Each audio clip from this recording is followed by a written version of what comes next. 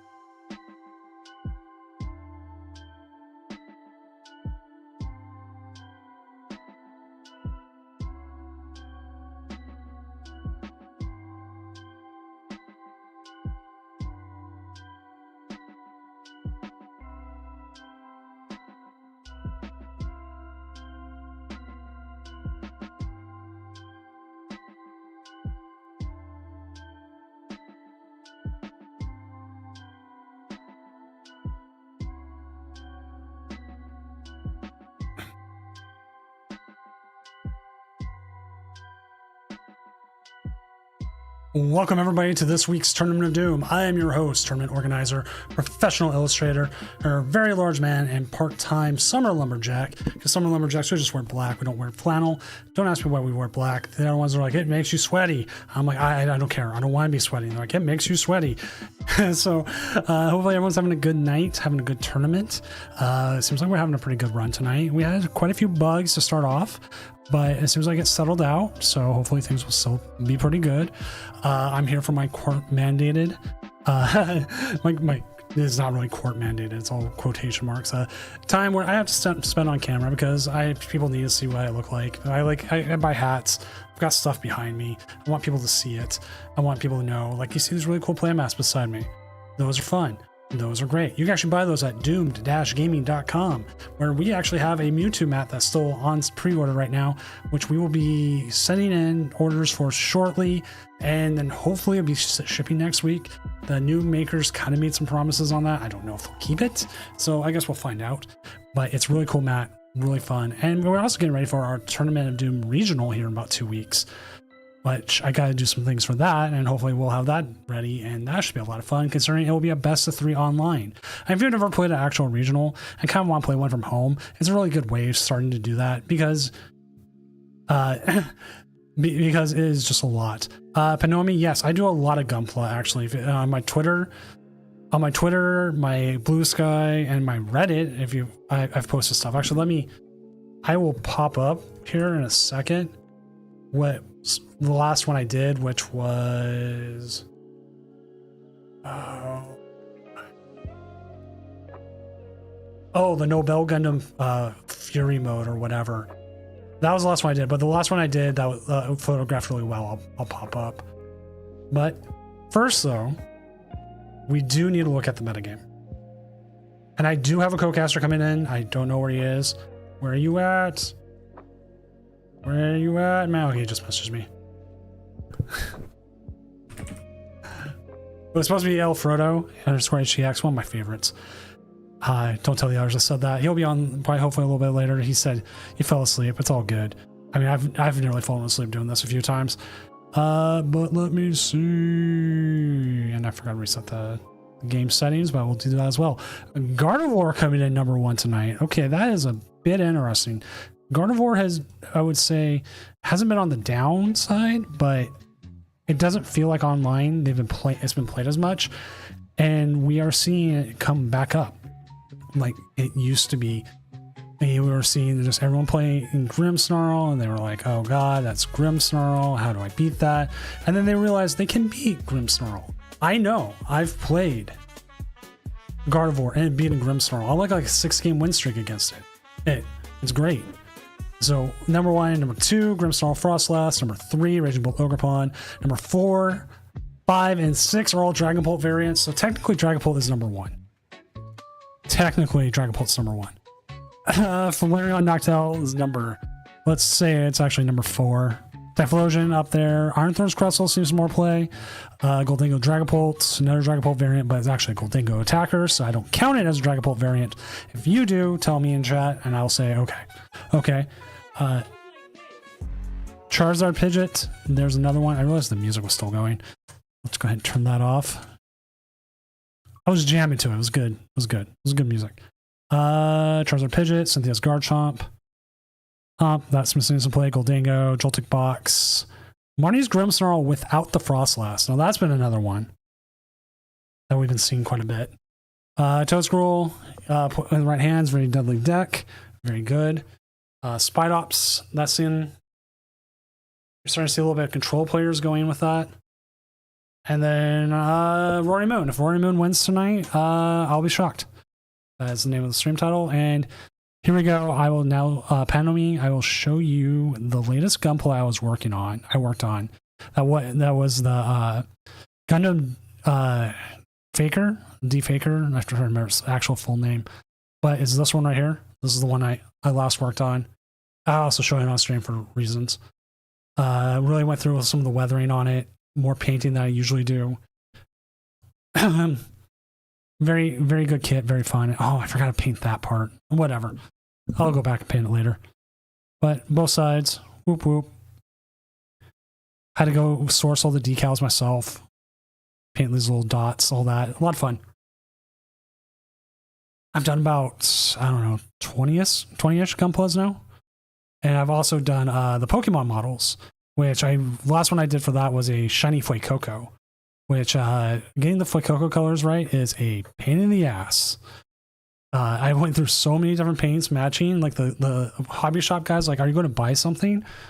I'm like, I'm trying to match it up with like paint swatches I made, like trying to imprint. I'm like, no, this one isn't right. No, this one isn't right. Like the pinks and the reds, which is like little shades. And I was like, okay, do I add so much white to this? Ooh. But let's go ahead and see what is our more winningest decks tonight. We'll go ahead and update our standings as we are actually waiting on 6 matches. So we are getting pretty close there.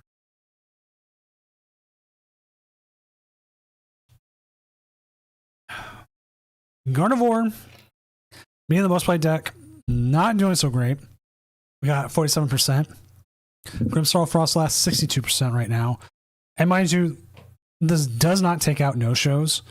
So we have no idea if a no-show showed up and if they or didn't show up and what deck they played. Someday I'd like to, I've asked for that feature. Like, is there a way to remove that from the standings?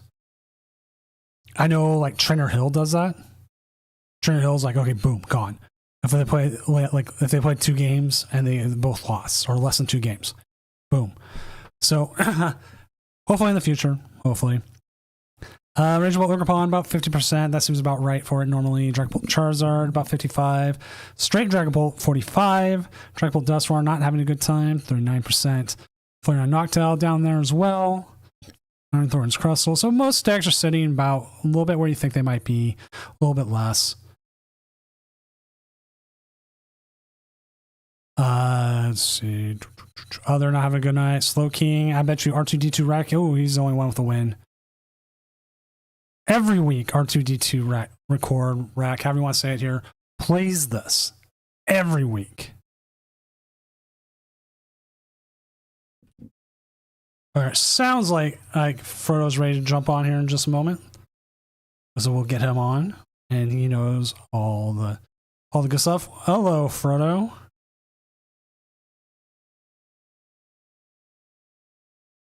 Make sure I'm not muted.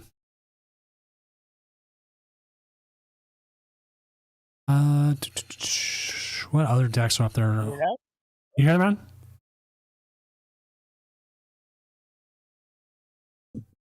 Chat, clap your hands. Oh. Are you there? There? I hear you. What is going on? What's going on, Frodo? How was your nap? Right.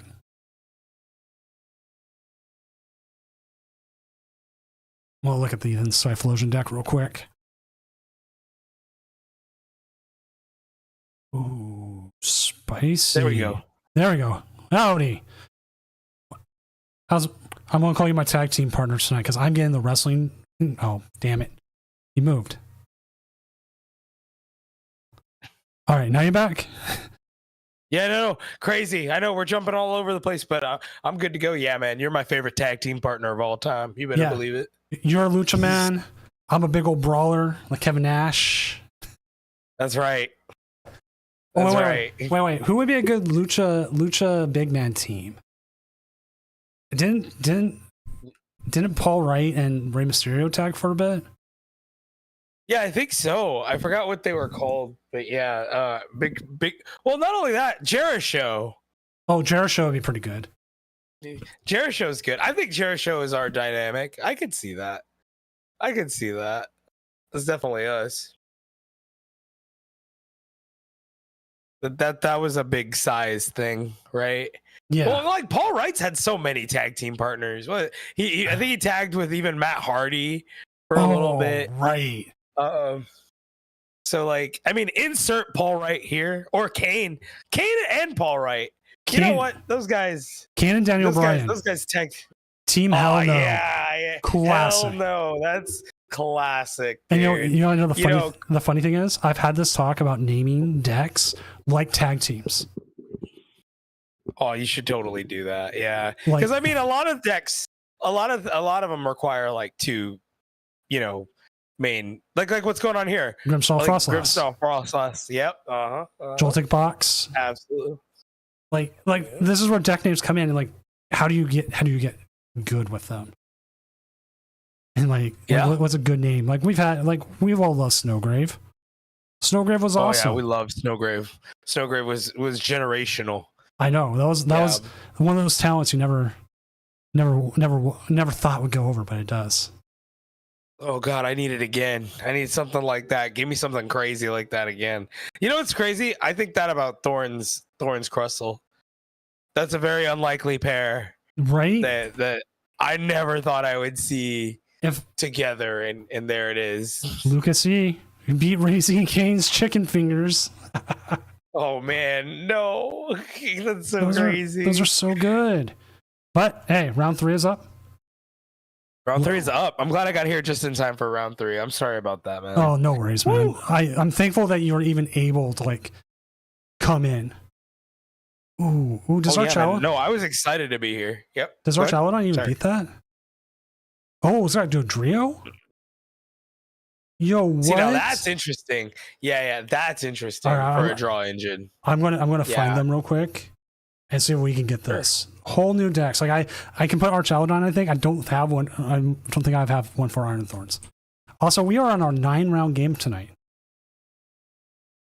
Oh my God, we're that full, huh? Yeah, I will say something here in a minute.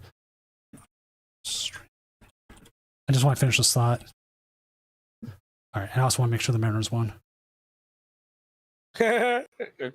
Fair enough. They haven't won yet. They're an extra. Oh, Lucas E says they could. All right. So we. All right. Let's do it. Let's do it. That sounds good to me. It's two interesting decks. Good ones to start off the night, right? Absolutely. Yeah. No. For sure. Especially Archaludon Dodrio. What an unlikely pair. See, that's where we got to come up with a tag team name for now. Steel, like Bridgebirds. Like I'm trying to think it out. Bridgebirds. I like Bridgebirds. Yeah, no, for sure. But like take Bridgebirds and like you have to like fit a little bit more with it. Archdrio. Archadrio.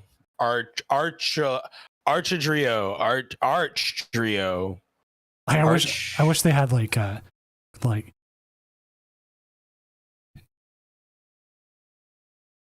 because it's kind of like the Dunsparce and like Roaring Moon when they were like the Dungeons and Dragons. I was like, God, that's amazing. That's a good one. See, that's what you got to figure. That's what you got to figure out. Yeah, I'd have to spitball stuff forever, man. I'd be like, yeah, Bridgebirds, Bridge Trio, Bridge. All right, I want to move us real quick. Go for it. You know what I forgot to do? I forgot to reset my I had a whole thing where I could just jump to any table and it automatically do it. I was like, yeah, I'll do that this week, and I'll do it this week, and I forgot to. So now I gotta manually set the tables every week. Oh man.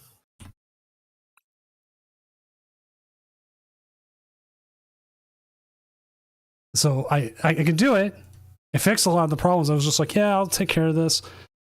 And then I didn't. That's fine. I gotta do some stuff for the regional anyway, so I'll get that set up. Which that's in like 2 weeks. Yeah, that's in 2 weeks. Is it really? Is it 2 weeks? God, did we get there? Are we there? Are we there already? 15. We got the 5th, 12th. Okay, it's like 3 weeks, I think.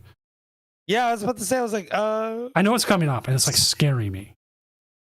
Yeah. You telling me when you said it, I was like, hey, wait, what? Have I gotten the suit yet from the cleaners? You know? Oy, oh God. Like I'm still kind of waking up. I'm still working on the pairings, but I can tell you this: you and Ryan are already paired. It's easy. That was easy. Oh man, let me tell you about Ryan. Oh man, I met him. When I met him, I pretty much tackled him. Like, I don't know if he told you that or if you've spoken to him, but no. When I saw him, I jumped right into his arms. So you're on my list. Are you going to Vegas possibly? I'm absolutely going to Vegas. Yes. Oh, I'm so glad we can talk about that. Oh my God, we can talk about the regional list. Where are we going for regionals? Yeah, I am definitely going to Vegas. I want to make Vegas happen. I'm still sitting on my Latios card. I'm glad I did, because like last I checked, I'm going to check it right now. It was like almost $800 more than it was, that instantly becomes my tickets to Vegas right there. There we go, baby. Yep, you got to make that happen for sure. Yeah, no, I think I'm gonna, because I was gonna either I'm gonna go to Pittsburgh, or I thought about going to Pittsburgh, but I think I'm gonna forgo that and just have all my money go to Vegas. So I will probably, if the rumors are true, that it's Vancouver, LA, Vegas, I will probably definitely be going to Vancouver. I mean, that's a drive for me. No problems there. Right. And then Vegas is a cheap flight and cheap hotels. Like if I really wanted to cheap out on hotels there's like $60 hotels. Really? I didn't know it was that cheap. Well, what they do is they give you cheap hotels, and what they're trying to do is get you to gamble in them. And it might work for me. Yeah. Unfortunately, it might work. I know it'll work for my brother. Oh wow! But then he's the kind of guy who's won like $3,000, like I would say almost every other week. You already got people joking about going 0-3 and gambling. You see, if you go 0-3 then go gambling, then you're just going to go in more debt. You know your luck's not going your way.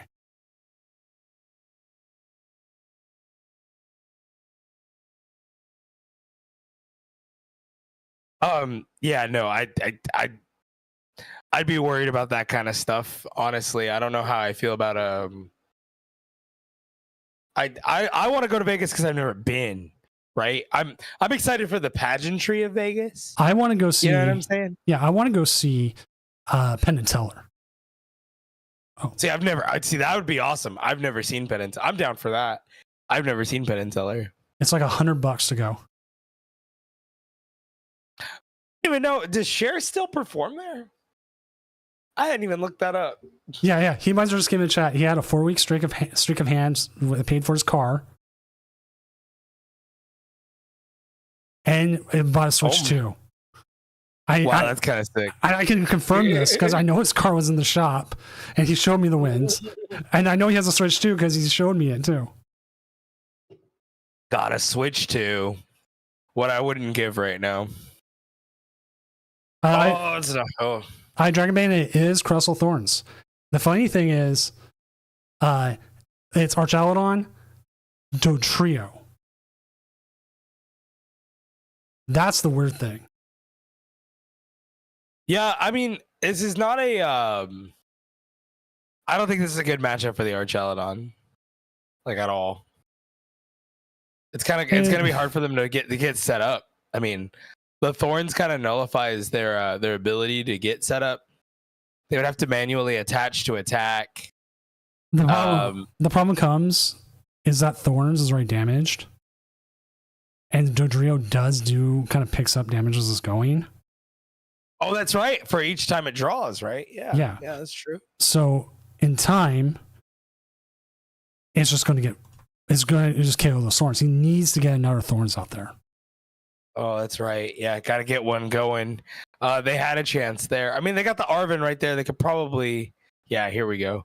Yeah, definitely get the Techno Radar. Oh, no, we're going Pokevital with a booster capsule. Oh, he's going to just heal that damage. Yeah, heal it off. Keep it in there. Yeah, they don't want any gusting around. You know what I mean? Now, that is the first time we have said Pokevital A in this tournament series. I bought some at the card show last week. I was like, people are starting to play this A spec. I should probably buy it and start adding it to the deck. I don't know how good it is, but I'm about to find out. You know what I mean? All right, so I looked it up real quick. How much the Latios is at? The lowest price near mint holofoil is currently $2,200. Which, if you sell at 80%, which is the going rate for it, card shops are having to pay out 80% for it. Sheesh. Yeah. That's $1,760, which more than covers a trip to Vegas. It probably even covers another regional. Yeah. So set. Wow, man. That's and then there's your second Thorns. Oof. They grabbed that Dodrio. Whiffed. I kind of like that they're playing the catchers. I think it's better than the. Well, I don't know if they're playing the hammers as well, but I do like the catchers over the hammers. But one of the problems with hammers right now is there's a lot of Pokemon that just need a single energy to attack, or Gardevoir. And what does it take? Nothing to repower things up. Like maybe you fend off Dragapult, but like Raging Bolt doesn't care. Yeah. Raging Bolt's just pulling all this energy out of the discard anyways. Grimmsnarl's got its own way of acceleration. Typhlosion needs one energy. Joltik, you know what? You could possibly screw over Joltik Box, to be honest, but yeah, no, Joltik Box for sure. Yeah, could totally. If you had the right, because they play it's not that they play a small amount of energy. It's just that they play very particular energies. You know what I mean? So if you could screw over their counts even a little bit, you could kind of get rid of a lot of their outs. They also don't play a lot of recovery, but which I think they fixed. Some have started adding a super rod instead of just the 2 night stretcher. Some go 1 stretcher, 1 rod. A lot of people are seeing the benefits of adding the rod. Talking about rods. I was going through my old bulk. Like I'm talking old Neo Genesis bulk. And I found actually base set bulk. Let's really get there. I found a set of 3 of old super rods. I've been wanting to buy them, but they're like not that expensive. I've been like, if I ever do see them like in the wild, I'll buy them. Found them in my really old bulk, and they're like near pristine. Neo Genesis super rods? Yeah.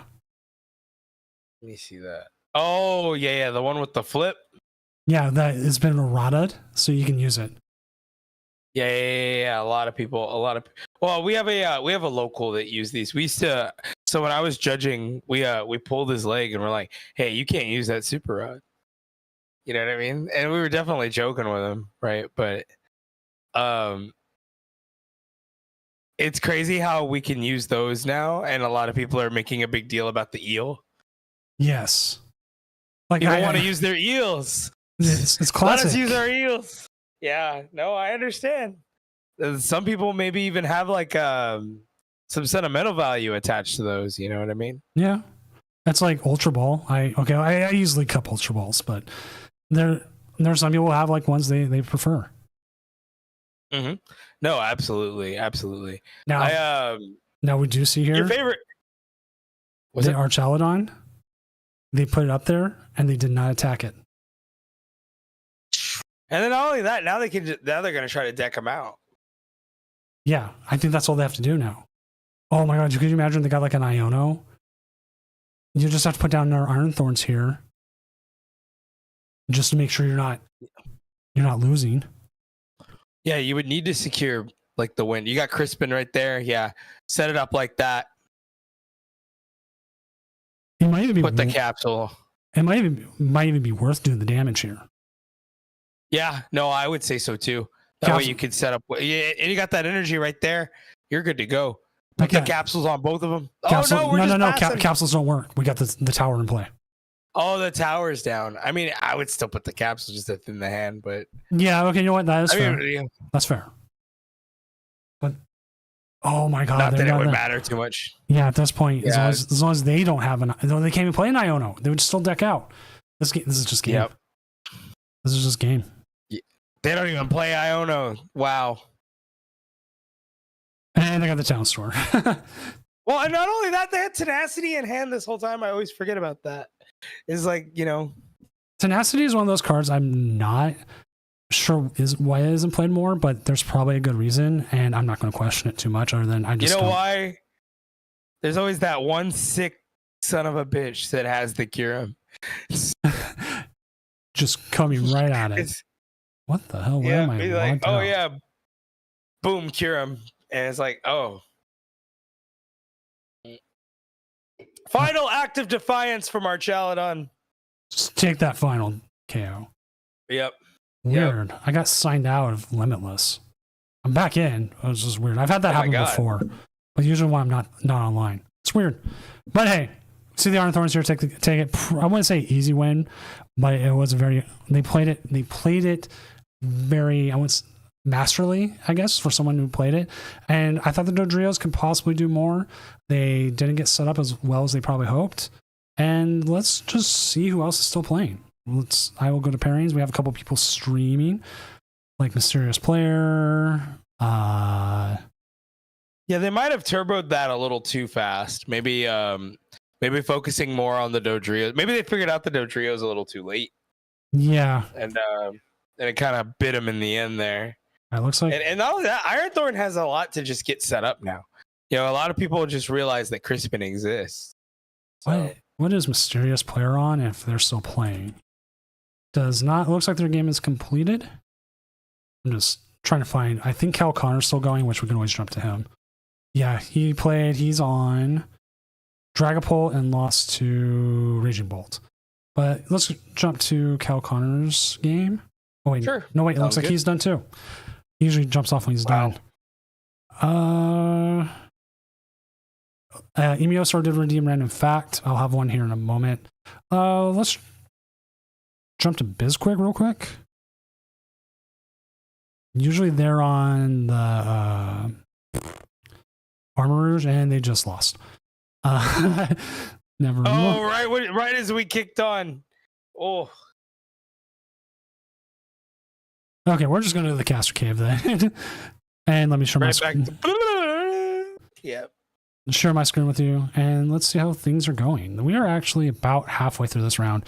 We had final count, because round 3 ends 261 players. And the thing is, we have been a lot of players. We have been the largest tournament for the last, I don't know how many months. With also the largest tournament in the last like 3 years. And late night is coming back. 100%. They will probably pass us because they're on a better time for East Coast players. I'm not going to sit there and lie. But the fact that, like, I feel proud that we've been well over 200, like, every week, and it keeps going up. It's exciting for me, and I'm hopefully trying to get some more. Like Rogue is talking. I need to talk to them a little bit more about some more stuff. The tournament sizes alone, the Illustrials, the indie card game done by A-Drive. They came out. Yeah. They came out and offered me stuff, so I'm getting free stuff from them. Wow. Okay, that's awesome. So we'll probably have a stream where we'll talk a little bit about that. I want to check it out. No harm right there, right? They're supposed to have a client coming out if the game does interest me enough, and I can find the time. Maybe we try it, but we'll see. Supposedly their game client is made by the same one who did the Lorcana client that got shut down. That was really smooth, and they're like fully behind it. Yeah, and having such this one's almost guaranteed to stick around, right? Because it's like it's their game. They're paying the guy to make their client.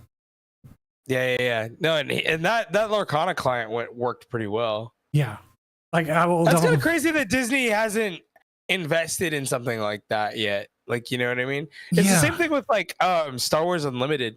It's like these games that have been around for a minute now still don't have clients, and it's like, what are y'all doing? Like, you know what I mean? You can have like a whole Digimon's getting its first client like in the next like few months. I think even they start seeing the value in having a client. And that's a good thing. You know what I mean? Like, more games should have that. Even Dragon Ball doesn't have one, and they definitely should. Well, I was talking to some of the Digimon players, and it seems like Bandai's kind of surprised that the game has kept up. Usually their games like peak and then fall, and they just like re-release a new one. But then this one never really fell. It had a downplay. Everyone has peaks and valleys. Like even Pokemon does. Like right now we're on a peak. At some point we'll probably go back to a valley. what ends up there is like they didn't valley as hard as they thought, and they're kind of staying steady with a little bit more of a peak. Like I'm even getting Digimon players coming back like saying, "Hey, are you going to do more Digimon playmats?" I'm like, "You guys are still playing?" And like I'm looking into it, I'm like, "Oh, maybe I should." So, oh, exclamation point, no swearing. That was my swear before midnight.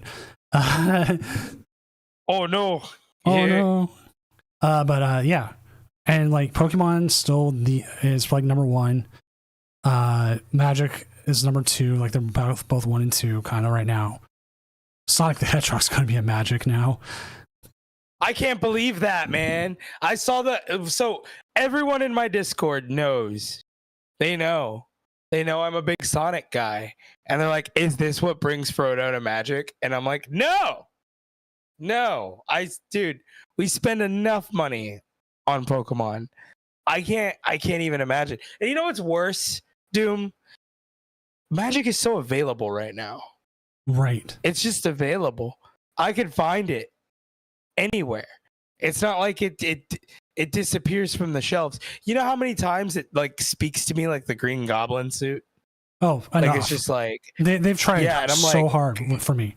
The only Magic cards I've gotten is the Ghostbusters ones, and I didn't even pay for them. Heat Miser bought them, opened them, and said, "Okay, you can have them." Yeah. See, like players like BizQuick and me, right? Who just don't have the player base around them to play Star Wars, would play Star Wars if there was a client. If Star Wars had a client, oh yeah, I'm playing Star Wars. You know how bad I just want to shake up content right now because we're in off season? Oh, I would love to. I would love to shake up content right now. Yeah. This goes to answers like Nicholas Paul Alvey's question, what happened to Late Night? And Late Night was on a break, and it sounds like they're only, from what Zach Lasage announced, is they're only coming back for a single tournament a day, not both, because they don't have enough people to run it, which is fair. Yeah, no, and I don't know how they did it for so long, honestly. That's rough to do an EU bracket in the morning, right? And then, run it at night also. I feel like that's so much. The way I was told, well, when I asked, was they had essentially a crew did the morning and a crew did the night. And from my experience, you could have one person run these tournaments most of the time, maybe two. But I don't know how much they had. I don't know how much their judge calls. So no idea. So yeah, I think Ursi has like 3 or 4 judges for her for Pocket. For Pocket, and she's got over 1,000 competitors in those tournaments every weekend. You know what I mean? Like she's got day 2s and stuff. Like yeah, she's a busy girl. Like that's I can imagine is hard to staff for, and a lot of stuff I imagine is hard to enforce. Because man, what a mess. I've got Moonkit Sharon real quick. They have Shira's playing EV Box against Poltdango. Man, the Dango player's hanging in there though. That's such a bad matchup for the Dango. Oh, it looks like they made it disconnected because their opponent's not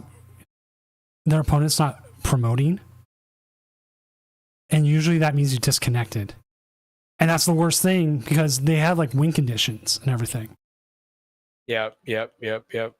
Which is shitty. Are we watching a Shira crash out? What's going on? Yeah, I think we're seeing Shira. Oh no, Shira's crashing out. No. And like the thing is, like on film. This is this. Dude. You were saying?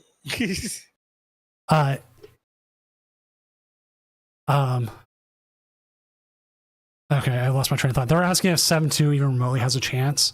And last week, I think we had 2 7-2s make it. And we had about the same amount of players. I think 2 losses always have a chance. Unless I'm wrong. Which I've been known to be wrong quite frequently. Same. Let's see. Cats. We got the rest of the season. Blah, blah, blah. Actually, we had less players last week, I think. 242 versus tonight. 261. But 242, we had the phase where you're trying to people are back on the grind because cups are next week. 7-2s. All right, so that actually goes back to what I was going to say here in a moment. Oh, and this person here got banned. Number 3. Oh, for what? What happened? There was an issue where their opponent's game crashed before they even started. And I said, okay, just restart. You get to choose first or second. All this other stuff. Mm-hmm. Right. They said their opponent was lying. I'm like, I give them the benefit of the doubt. They get punished in a way anyways, right? Regardless. Right. Yeah. And they kept going off about it. Damn, you did the umpire call, huh? Yeah. You're out of here. That's it. Yeah. Well, they finally played, and he lost 2-0. And then he came in and started swearing his head off. Dang, you start kicking dirt at the shoes. You're out of here. So, dang. Yeah. Yep. You can't be doing that. Can't swear at the TO. What are you doing? And then you can't even swear at your opponent. So I said, you know what? That too. Yeah. You're gone. You're out of here. Get out. Ugh. What are some of your favorite ejections? Just a sec. And also, we still owe Emiosaur a random fact. I am not letting that go. Oh, yeah, that too. Emiosaur is probably sitting there as the Pope of random facts going, why haven't you done it yet? And I feel bad about that. So I'm actually going to give him 2 for the price of 1.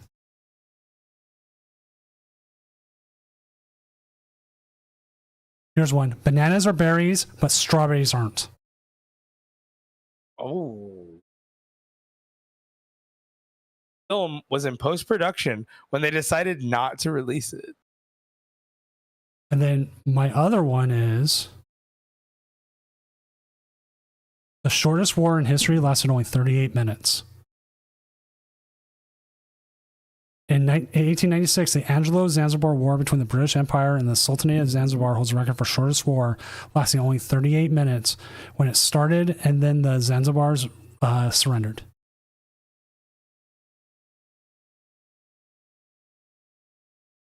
So 38 minutes. It doesn't even say how many people died or if any died.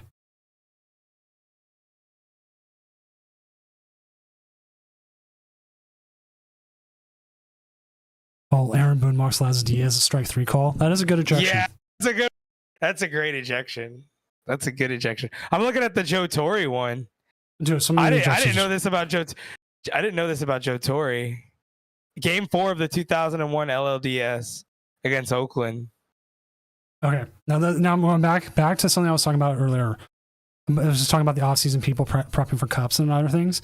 You're going to see a huge flood for the next month, maybe month and a half, of going into people starting up tournaments or attempting to. This happens every year, and you get people come in, maybe like baby turtles going out to sea. Maybe you have 1 of every 10 makes it. And you're going to start seeing that. We have the Gabriel Smart tournament. We have Late Night coming back. Late Night's back. All Out Blitzel. So I messaged Blitzel about potentially doing a casting team. They wanted to play in their own tournament, and I said, "All right, good luck, buddy." You know what I mean? I was like, okay, bro. Good luck, dude. I hope it all works out. And I genuinely did mean it. I was like, if you change your mind, let me know. I would love to. I met him, nice young man. And it's crazy for me to start saying that now, calling people young man. I've been doing that. But he really is. It's horrifying. He really is. Yeah, right. Yeah, no, he's young as hell though. Like he's baby faced as hell. I'm like, I couldn't call him anything else but young man. You know. I'm always putting my resume out there. I'm like, hey, if you need a caster, let me know. I'm ready to go. That's the way you do it. Yeah. And this is for anybody out there who wants to cast. Always put your resume out there. Just be like, people, hey, do you have opportunity? I'm always looking. Emmy's always like there. Always scheduling people. We're getting ready to schedule July. So Emmy's been great, helping me out with stuff. Yeah, if you want to get into casting, don't be afraid to send that message. I know I was, but I'm really glad that I hit up Emmy that one night, and here I am. I'm doing the thing, and I enjoy it so much. This is one of my favorite things to do, is to do this great tournament that goes on for so long overnight, and it's so cool. It really is. It's a crazy thing that we got going on, and then you get an opportunity to do the regional of Doom, which is even better. It's the first of its kind. Well, first, it's the first of its kind. A large online major. It's not the first of its kind. We had a couple best of threes before. It's the longest going. So we had people do like longest running. Like we had people do it. Also, Chambers, I timed you out just like you asked. We had people. They had previous people do it, but I did it with the intention. This term is mediocre. Fucking heat miser. Oh my god! I swear again. I'm tired. I had a long week at work. I feel that, brother. He's coming in like a morning Joe. Mediocre. You are awaited in Valhalla. I lost my train of thought again. This is what happens when you rant and then you see something. You have ADHD. We just be going, brother. We just be going, and honestly, I love that. It's like it works for me. It's like a comedian. Oh yeah. Also, Panomi, I don't remember if you can stream or not. Would you be up for it next round? Get the Toad Scroll on. Oh yeah, we need, and see that I'm glad that Toad Scroll is finally getting some love. I want to see it explode on a local level because it's such a good deck. It's a good deck to really rattle the cage of all the Poltzard, and then Black Betty, also some of the Grimsnarl coming up, Betty, and everybody doing their thing. Wow, decent cup of coffee. Hello. Wow. Well, thank you for the tier 1 sub at 14 months as our CEO of Coffee. I make sure to go visit my co-president. How would Mrs. Doom be called? Like I'm like head honcho. She's head honcho too. First lady of head show. I was gonna say head honches. Is it, what would it be? Honcho. Honcha. Honcha. It's honcha. Head honcha. I'm Hispanic. What's wrong with me?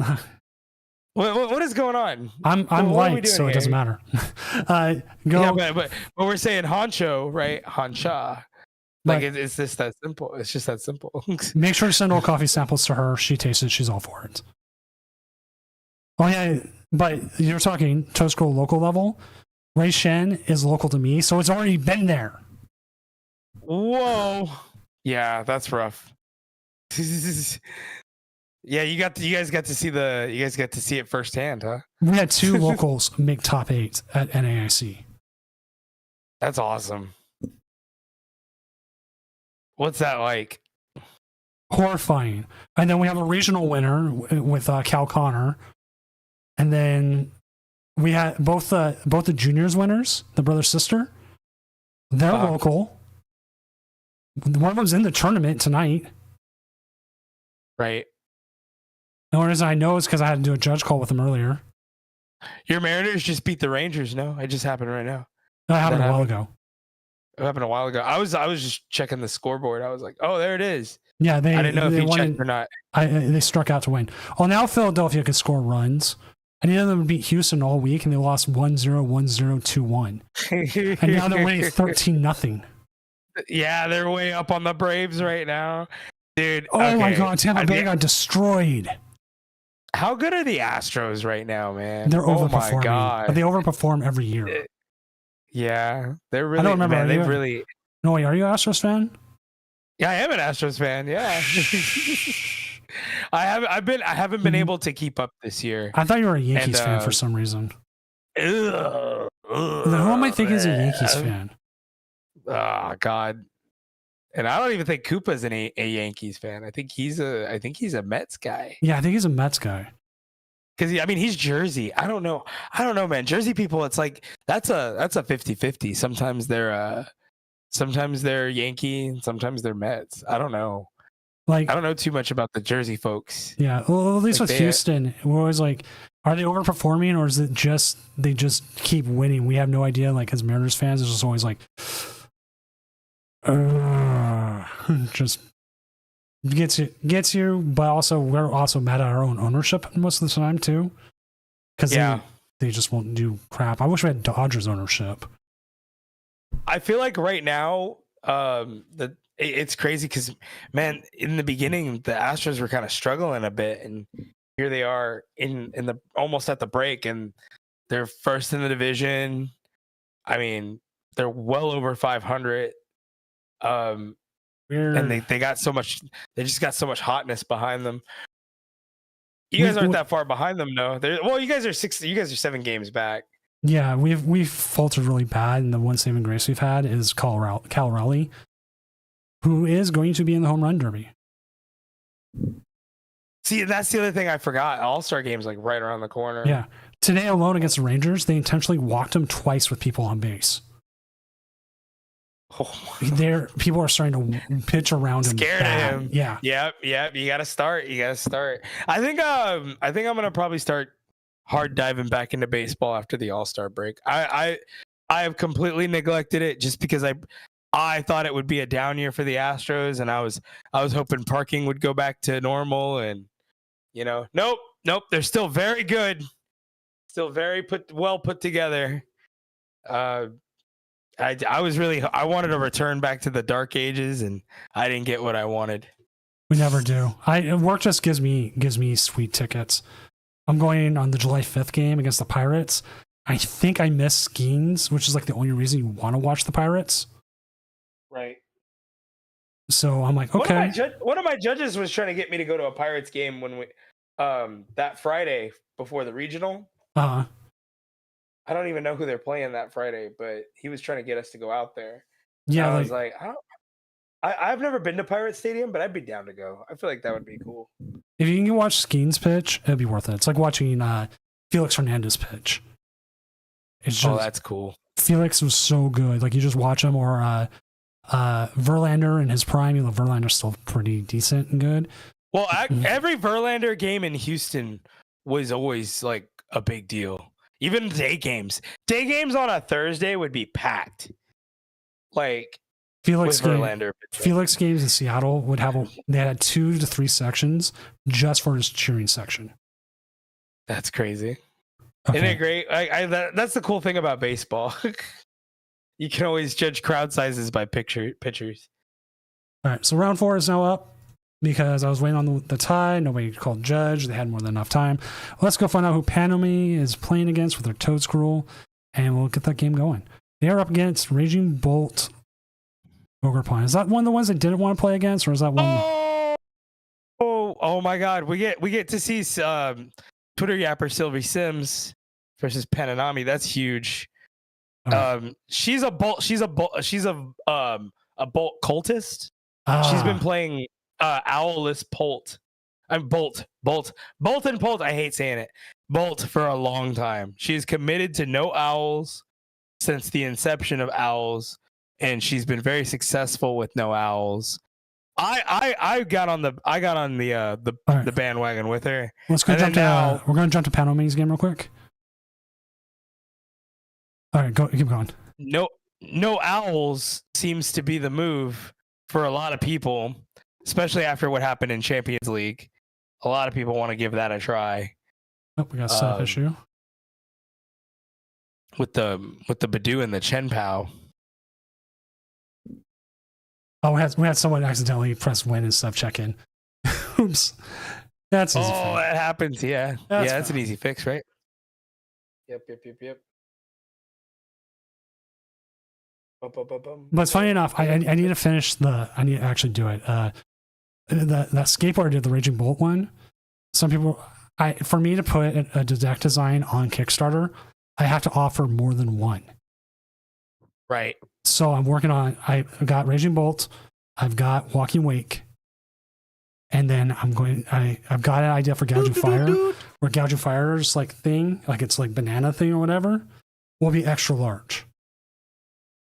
Like I just want them all to have like some sort of feature that's like overly dumb, like walking away having the tail that goes all around the world.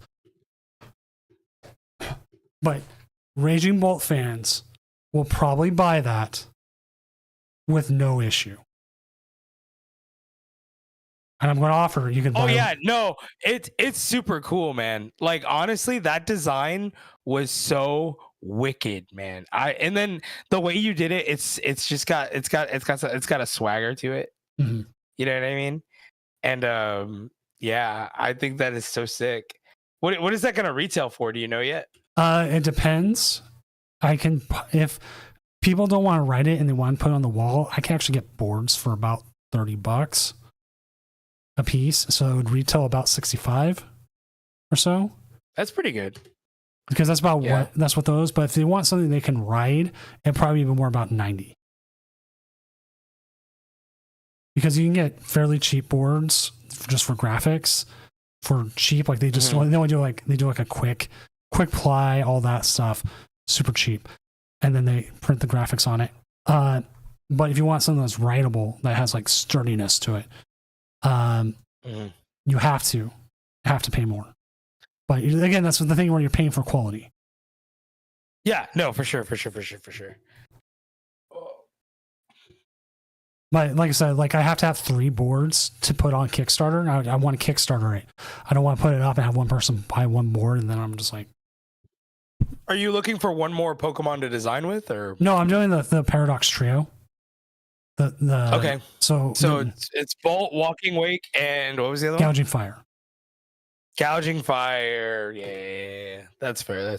The other one, like, dude, if you did a moon one, I'd be like, hey, yo, let me catch one of them. And then the other one I have is saying that this is my Eevee playmat. Putting that on a board is like, this is my Eevee skateboard. Then do like a Pikachu version. My Eevee skateboard. And then do like a Pikachu version. This is my Pikachu skateboard. And then one other. I don't know what else. I'd figure something out in time. So sick. It was a great idea, especially with the economy on the mats.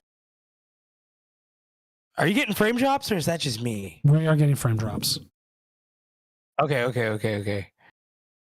I don't remember if we had this issue before with Panami, but the game's been so buggy. Like especially today, it could just be an issue with the game client. Which if they freeze up or whatever, I would say they would just drop the stream and we'll find something else. Because if it's slowing, if they're playing and not having issues, fine. But if they are having issues, like everything's going really slow, for them, I would rather have them play and be able to win their game than worry about stream. Right.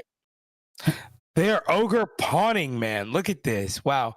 Another teal dance. They're just drawing cards left and right. Their biggest thing they need is Toad Scroll. Yep. Nope, for sure. You get that. Get all set up. Get everything down. Yep. You get that baby Toad Scroll out. It makes it that much more difficult for the Raging Bolt to get attacks because they can still Seda. 100% can still Seda.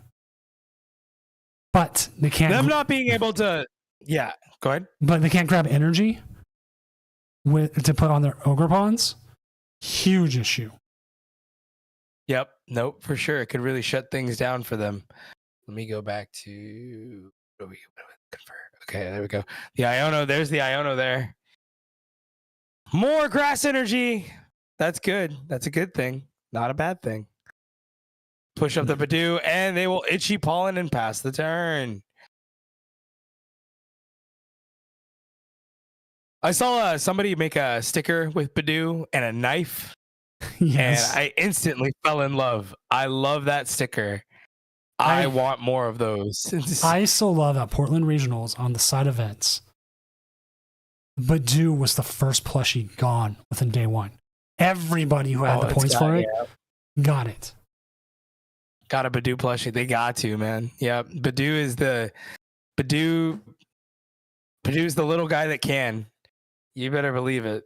And I love that for Bidoof. A lot of Pokemon get their love finally, and Bidoo's the one. Bidoo's the one to get that love.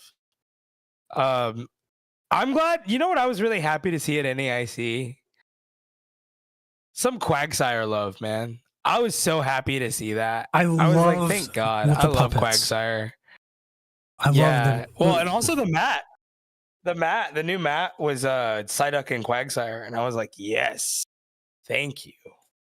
Oh, I had to cop that immediately. As we see the Bidoof go away, but we knew that was coming. You cannot tell. Yep, they gotta knock out the Bidoof. Mm-hmm. If you tell me not to knock out that Bidoof, I would be like, you're wrong. How do you feel about this matchup right here? Do you think this is Toedscruel favored, or do you feel like this is Raging Bolt favored? I think Toedscruel can, again, if they can get the baby set up, which they're digging. Oh boy, are they digging? They're digging. They don't want to completely Professor's research everything away. And then they got another Ogerpon right there. You got two E-Switch in hand. You could easily make this happen. There we go. Yeah. Yep, there we go. And then you could Professor's research. There's the Prime Catcher. You don't necessarily need it. I'm surprised they don't. I didn't know that Prime Catcher was their ace spec. I didn't either. I had no idea. Now it's running a little bit better. Now we're not running so frame droppy. It seems a little bit better. Yeah, there is. Sure. I do have a guide for making it better. This is Google Doc. It's we'll put it on the other Toedscruel. Good idea. They're going to just Colony Rush here for the KO. We go. Yep, that's enough to get the KO right there. Yeah, good point, Callie. They should just be able to go 2-2-2 from here. Well, also, if they're hitting 280 with the Colony Rush, no reason to put down the baby, because now you have another one. If you can get that one out, that's another 280 possible KO. And you're ahead on prizes, right? The prize trade right now. No, they might. I'm almost seeing here. I think they're going to try and use the baby bolt and attack the baby. Yeah. Yep, and just try to keep it. Yeah, they're going to have to. They're going to have to start sniping. Which, that Toedscruel conveniently at 60 HP. Is there a 70 HP Toedscruel? Not Toedscruel. What is that? Toedscruel? Toedscruel. God, I'm messing that up so bad. He goes from cool to cruel. Especially holding the primey. Yeah, they got the Prime Catcher down. There is a 70 HP, but it's Arven's Toedscruel, and it's fighting type, so you couldn't search it with bug catching net. Nope. No, you cannot. The highest you have is 60, and there's one that does 1 for 10 damage. Toedscruel. Thank you, Stellar Wishes. Toedscruel. Let me get that teleprompter up. Somebody help me out there. Good Lord. Actually, I'm surprised they're not putting the Spore one. Where for a single grass energy, your opponent's active Pokemon is now asleep. It's 60 HP from Scarlet and Violet. Like, I don't know why the Kick Absorb one is more liked than the Spore Ram. Mm-hmm. I would like, if someone has played Toedscruel, Toads, can tell me why, that would be great. I just see the ability to sleep. I used to be, there's a Zorua, and expanded everyone would use because its first attack could paralyze. Yeah. Isn't that one to retreat? No, it is to retreat. Never mind. Okay, there it is. See, that's why I asked. I kept reading it. Is rough. I was reading it as 1 everywhere, and that's why. Like, I've seen all the other ones, I assumed it was a 1. It's always rare to see one go from like 1 to 2. And this is a rough predicament here. With no Toedscruel in the Toedscruel, they have to go ahead and Professor away that Prime Catcher. There's the baby. Doesn't feel like you need the baby. And they definitely got enough to colony. Yeah, you don't need the baby, but you definitely have enough to colony rush here. I think if anything, you're going to energy switch onto the other baby. Mm-hmm. Yep. And again, just going for that 2/2/2 here. Colony Rush for 280. Was it like the fighting type? Sylvie Sims. Ooh, there's the other. The fighting type one can't be searched by the bug catching set. And that's why I think they want to play all grass ones. So like the fighting type might. Yeah, plus I don't think you said it's Arven's, right? Well, it's Arven's Toad School. So. That's the one with 70 HP. There's a fighting 60 that has a attack for 10 that does 10 for colorless. But it also is weak to Badoo. And on top of that, you can't find it as easy. Yeah, no, that's for sure. Not without the bud catching set. I don't think they can set up here. I mean, 14 cards in hand. There's no way, right? No way you don't set up. Yeah, this is rough. This is rough here. And then they got Toad School in hand. Kind of rough. Kind of rough. Feels bad, man. Feels bad. They need an energy. If they retreat, you're going to hope to top deck the energy. But they're gonna have research plus Fez. So there's a lot that's gonna happen here. They already retreated the Baby Bolt out. They need to attack with the big boy. I don't think the big boy hits enough now. Because if they use and without Ogre Pawns on the bench, you can't. It's really hard to hit that. 270, 280. Well, the 280 mark is what we're looking for here.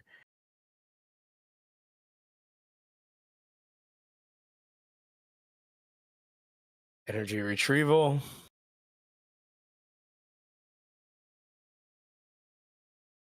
Could we see a Volcarona attack? But they've already attached. Stomp off and hope. They could stomp off. Yeah, stomp off and hope. But they already have boss in hand. We know games in hand. We know games in hand.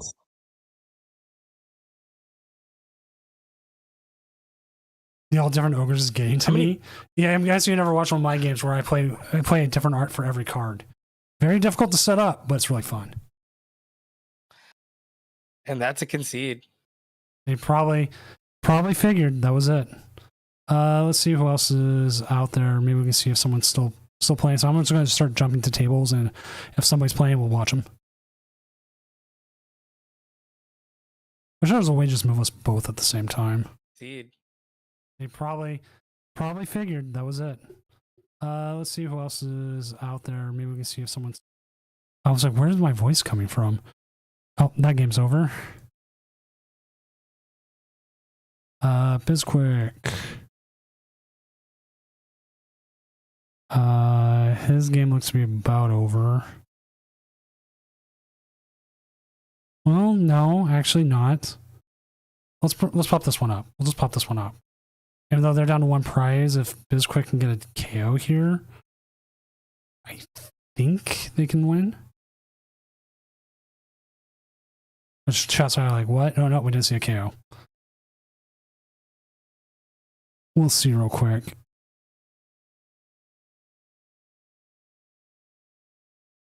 Trying for the boss. If they get under Marty's Grimmsnarl, that's it.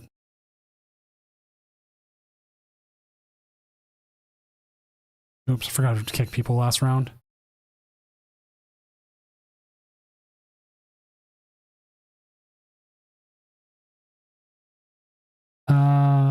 No. Okay, that's game.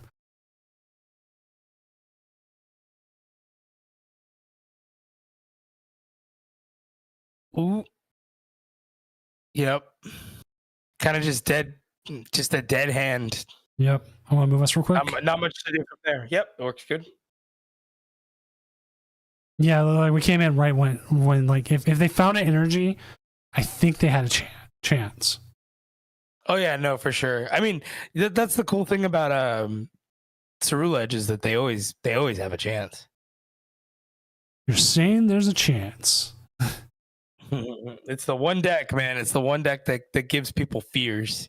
I think personally. All right, so looking at the top decks right now, we have Raging Bolt, Dragapult Dusknoir, Marnie's Grimmsnarl, Raging Bolt, Lucas coming in 4-0 with the Iron Thorns Crustle, Panomy 4-0 with the Toad Scroll, and then the Guardy. Triple P15 coming in with the Guardy, Edric with the Joltik box, Charizard, Pidgeot has been showing up online a bit more. Let's actually look at that list. It's got a good matchup spread. It's just, and if the setup is there, now they're playing the picnic basket. I think honestly they're a monkey away from and they got the monkey. Honestly, I think they're finding the formula, and they're getting closer and closer for us to see Charizard back in the fray among the top decks. And we have Elias Correa in chat saying they're number one right now with Raging Bolt. 4-0. Yep, right there. Yep. But yeah, we're talking Charizard. Also, from the Chi-Yu has been a huge addition. Yes. I mean, just being able to KO Goldengos and just lighting up Badoos and being able to go 1-1 on them in the early trades is such a big thing. Charizard's getting quite the toolkit now. We could see Charizard a little bit more. Like, I know Charizard Dragapult seeing a lot more play. I mean, it's got the better Guardy matchup, right, than just regular Bolt. Bolt. I keep Bolt and Bolt. I keep mixing those up, man. It's so bad. I gotta start refining that. But yeah, no, it's got the better Guardy matchup at the best of having a bad slow Bolt matchup. But I mean, it is what it is. I think I'd rather have the better Guardy matchup, especially in this current meta. Is that not doing as well tonight?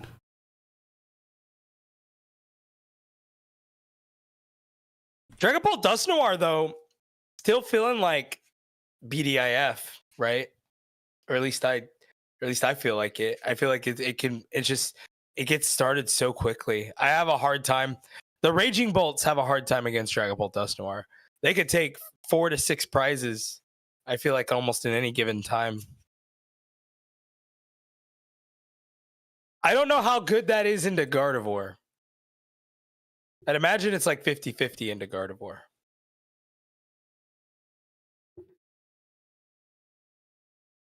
Okay, this is we're looking at.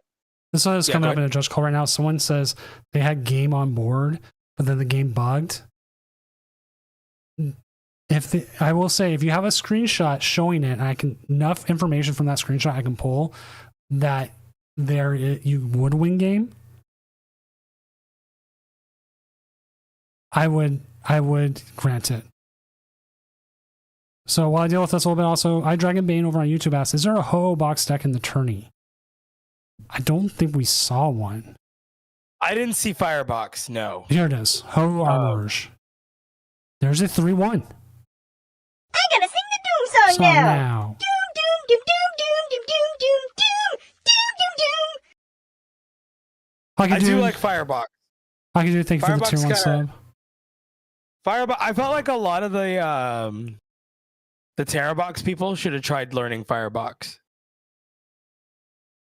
If you were a big Terrabox person last format and you're looking for a deck to play, I would definitely try Firebox and try to see if there's a way you can untap it. Because I feel like it's so close to being like on the same level of decks as Terrabox was. They play the Black Kyurem, they play the Durant. It's just there's so much going on in this deck here that I think it's definitely the thinking man's deck, and it's not a deck that I'm that good with. Also, real quick, Hockey Dude, welcome back to Doomco as our CEO of hockey. I saw some really cool hockey hats today. You should go on hatclub.com, find one for me, tell me which one I should get. I think there's a Kraken one. I don't remember. Or I need your advice. Sorry, go ahead. Well, that's the thing, Stellar Wish. It doesn't have to be a pile. I think it's close to being optimized. I think they just need to maybe not have so much going on. I feel like it's the deck where you're like, okay, but what if this happens? Okay, but how often does that happen? You know what I mean? Kind of decks. That's how I feel about with like, why is the Durant in here? Am I crazy? I still don't understand the Durant. Charizard. I don't even necessarily think you need the black here. Oh yeah, Charizard. Yeah, but Charizard's not that. I don't know. Well, you got other stuff too. You gotta whatchamacallit. You gotta worry about Grimmsnarl, right? I guess that's the other deck. All right, I want to pop this up for chat real quick for everyone. Give me a sec. I'm looking at this game stat. Can someone look at this? This is where the screen froze. Can you look at this and tell me how does the player with 3 prizes win this turn? Okay. I don't see any monkey. Is that the Is that a monkey under the? Yeah, there's a monkey there. There's 2 monkeys. There's 2 monkey. 2 monkey. 2 monkey move damage. You can move 60 damage there. To that monkey. They would knock KO out. monkey there. Yeah, that's 3. That's 2 prizes. That's 2 prizes. I don't see it. This is like, Then their opponent, I don't see it. Mate. Their opponent comes up. Yeah. Swings, KOs the Grimmsnarl. Grimmsnarl the Pecharunt. Unless they could KO the Pecha on the other end. Was that well no. Did they have a way to get the Pecha up? I don't think so. Doesn't look like it. All right, so say. Oh, they KO Pecha with Monkey Dory. Monkey Dory. And then. Yeah, you should have enough damage to move with the Monkey Dories. If there was a Gust in hand, I could believe it. Yeah, the Petch. They could KO the Petch with the monkeys. But like that's still 3 prize. Oh no, that's 3 prizes. Yeah, they do have game. Because think about it, they move that, and then they move with the monkey, and then KO active, move 30 to the Pecha. The Pecha is knocked out. That's 30 right there. Yeah. Yeah, so their opponent seems like they have game.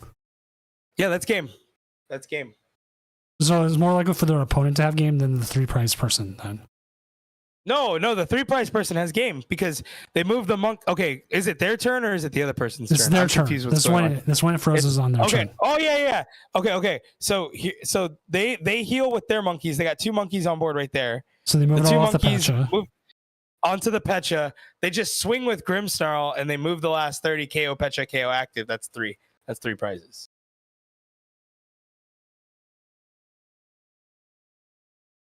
I'm trying to figure out. The Pecha is on this person's side, I believe. I'm going to double check the deck list. Why? Wait. Okay. But I was looking at it because there's empty spots on both sides. I'm double checking who has. Yeah. It's really hard to tell whose Pecha that is. Whose Pecha is that? All right. So Glitter X Guys does not play the Pecha.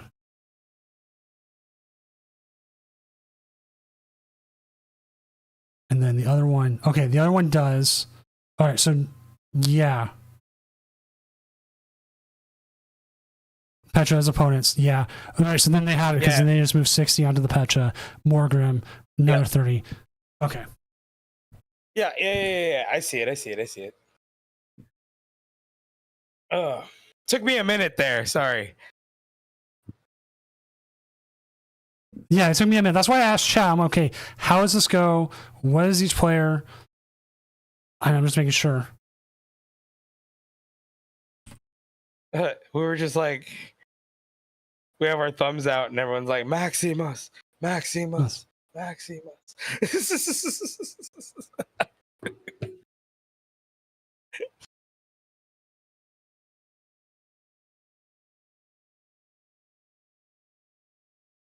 Well, thanks, chat. You guys were really helpful there. Able to figure that out there. Yeah.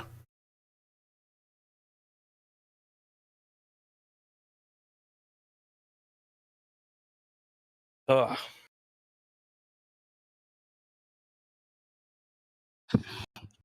We're going into round. Is this 4 or 5? Currently 4, and we are waiting on a couple matches, about 7. That should be going, but that is correct. Like, we figured it out.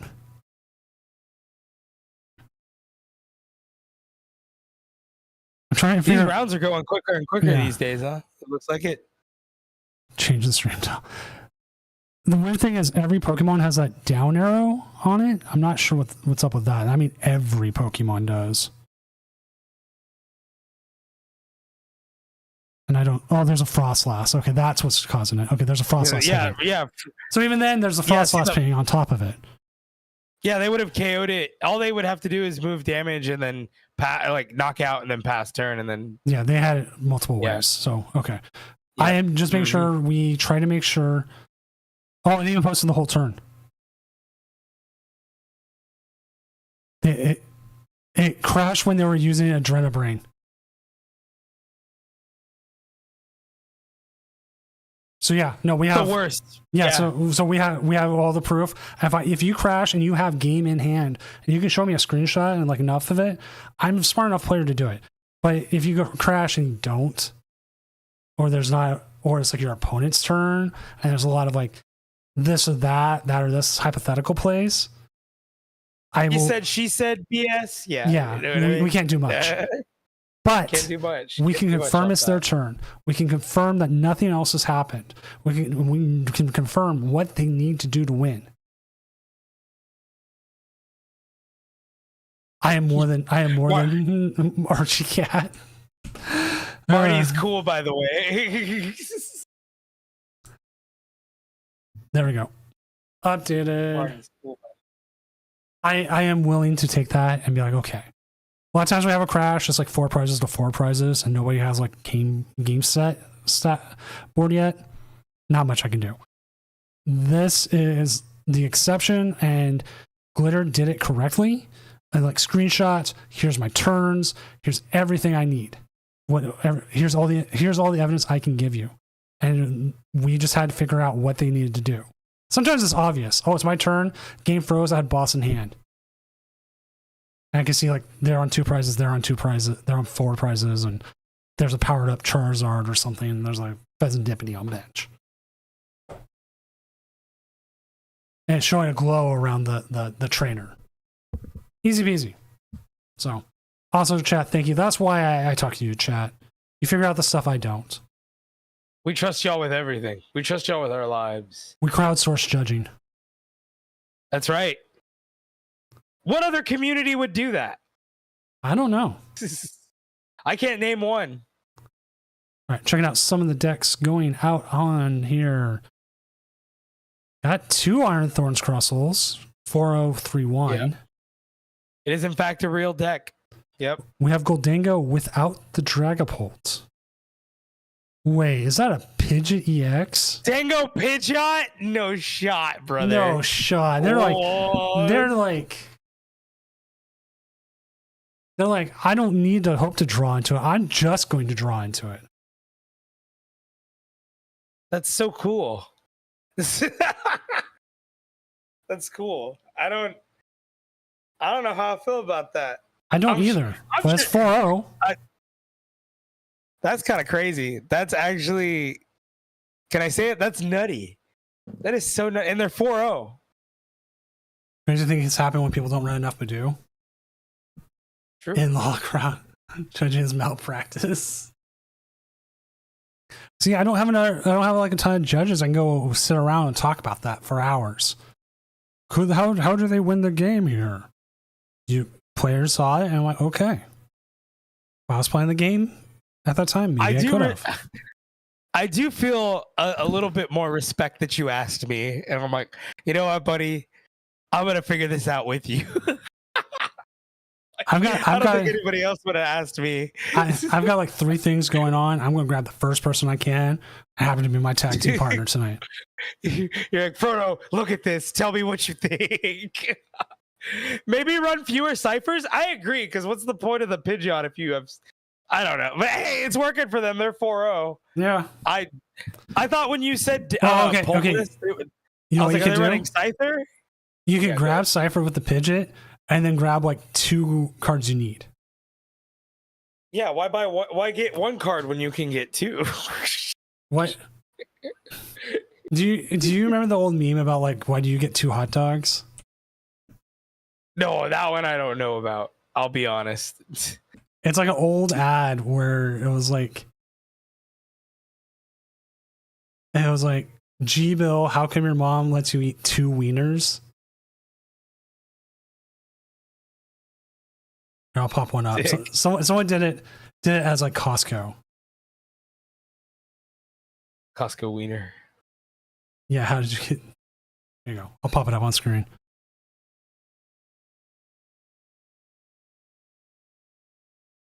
Costco food court. Nice. Which I'll say, having a Costco membership, best in everything. Imagine 2 Buddy Buddy Poffin. But at that point, why would you need 2 Buddy Buddy Poffin? Oh, that meme that came up this week. You guys are opening 2. You guys are opening Buddy Buddy. I never get to open Buddy Buddy. You know, all through, I had like the worst NEIC run with Goldango, bro. It was not fun. I would like to play an NIC.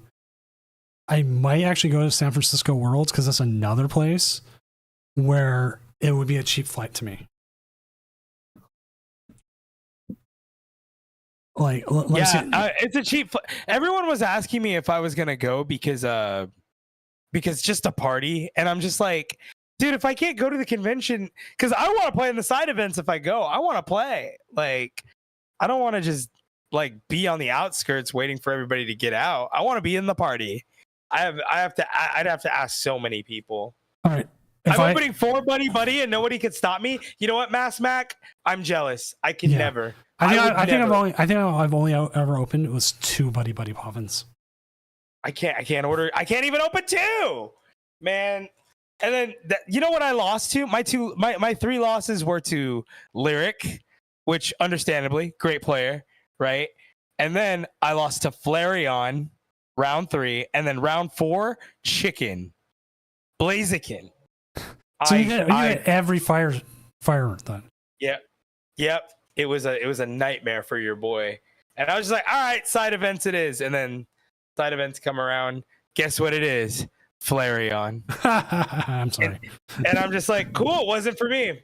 This weekend wasn't my weekend. I did really bad in Unite. Did not do good in Unite. Unite went really bad for me. It was not a good weekend for your boy. Not a lot of side event points. But I did get a couple cool deck boxes, so I was kind of happy about that. But all right. Really, I'm looking it up. Really if I flew in on a Thursday and left Saturday night, round trip for me from Seattle to San Francisco in August, $120. That's not bad. That is less than a car rental. First, this is San Francisco, right? Yeah, for next year. I'm not going to Anaheim. Year. I'm sorry, Weird Al's taking over for Anaheim. Yeah. Weird Al. Anaheim. But yeah, we're doing. Well, I don't know. I might see you in San Francisco. I might be able to, because I want to go to San Francisco. I feel like San Francisco kind of rules. Yeah. And the fact that we know the dates and everything already, you can't really book anything yet. But yeah, it'll be so much easier. So, let me go quick to the restroom real fast, and I'll be right back. Yeah, we just had a match timeout, so I will see what happened. All right, mate. BRB. You heard me?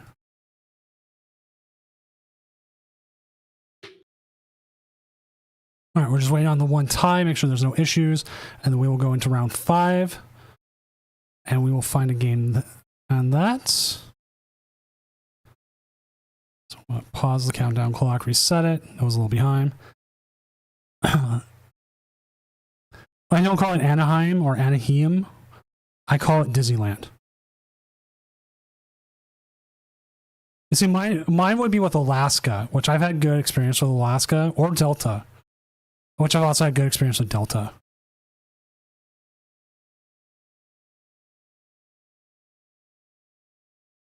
The worst one I had was Indian Air, but that was going to India, and like all planes going to India were kind of rough.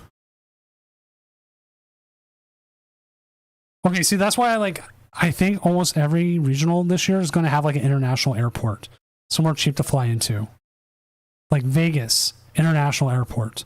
If they do Los Angeles International Airport, Atlanta International Airport, anywhere with an international airport is probably going to be more likely to get a regional now, because it'll be easier. Like Portland, I love Portland. I love driving down to Portland. Pain in the ass to get to for people flying in. 100%. Vancouver a little bit, but I think they would try to give Canada 2 regionals, so you get Toronto and Vancouver, both sides, east and west. So I think Toronto and Vancouver are almost always a guarantee set.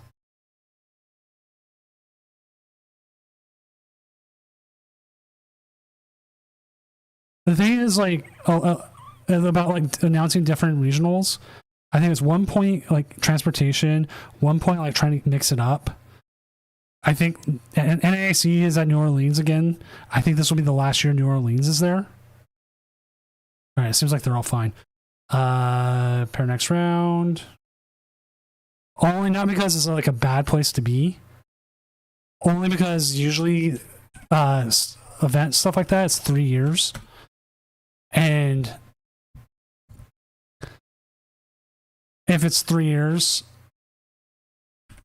it's that'll be up. Maybe they keep it there. I don't know. Let's go with Cal Connor up against Dragapult Charizard, since we were talking about that earlier.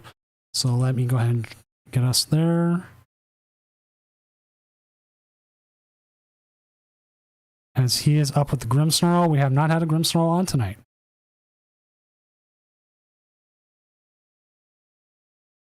They should be doing 3 for some reason, and the rumor based off the video that came out where they announced everything, they had areas lit up, is Los Angeles.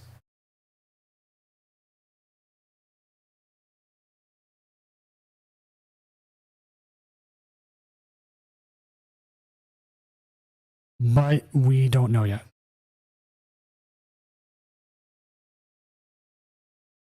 I think, again, Vancouver.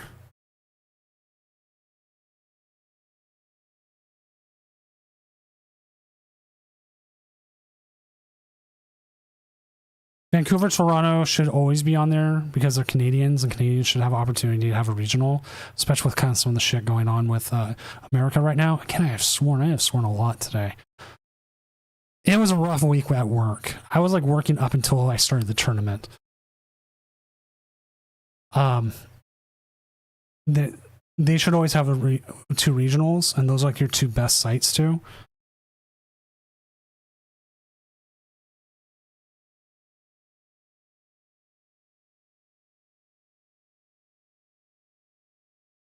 Then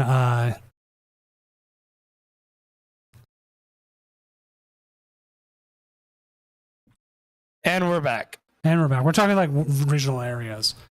There was the post that says based off the map they had, different regionals, and that pretty much means Vancouver, Los Angeles, Vegas, and I'm trying to remember the other ones. We do have Cal Connor going up against. I'm thinking Milwaukee also, because I hear Milwaukee's a great town, a good Pokemon town. That's what everyone's been telling me. But I've never been to Milwaukee Regional. Let me see. I'm trying to remember. There was a post about it. I just don't remember. Are you looking for the cities? Yeah, they had someone based off the video said what cities based off the video.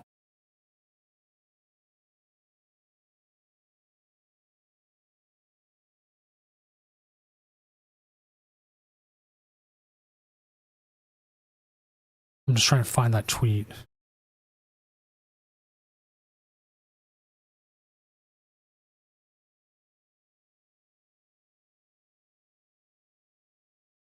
I'm just looking forward to go to Milwaukee, which means Milwaukee.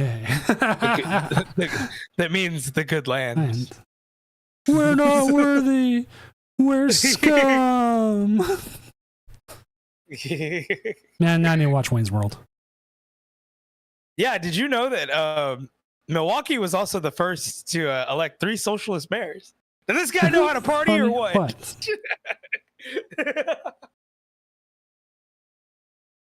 All right, I'm looking. World's competitor kit. Like, Play Pokemon's the one that had it, right? Yeah. I had it There pulled it is. up just right now. I was But you looking had it going. Someone had the quote T. Milwaukee. Okay. VG locals. And this is Cal Connor playing Grimmsnarl. That's pretty sick. I'm actually really excited to watch somebody play this. I didn't get to watch Piper play it. Well, it sucks because it got I like was there in dogged. person. Yeah. Okay, I found the list. Vancouver, LA, Vegas, your West Coast. Your Midwest is Milwaukee, Indianapolis, San Antonio. And your East Coast is Toronto, Pittsburgh, Orlando. And where are you looking at this one at? There's someone on Twitter taking the I'll post it here. Taking the video they had when it showed everything, and they had certain cities light up. But they didn't have names on them, and they went through looking at them geographically. Oh. Yeah. Pittsburgh, Toronto, San Antonio. What if that's not San Antonio? What if that's Austin? Could be. Orlando would be sick to go to again. Actually, I might go back to Orlando if that's where we're going. I would like to go back to Orlando. I really enjoyed Orlando last time. I 100% think Vancouver and Toronto will always have regionals because that gives them 2 regionals to Canadian players. And Mexico gets their own set. So yeah, Mexico's got a lot of locations this year. They got 2. They got see, and I was talking about that. I think I might go to Mexico instead of San Antonio this year, just because I'd like to go to Mexico once. all right. God, Cal Connor made me double take right now because those gold energies made me think they were dark patches, and I was like, wait a minute, Can't play those. I was like, wait, did I wake up in a world where dark patch was legal again? Please. I miss you. Their hand isn't that good, but we'll see what happens. Yeah, that hand is awful. I'm glad to see Cal Connor play the bear because I like the bear. I think I bear, personally really enjoy the bear. There's decks I've been playing where I want the bear. Except Gardevoir. Mm-hmm. Gardevoir's like the one deck I don't care if the bear's in it or not. Imagine the one Cardi player playing the bear. Crazy. Unhinged even. I watched the new season of The Bear, parts of it. I can't finish it. It's just not that good. Like the show just after like season 2. Oh, really? It just doesn't know where to go. It feels like it didn't need that many seasons, and they just kept getting more. Now they're not sure what to wrap it up the way they thought they would.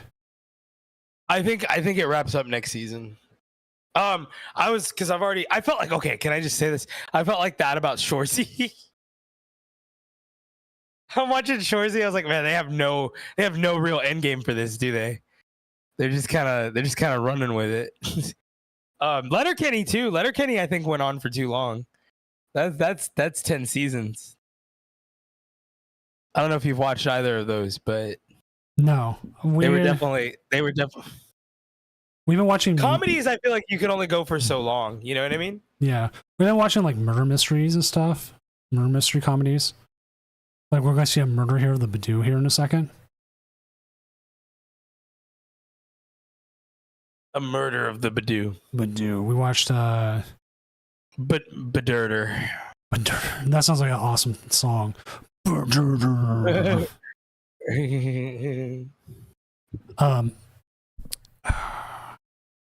I just watched one that was set in Ireland.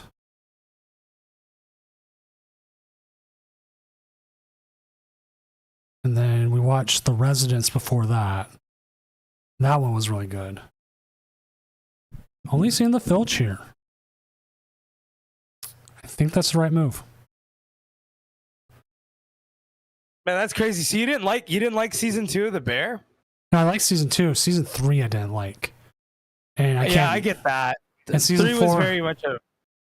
And 4 is just more continuation of 3, and it's just not feeling that good. I'm just like, put it down. I think because it already got spoiled for me. I'm not gonna spoil it for you, but it all wraps up pretty good from what I've seen. And I got so mad earlier. I can't believe it. I was on TikTok, and then I just thought it was a Carmi edit. You know what I mean? And then I ended up getting a major spoiler, and I was just like, oh, that happens. Not like this. Yeah. Do you think? Okay. Do they got the counter? Nope. No unfair stamp. Oh God, I hate this combo so much. If they get counter catcher off of this, I'm gonna just scream. Because counter catcher. Pretty much. I just realized that they had put down the tower. I thought they still had the Spikemouth gym out there. I'm so used to seeing them have Spikemouth out there for the whole game. Oh, I'm like, wait, what? Doesn't look like they got it like that. Speaking of, are you watching Night of Champions tomorrow? Possibly. Oh, Bodkin. That was the other one we just finished. Was Bodkin. Bodkin. I am definitely for sure watching All In Texas, though. Yeah, that's gonna be a good one. So this is gonna come get down. The Iono off the top deck. That's not terrible. No, I don't hate the hand from Cal Connor here, especially since they whipped the counter catcher. But they have two. They have a Charmeleon, which is probably the scariest thing. Is the Charmeleon, because you don't want to see a Zard late game if you're Grimmsnarl. It's such a bad matchup too when you're getting this oppressed. Yes. It's an RPG. What role am I playing? Dude, okay, research. Yeah, you have to research here. I feel like that one extra card is just too crucial. And then there we go into the Grimmsnarl. Punk up. Cal's playing my list, Archie, and that's kind of the problem. All right, now the question is, where do you move this 30 damage? Honestly, I don't think there's a bad place to put it. You're not getting KOs with anything, but any of it can be really crucial. No Frostlass setup. It's gonna be kind of hard. Should Marnie start playing? No, I guess not. Never mind. I was gonna say, should we start playing Picnic Basket? But even I think that's wrong. I believe for 180 here. Shadow Bullet. I believe their opponent plays Picnic Basket. No, they do not. Yeah, no. They don't. I would imagine that they would for the mirror, but. I'm trying to confirm something real quick. Confirm away. There goes Zard.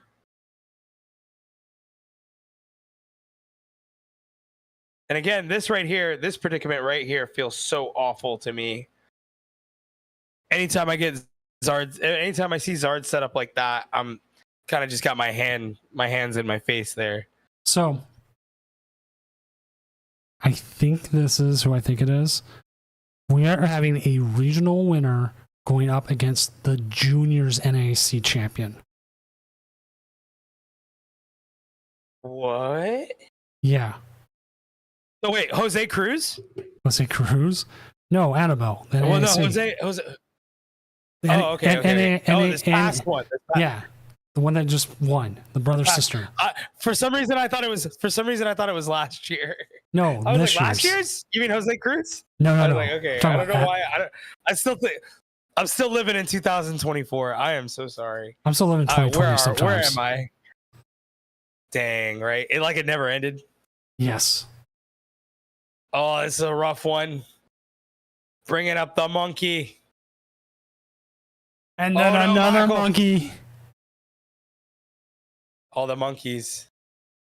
Monkey Dory's been such a pivotal card. I'm guessing based off their I'm guessing based off their username, and then there's some other evidence from earlier in the night. It might not be. They don't have to say they are, but it could be. And if it is, this is even more awesome. Now, Gabe Fernandez. Do they grab the Knights? Gabe Fernandez, I think, has won one of these, a few of these.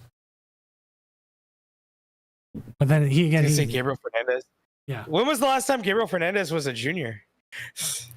Several years ago, I'd imagine. If Gabriel Fernandez comes in and wins the first regional of the season as a master, we have to elevate him from like prospect to like superstar. And if he wins like a international as a master in his first year, you're gonna have to start talking like toward GOAT level. He'll be young enough to be in that conversation. It'd be like, think about it. He's got so many years. He'll have so many years ahead of him. It's like LeBron, right? Coming out of high school, right? And just being such a pivotal like player right out the gate. I mean, God, what do you do here, Doom? I'm just looking at this. I'm like, man, it just feels so unwinnable from Cal's perspective at this point. it seems unwinnable, but I wouldn't count him out. I'm not counting Cal out for a second, but I if it were me playing, I would have scooped. I don't think there's too much I could do here. But I mean, I guess, the secret box gives you a chance. You can't really move the damage, but you can evolve this turn, or you could take the KO and get another one set up, possibly because you have an Arvin.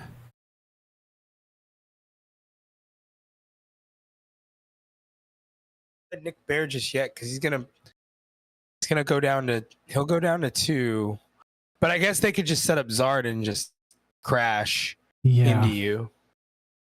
Yeah, this is rough. I believe Tiakaboki is how it is there. I want to say they play Maximum Belt. Nope. Shot. Unfair stamp. Okay. I was going to say, no, yeah, we just saw him unfair stamp. I was like, no way. They found the bug to play 2. Oh, PTCGL, the mystery. How do they get away with so much?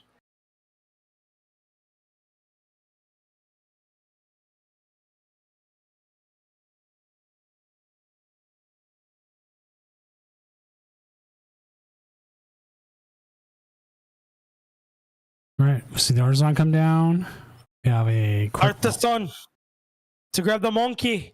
They got to go the monkey, friend. Here comes the monkey.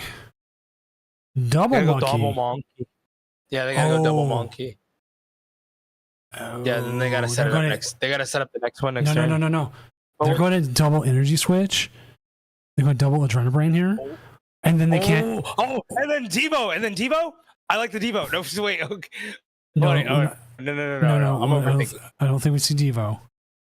If that Charizard was Rare Candy Charizard, I'd love to see the Devo. Yeah, the Devo would have been nice. I think he's trying to figure out where he wants to spread the damage. Okay. This is what I mean. You can't count him out because now they the only way they can't even KO with the Charizard, I think. Oh, they're putting it all on the Monkey Dory. 60 down. And then put another 30. It doesn't matter if they end turn. And they just pass. Okay. Well, because they can't KO the Grimmsnarl.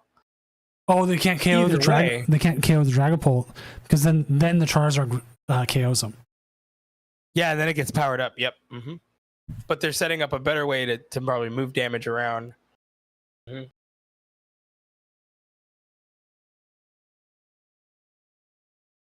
See, this is what separates Cal Connor from a normie like me? I have no idea.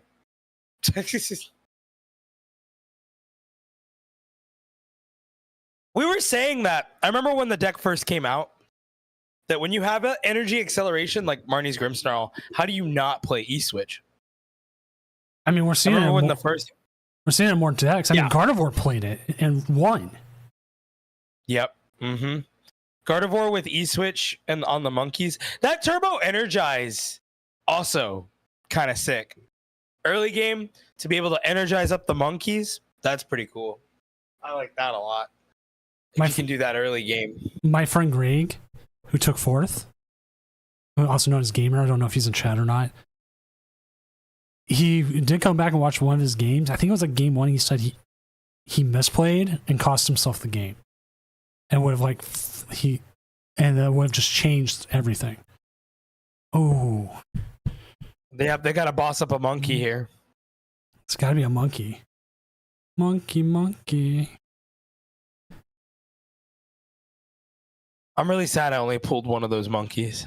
I have been trying to get the Illustrator rares. They're just not. They're not around, or they're a little too pricey from what I'm seeing.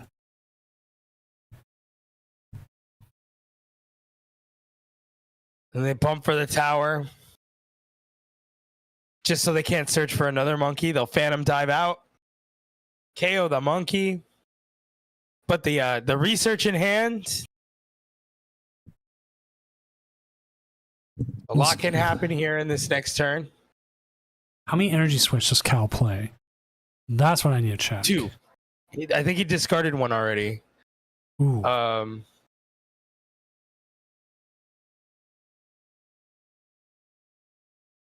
Updating the standings, checking some stuff. Joyful Sandwich #1.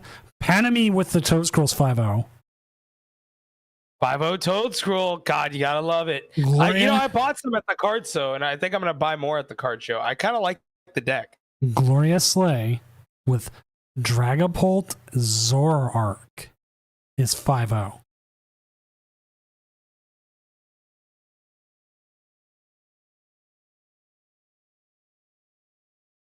I don't know how that deck works, but it's 5-0.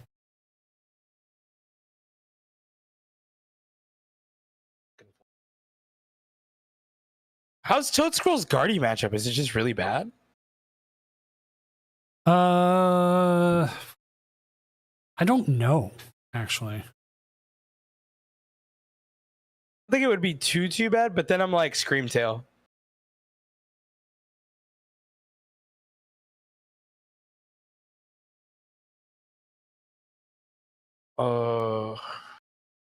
But Screamtail can't target. Screamtail can't target the Ogre Pawns. I'm over here thinking about it. What's Cal Connor's username? Chance 101. Chance 101. Okay. I was like, who am I looking for here? Or I mean, just on the thing, it's just Cal Connor. It's just Cal Connor? Yeah, he just has his name on the standings.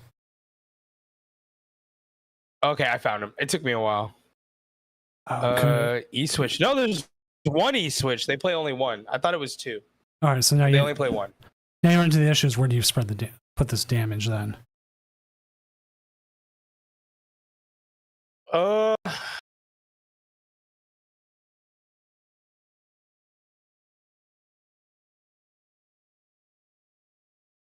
And take 3 prizes, you lose. Because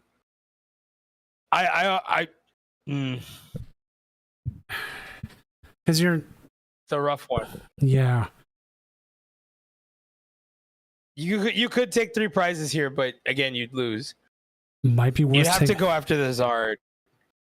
Either you go after the Zard. Zard's hitting 210 anyways. And with the Monkey Dory out there, they're just going to move it back.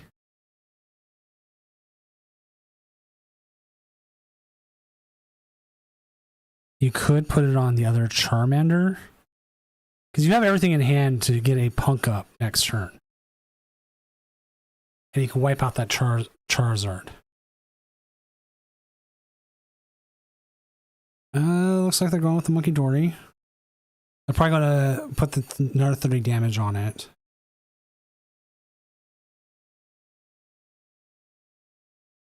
Because again, he has everything in hand to do another punk up as long as he doesn't get disturbed.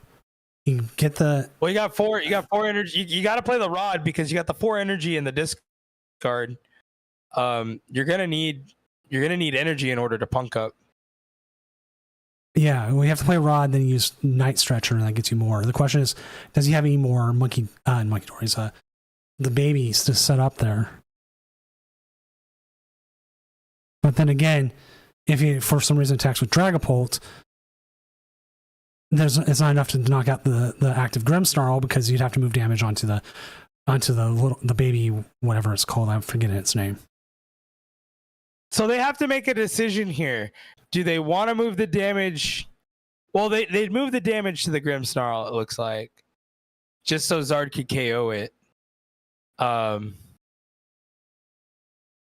would KO the Grimmsnarl. They would need an insane top deck here.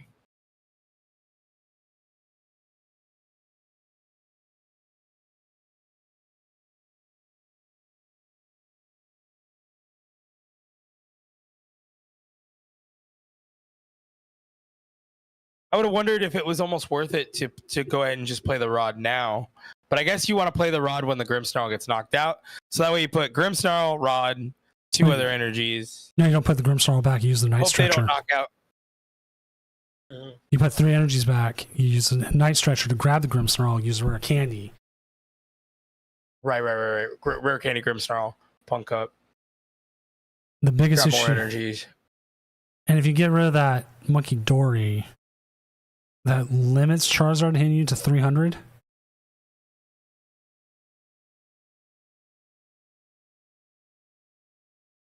And we're waiting on 3 matches here.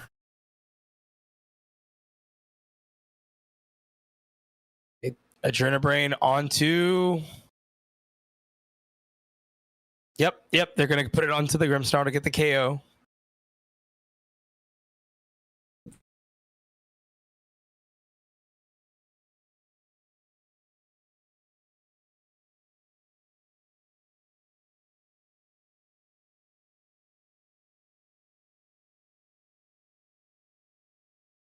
Okay, 210 KO.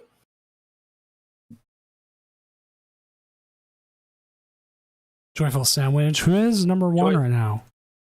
So they hope they pair Toadscroll. A joyful sandwich would sound good right now. I could go for a sandwich. Here we go. Bringing it back in. Just like Doom drew it up. There we go. Get them energies. Yep. Think they have Gotta enough. get those energies back in. I would think 2 energies and a monkey, but they have 20 here. They're gonna move the 20. Where do you move the 20, Doom? Yeah, that's hard call because you can't move it to the Monkey Dory easily. But you can move it to the baby Charmander. Well, I think if you move it to the monkey, don't you have KO on monkey? It's 80. I can't see the number well enough. It's blurry. They've already committed to moving to the Charmander. I think that's 60. Yeah, I know. They already committed it to the current, but I think if that's 60, you would have had KO on the monkey. Yeah, but then again, they could be sitting here. But they want to, they want to KO the Charmander because they don't want a Rare Candy Zard play. I get that. So then KO here, they get 3 prizes here. Now KO, okay. And then they're just looking for a counter catcher or a boss for game next turn. But they can't counter catcher. They can't counter. Well, they are. Cal's looking for counter catcher. Right. Yeah, for game. Charizard Dragapult, boss game, that's over. But if Dragapult gets there's the Pult boss. Man, that's rough. There was. GG. Yeah, no, but Cal Connor fighting tooth and nail. Go down to Annabelle. What a game though. Like he drug it out as long as he could. I want to move us real quick. Exactly. Oh, hey, that was the last match. So yep. We're going to the next round. That was a Definitely very showing this.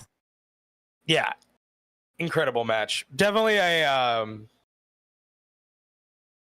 it was nice to watch because it kind of gave me perspective.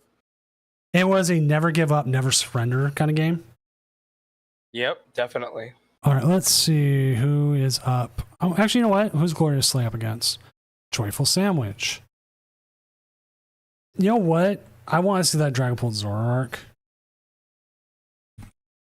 Yeah, I'm down for Dragapult Zora. Kind of like last format kind of a deal. Like the thing is with the Doom Regional, we will not see this format.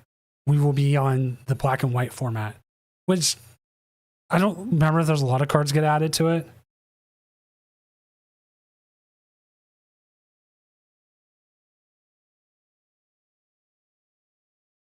Let's see, Jam is another one we could possibly want to let him run though before we get into it. R2D2 Rat coming back with a slow bro. Slow King. Wow. Slow King. So we have Elijah. Crystal Iron Thorns. Crystal Iron Thorns is rough. Sorry about that. That's a hard pull there. Gloria Slay says they can, so we will see from the Zoroark Dragapult side. I love just getting these. And Joyful Sandwich, since you are in stream, I do ask you to leave for now so you don't cheat off your opponent since you are playing them.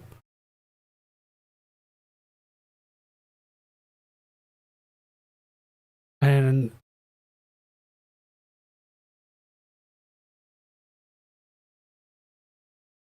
like you don't get better stream sniping in general, but it's still a honorable thing to do.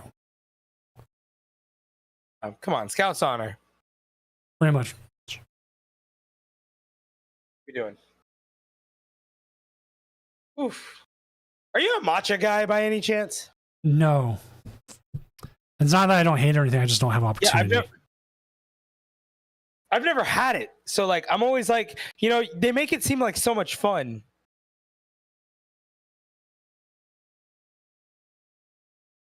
And I want to be one of them, you know?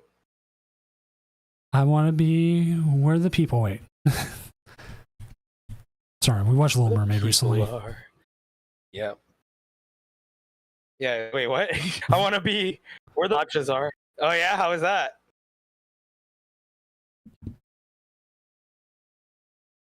Is Moneyball one of your favorite movies? It's a good movie.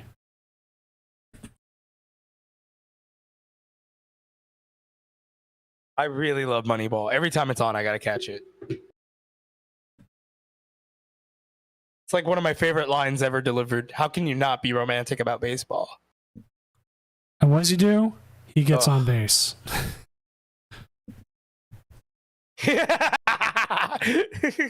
I gotta put Monkey Dory in the base. Why? I gotta put Monkey Dory in the deck. Why? Because he gets on base. It's such a good movie. I also hate those Athletics, so but the movie's good.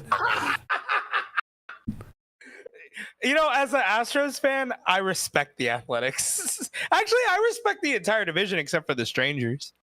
Oh yeah, literally the whole division, except for the Arlington Strangers. I love that whole division. Honestly, I couldn't have asked to be in a better division.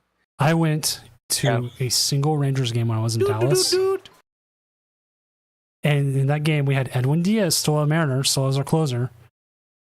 He struck out, oh God, the guy who got clocked by the Blue Jays. Was that Odor? Yeah, Odor. He struck him out looking. It should have been a strikeout. Like almost dead center. Bottom of the zone. Easy call. Ump calls ball 4. Loses the game the next batter.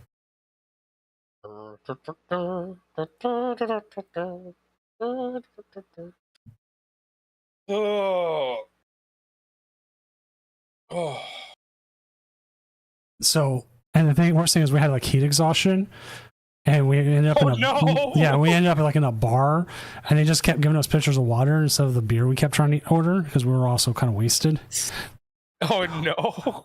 We had to walk back to our we were going to go walk back to our rental car, and then we realized how wasted we were. Yeah. Oh, they moved. So water in your face. So we had like, we had to you don't even drink it. Yeah, we had to go get a Uber, and then after we got the Uber, that was their face. If they're having issues, I won't say. It's all good. Things happen.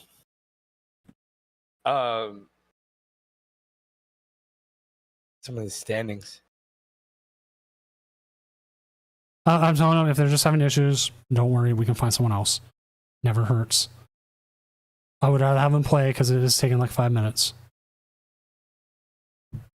Oh man, what a nice little array of decks we have in front of us, though.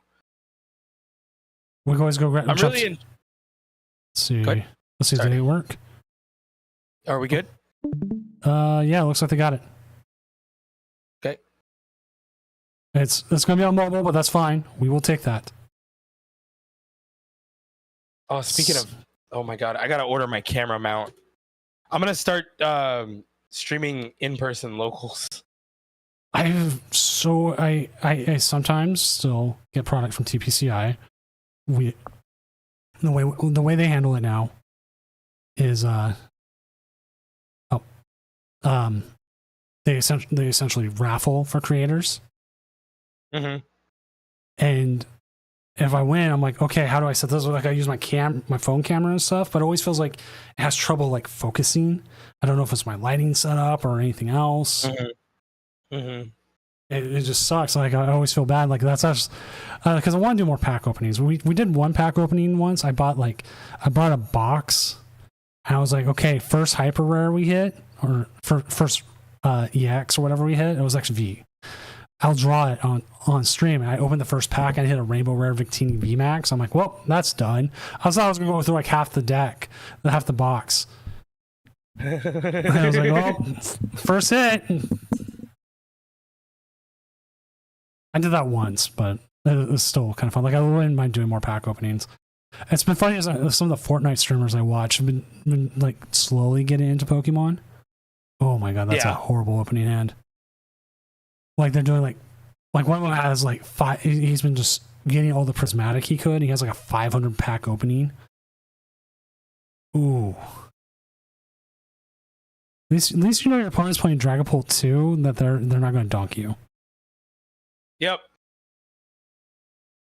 Always a good thing, eh? Yeah.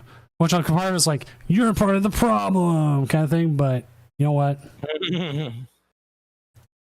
He said he had been going through months and like overpaying for it just to get there. And so he was kind of like F scalpers too.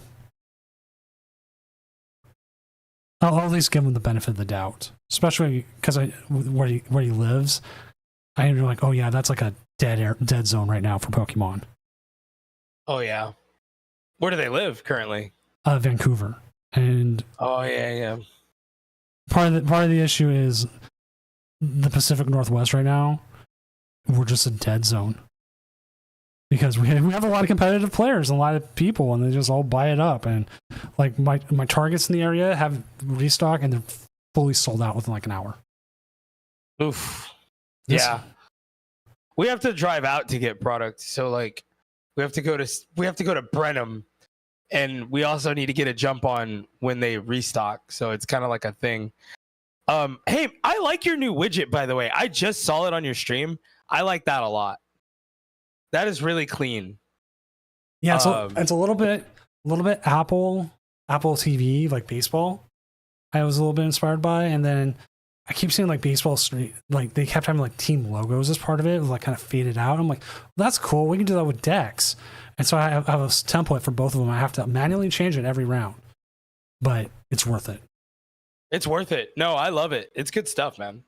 It's how people like, and so some people can't always tell with it, and that's fine because it's small. But some people come in and go, "Oh, I know what deck this is," before if they haven't set up.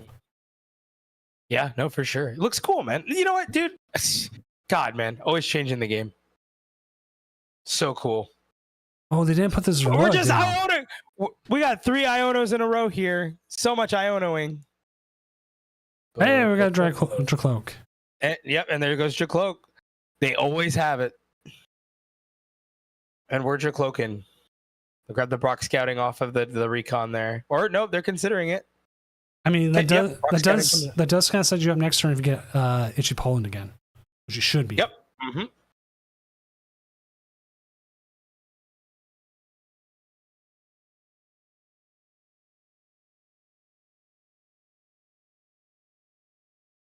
They're gonna recan. Also, I kind of like the iPad setup here. Oh, they go into the Dragapult. They're ready to start swinging. At least when we get like a tablet, it's a bit wider than the phones. And we've had some tablets actually are probably about even wider, like maybe 3/4 of the screen, so you still end up with black bars on the side. Ooh, ouch. Wombo combo into the Happy Feet. Wow, that's crazy. They're gonna send. What a setup now. What a setup now for Joyful Sandwich. We still haven't seen the Zorua. No Zorua. When are we going to go to the fireworks factory? You guys have fireworks out there or what? How does it work for y'all? we do because we're right by Native American reservations. All right, that's my favorite thing to hear.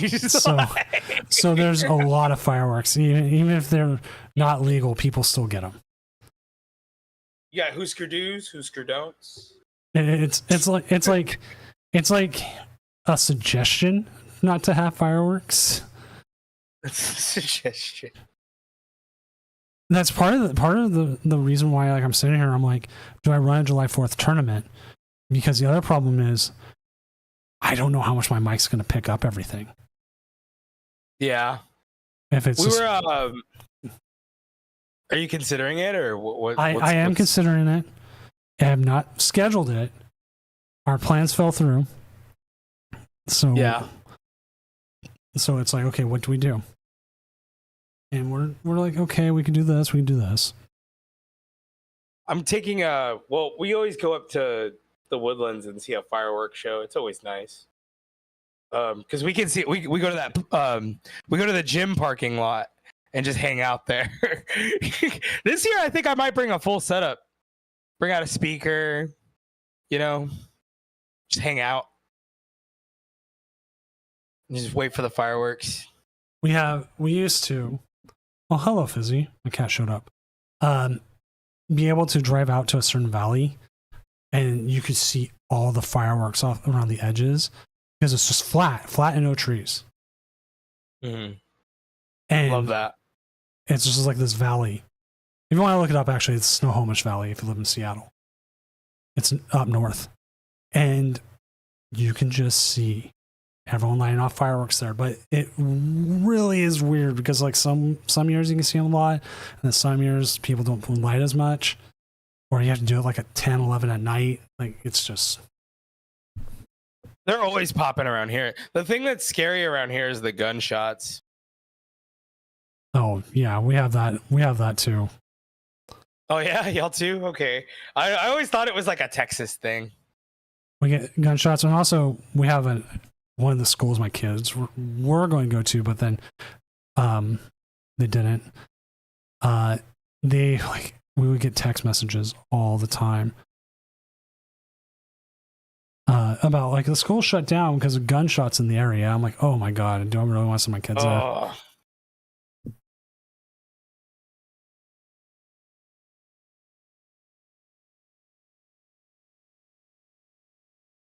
No basics. No. So do you bring out the? Yeah, that's what I was. You got a Night Stretcher. Okay, grab the. You have no energy down. I just realized that. Buddy, fail. Flibbity scribbity. Okay. Okay, I say doable.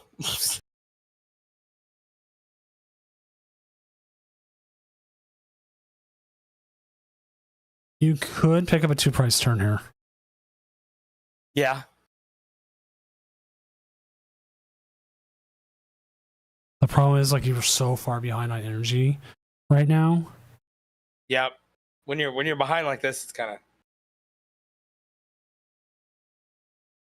I mean, they're not doing too well themselves. Oh wait, they play the crystal. Oh, they play crystal. That changes things, right? Yes, that Then they changes a got PP. lot. They got PP up. They can Night Stretcher or Reshiram next turn if they wanted to, maybe. Well, they still need to get the Zora out. Yeah, that's true. Oh, They no, do need it to is get there. The Zora Arc. I'm sorry. They have the Zora. They have the Zorua. They need the Zora Arc. Retreat into Dragapult. We'll go. Probably 10 off the Monkey Zora. Door. If you're trying to save the Zora, Well, no, I think they want to KO. I think they want to KO the Badoo here because then they can take. Yeah, they can take the 2 prizes. well, you put They knock 10, out the you Badoo. put 10 on the other Dreepy though. You're setting yourself up for the longer game against Dragapult. Yeah, that is true. That is true. You're right. And And then you I can guess say that's the question they're dealing with right now. I'd imagine they're taking the 10. 10 off the Pheasantipity. Yeah, KO the Dreepy here. I mean, yeah, because you could KO that Badoo whenever you want to. You don't necessarily have to do that. Oh, that's good. Counter catcher up the monkey. I like it. Could also bring up the Latios, but Oh, the Latios. Yeah, right. But I guess the monkey in the long run would be. Well, they could always Night Stretcher back the monkey if they wanted to. But I mean, I guess make them dig for it. They don't have any draw right now. so they can win next turn with what they have. Okay. And IC24K was seeing it, but I think holding back a turn to do it is right. You bring up the Latios. Yeah. You Next move turn. you move damage onto the Badoo. That's KO. 6 onto the Hawlucha. That's game. KO Latios game. Yep. There's the Pheasant Skibbity. They do have draw. Always forget about the Pheasant Skibbity. Now they All right, remove the opponent's way of winning by taking the 10 off the Pheasantipity. So Pheasantipity stays alive. They played the Hawlucha and they took out their Monkey Dory. So the Monkey Dory now is gone. That means they can't just boss up the Fez, put damage on it. Goodbye, Zura. Goodbye, Zura. Goodbye, Pheasantipity game. So taking the 10 off the Pheasantipity was right. I was like, maybe you want the Zura to stay alive. No, the Pheasantipity was the better play there. So yeah, IC24K completely right. Just one turn too early. Now, if they have Darkness Energy here and Boss's Orders, it doesn't matter. Right. But they have the Dark Energy. Or Luminous. There's also Luminous. But yeah. right. No, I think they play Luminous. But if they don't, I think they're going to swing. I think they're swinging now. Unless they're keeping us in suspense, which a lot of players like to do. there's the boss. The baby Polts, the cloak. That means they don't have it. Phantom Dive, KO, 2 prizes. They go down to 1. Boss's I hate to see this. Yeah, Boss's Orders. Bring up the baby. You still have 30 damage on the Dragapult. You still have the Monkey I think Dory. if they were gonna boss, I think they should have brought up the monkey. Yes, I agree with that. The monkey would have done so much here. Now the question is, does Gloria see it? All right. Yeah.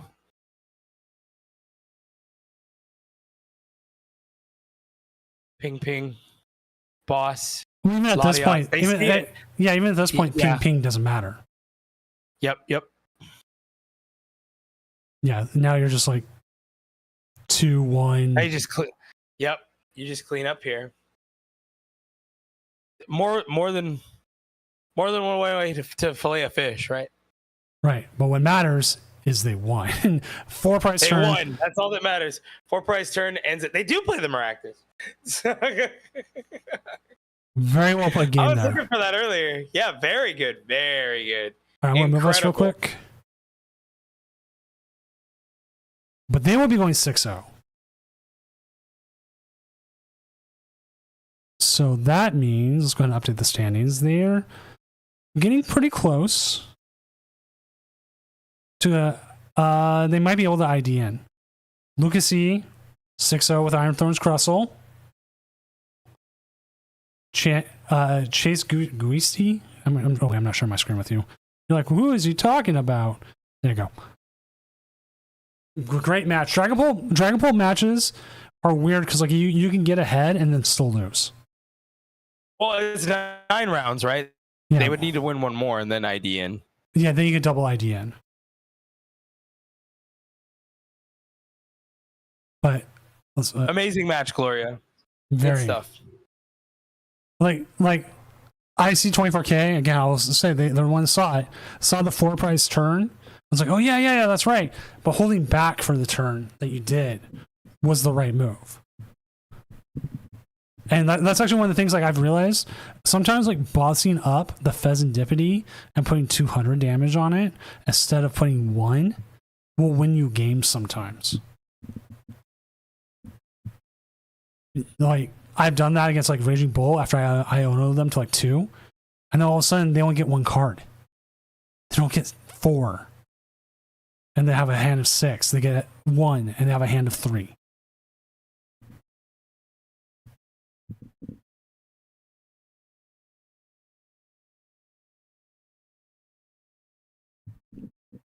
Like I know most people want to put the 10 on the Fez and be like, okay, I can get it. Gloria is 9 rounds Swiss and then a top 8 afterwards. Yep. Top 8.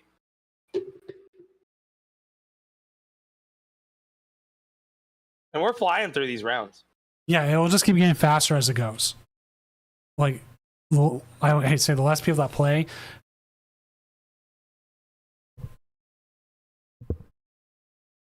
Well, yeah, and IC24K, I didn't see that until you said it, and then I realized what to do. And that's why I love talking with chat.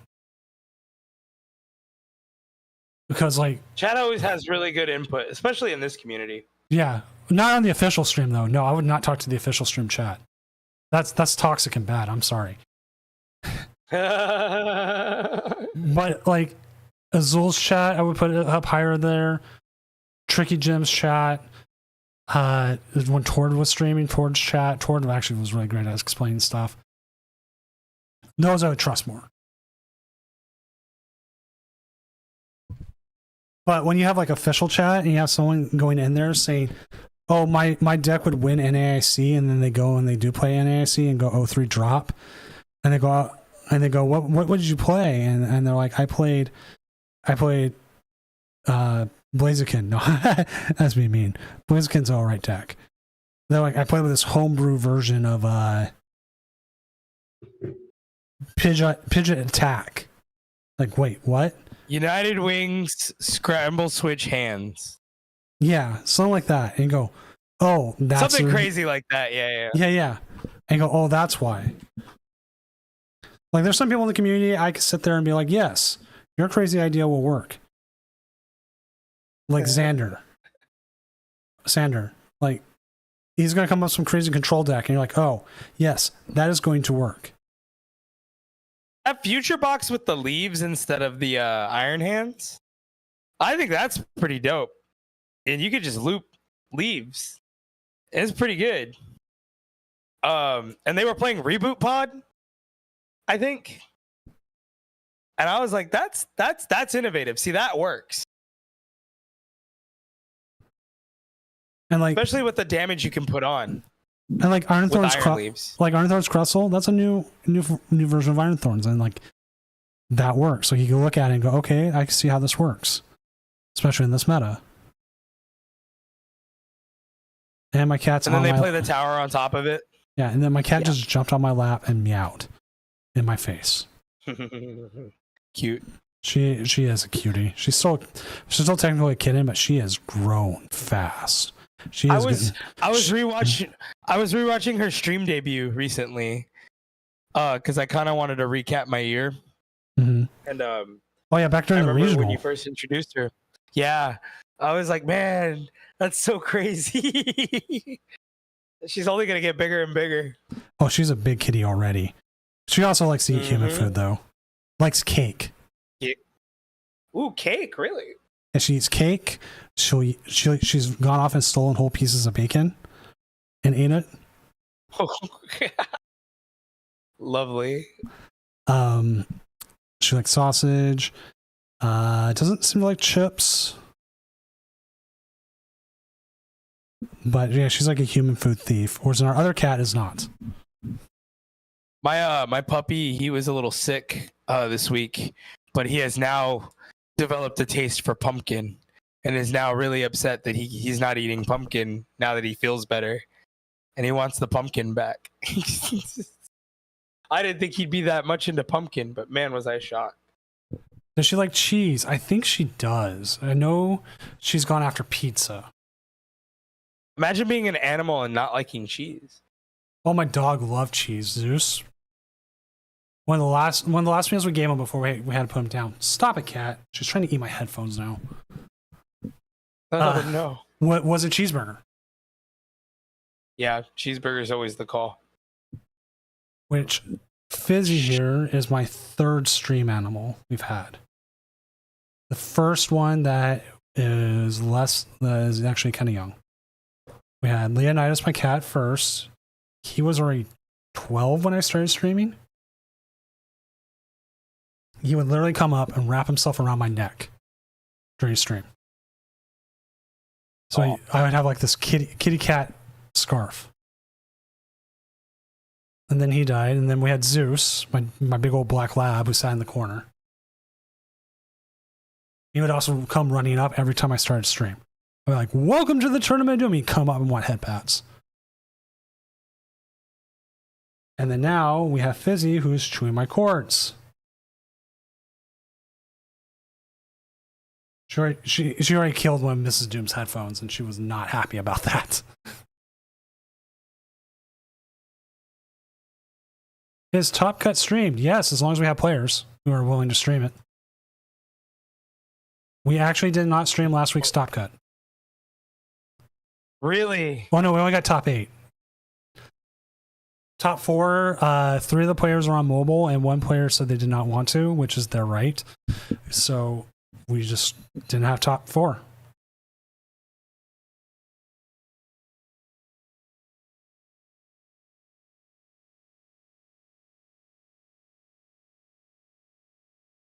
Rarity. You had to MLB at bat the entire thing. We had to do that with one of the regionals. No, it was the Doom Worlds. We could not get the last matchup, but it was a Lugia mirror match. And it ended in 10 minutes. One person set up Iron Hands, the other game, the person who lost game 1 still didn't set up. They set up Iron Hands, and that was it. So fast. No, Panami lost. What did they were up against Lucas. Yeah, we already knew that. Panami's got a pretty decent opponent win percentage. Look at Joyful Sandwiches, 72%. That's like all the tiebreakers.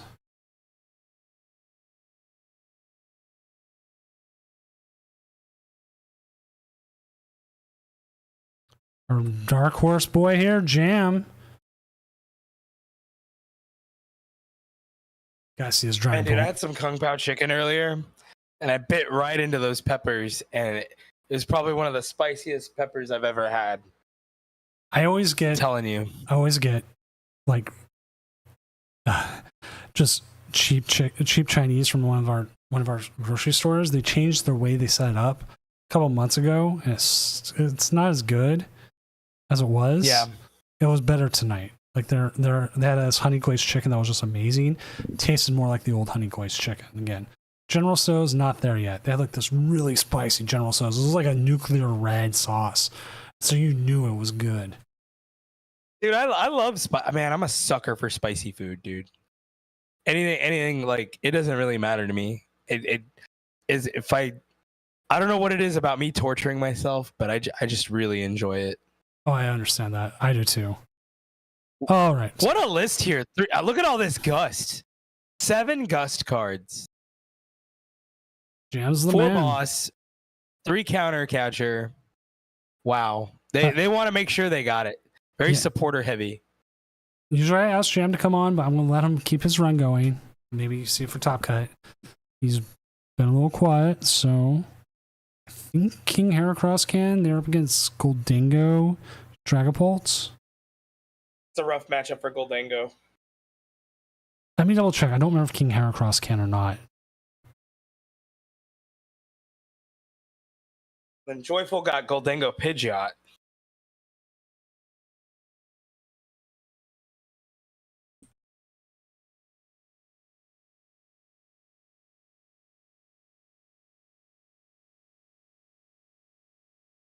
All right, let's see.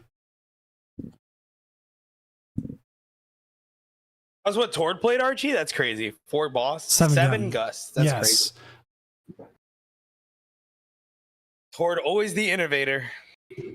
Well, yeah.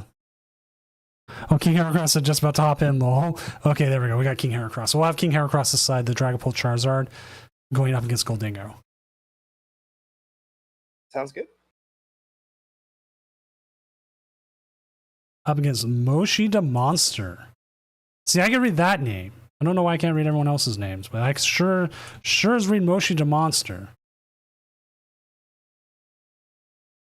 And now my cat's sitting on top of my computer.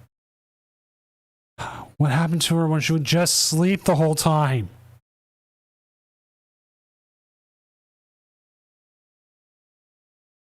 All right, there they are. Let's go and jump to them. It looks like they're already going. Well, it's almost going.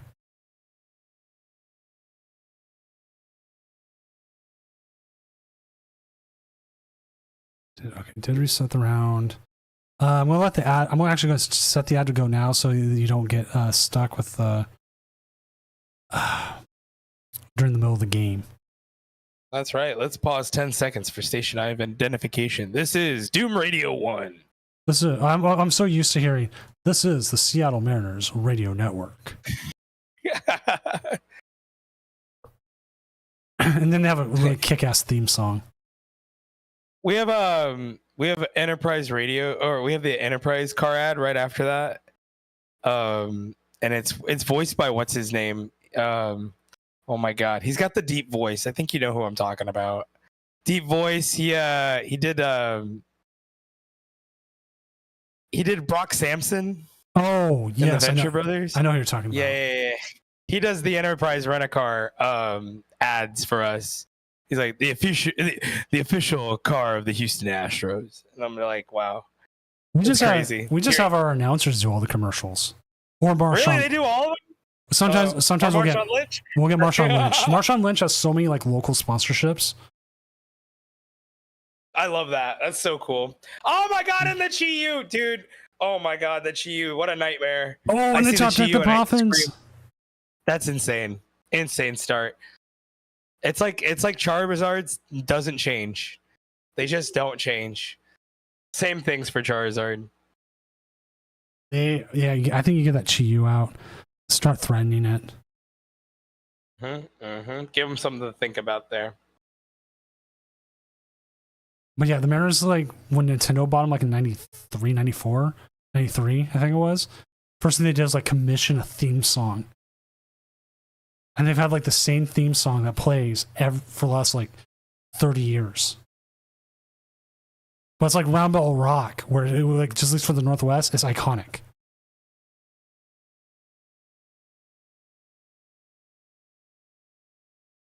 Which, here's a random fact. Did you know John Tesh is the person who composed Round Ball Rock for NBA on NBC? No. I had no idea. Yeah. He's like playing it live, and it's awesome watching it live.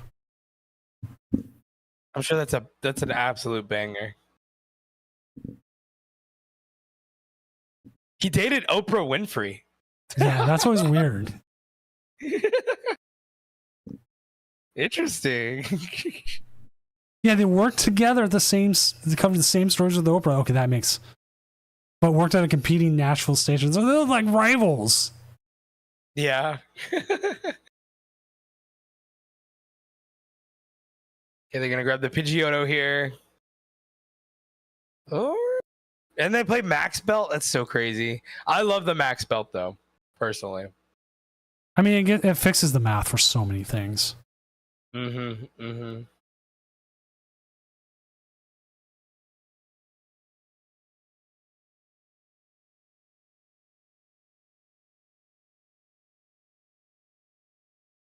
Go Arvin. Go Energy Search. Evo. I think Evo's the right play here. Evo's such a good play here. Because then you got Ultra Ball in hand. Yup. Oh, they get okay. Oh, they're gonna go Sure, Cleffa?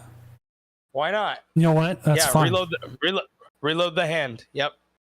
Was that Dark only, energy attach. well, also on top of that, you're not giving them any 2-price turns. That's true. Nope. Yep. Don't give them a chance to bring up the Pidgeot, and I like that. They can still bring it up, but you're not giving up 2 prizes. Yep. Exactly.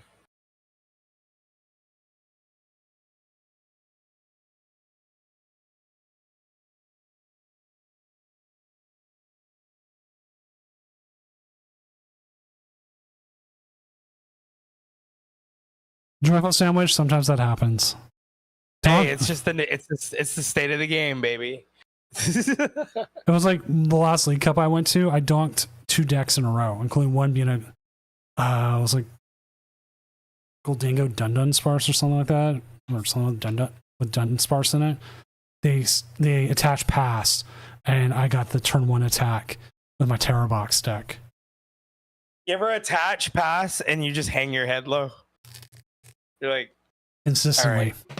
Yeah. You're like, okay, Depending on what's in front of me. If they start Fan Rotom, I'm like, oh. They start Dragapult, I'm like, okay.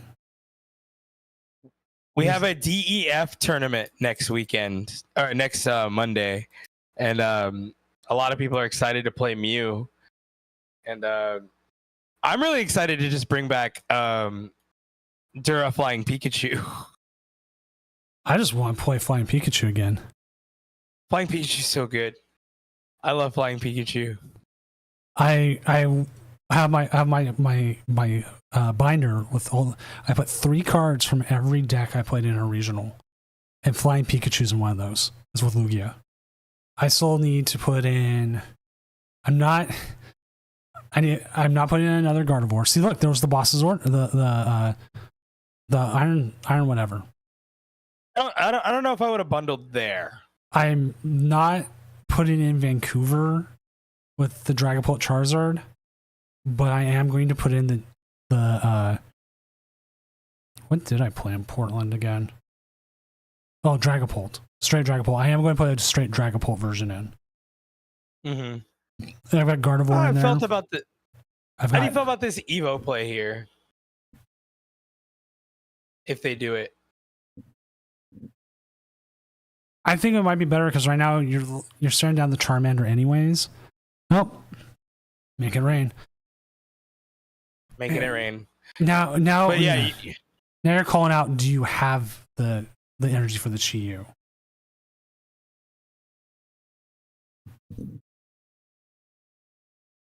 They do. Oh shit! And you ask and you shall receive, and here comes the Iono.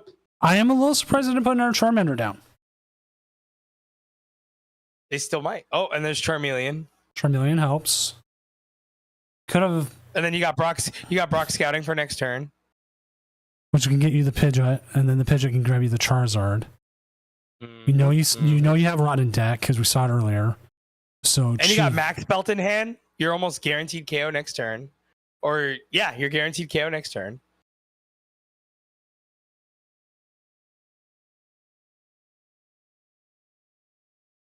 Really bad spot for Goldango here. I won't lie, I'm one of those players where it's like I see Goldango lose, and I go, yes. No. Suffer, you stupid cheese man. And the thing is, like, I love Goldango and the VGC stuff. I love playing in the other one, but I just could never. Goldango. I've always had issues with decks that get hit with their own Iono. That was a horrible Iono.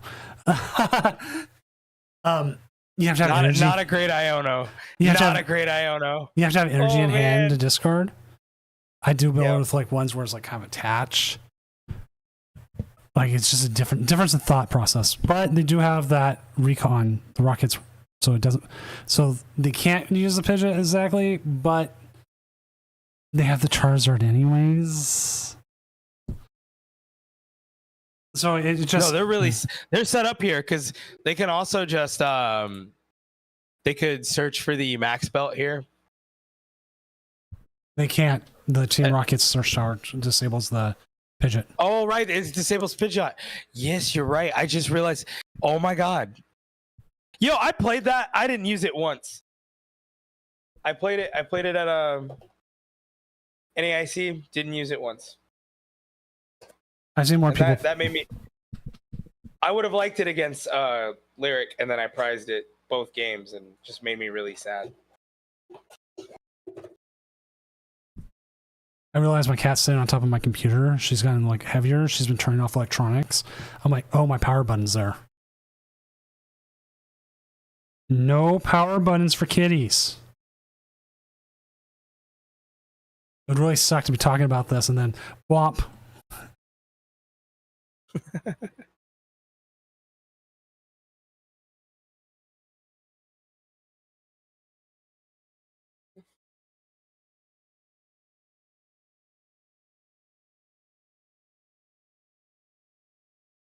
So, are you playing League Cups next week, or what are you thinking?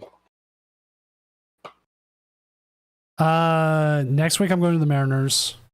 The weekend after that, I was going to go to a cup, but Mrs. Doom has an opportunity to do something, and so I'm not going to that cup. And then the weekend after that, we have the regional of Doom. Yep. So that's another cup I'm not going to. So I might not go to a cup until August. I was thinking of putting it off for a while, actually. So I've been debating myself. We have a couple here that will run them during Worlds, just to give players who are not Worlds bound a chance to add a cup. We had one last year that did that, and we actually watched a couple of local players on the World stream. But there was like 3 cups that weekend, and it was like 10 people, and I still took like 4th. I was like, no. Oh wow, there's one near me on the 17th. Isn't that a Monday? No way, is it? Oh, it's a Sunday. Oh yeah, and I'm surprised. There won't be a Doom. I'm surprised we don't have a cup on the 4th. I was looking for that. I know we won't have a tournament of Doom on the 15th because I'm at Weird Al. So. Yep. Nope. Fair enough. We can't do anything then. Sorry. What's the regional of Doom? Also, it's like the week after Worlds. I want to take a week off, anyways. I very rarely. I get like maybe 2 weeks off of this per year. So it's like, please give me a date, give me some time. Tournaments, checking stuff. Challenge the Cup.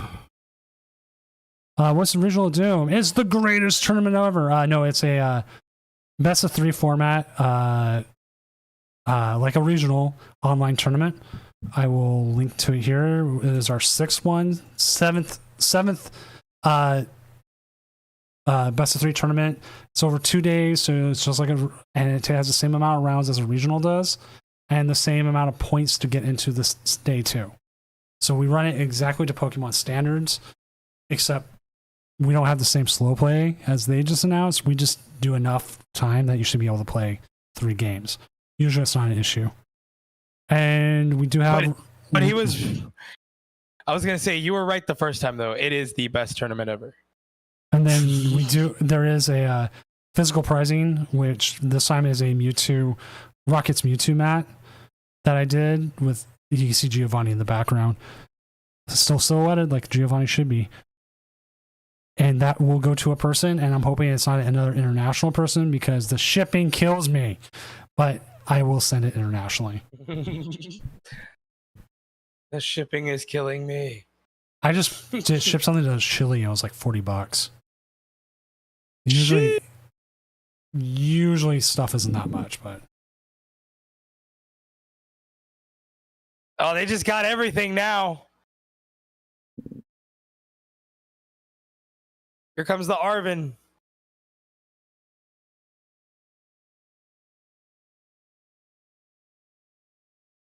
What time of day is it? It starts at 8 a.m. Pacific time.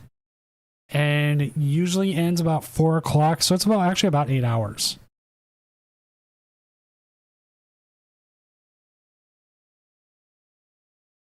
They're very much set up for success here.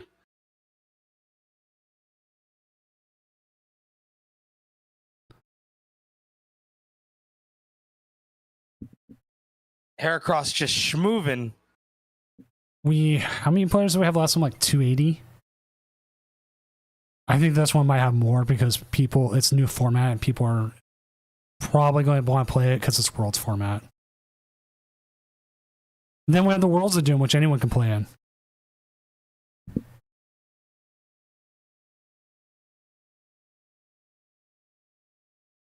Oh, Worlds of Doom is going to be open invite? Open invite. It's anyone who top 16s the points or wins the regional gets an automatic day 2 invite.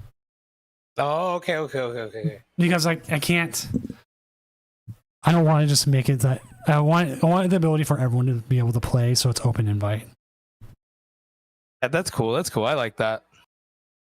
And some people are like, well, what do we get for prizing kind of thing? Like, not prizing, like so much. Like, how do we do this? And it's like, well, show up, and you get automatic day 2. Like Cash, I think, is so far ahead. He hasn't played like in 3 weeks, and he's still like super far number 1. Cash is so goated. Like that. I feel bad for Cash, man, because he has to like fight to get into all of these tournaments. Yeah, that's that's actually part of the reason why I want to run stuff like this. Because it's accessible for more players. Mm-hmm.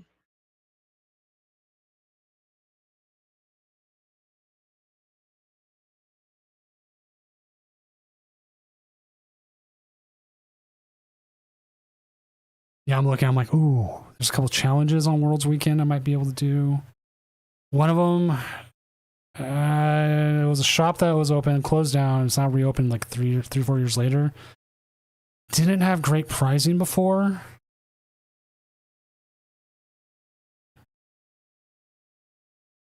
But it's really close to my house. So it's like a 5-minute drive.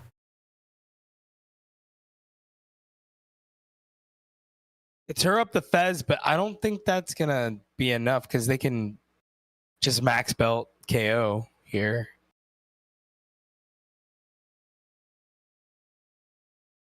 It's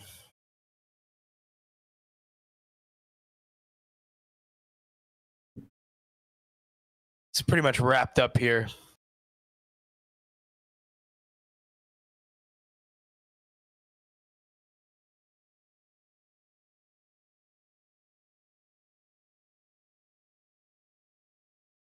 Boss. KO.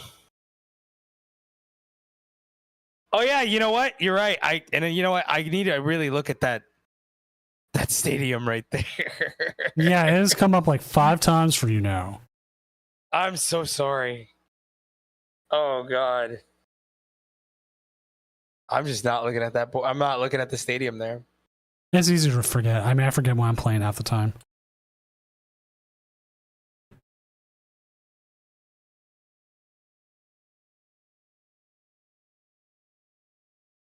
All right.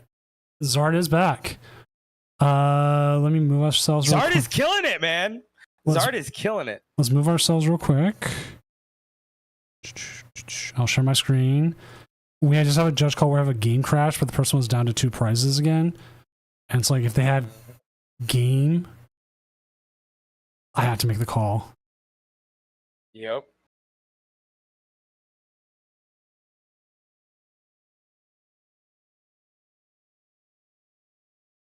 I'm trying to see whose turn it was.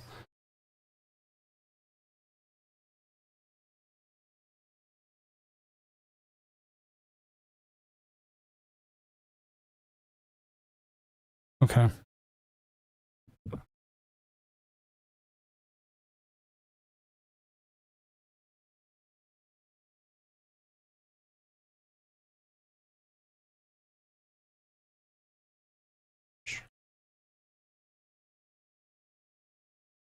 Here, if you want to see on the judge's screenshots, you can see it as well. I don't see a game winning here because the counter catcher looks like it was played on the other side.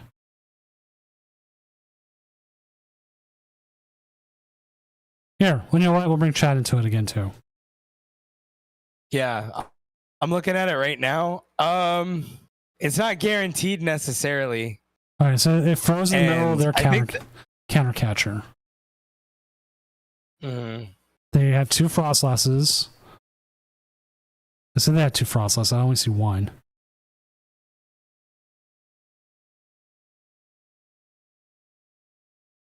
Yeah, because it's 2 Monkey Dories and 1 Frostlass. Next turn, that Monkey Dory gets KO'd. They probably lose both Monkey Dories because they're depending on how they're counter catchering. If they had boss in hand, I could see it going their way. It's in hypothetical still. I mean, yeah, no. It definitely is hypothetical, and it's not. Yeah, no. It's not a for sure thing here. Yeah, that's what I'm saying. Because they're counting on a lot here for things to happen. I don't. Yeah. A lot's got to happen for them to win there.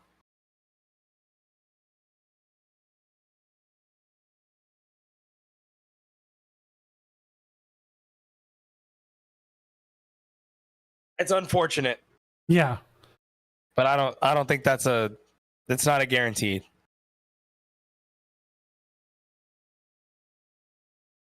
If like you said, if they had boss in hand, for sure. Boss in hand, you got it. You got it. 100%. I would 100% say, yeah, you got it. Has to be a game. Yeah, I agree with you, King Heracross. 1,000%. Unfortunate. It's unfortunate. And you hate for things to go that way, but them's the rules. You know what I mean? Like, you hate to see it, but it is what it is. I hate to be the one to give. I hate to be the bearer of bad news. But we don't know what they're gusting up. Good. We don't know what they're gusting up. We don't know what they have in hand. Yep. So it sucks. 100% sucks. Too many what ifs, unfortunately. Yeah. Unlike the last one where like we had the other one we had, is like, okay, we could figure out how they had it and it was their turn and we saw everything. Mm-hmm. So again, it sucks, but finding out where they were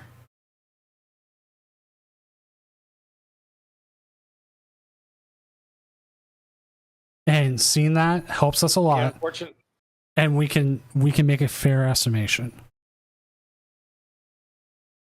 Now, if it was 6-6, I'd be like, I'm sorry. You're looking at the decks, you probably don't win. Unless you're playing Dragapult. I'd be like, maybe show me a screenshot. Yep.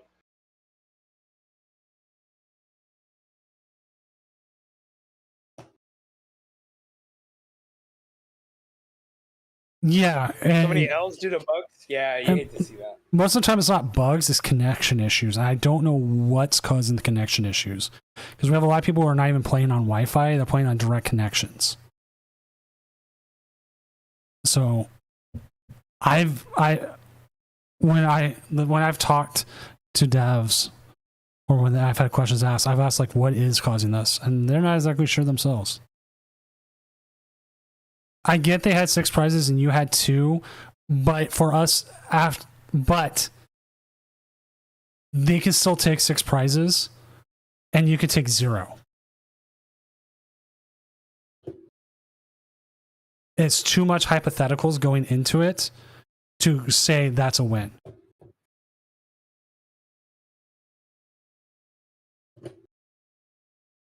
Right. And that's the other hypothetical. We don't know what the counter captured up. Yeah, we have no clue. So I can hypothetically say this happens and then you top deck this for game. It sucks. It really does. And I apologize that happened. But having that screenshot though helped me 1,000%. Because like if you did have that, you had proof. And having that proof really helps me. I go, yeah, they were going to win. There's nothing you're stopping it.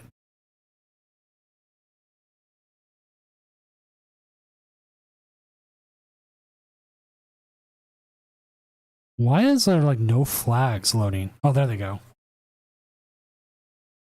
It's like all the flags are just loading in slowly.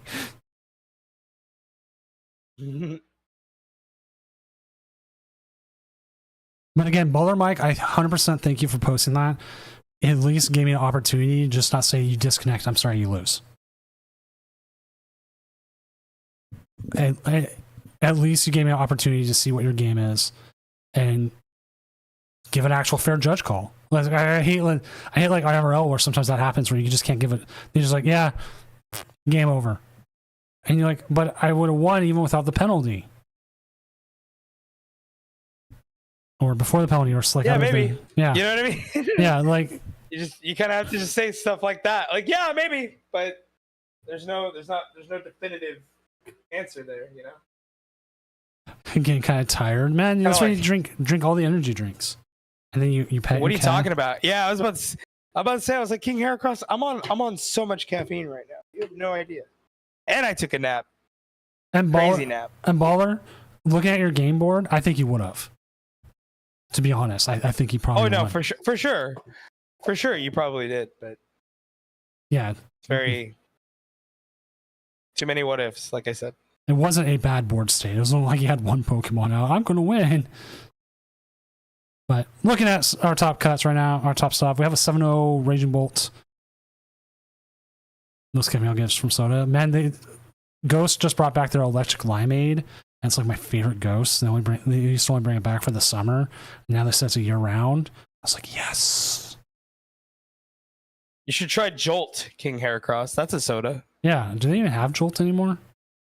I don't think so. I think that, but it'd be cool. It'd be cool. I remember that as a kid. We used before basketball games, we'd stop by a gas station and get Jolt. And they're like, that'll power you up. I'm like, yeah. Get some Jolt, baby.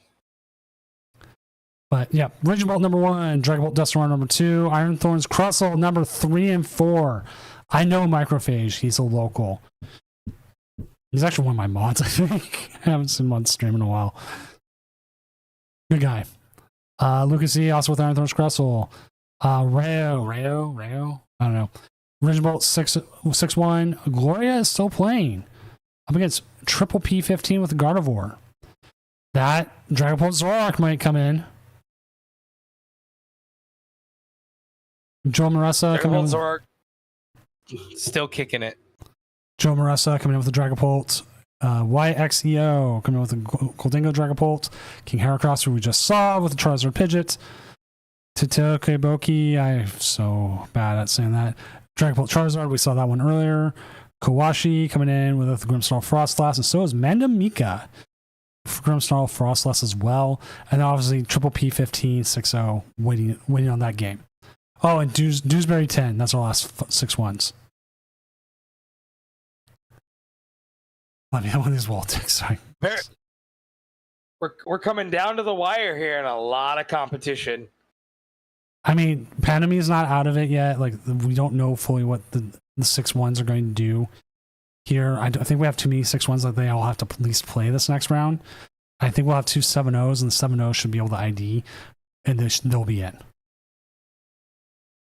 Pending the 7-0s want to ID. There was someone named Pepe the Grinch. That was cool. Pepe the Grinch. Love that.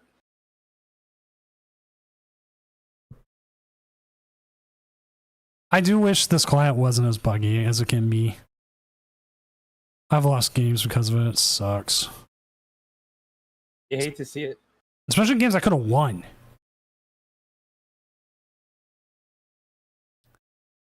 Now, if we had like a ton of time left, we could have done a reset. Like, that's what we usually do if like it crashes early. But that's actually way too late in the game. Yeah.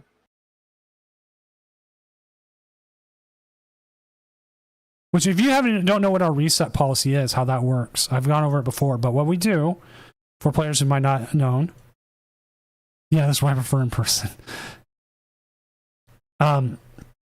We have it if we can do a reset, it's early enough. The person who did not disconnect, bug, or whatever gets to choose first or second and gets 1 free mulligan themselves to reset the game. If they take that option, it goes back to playing just like a normal game. You just go back to coin flip, and that your hand's your hand, and that's it. It's just a way. It's just a way for that player to feel like, especially if they had a really great starting hand, that they're not getting put into a bad situation due to something out of their control. Whereas in person,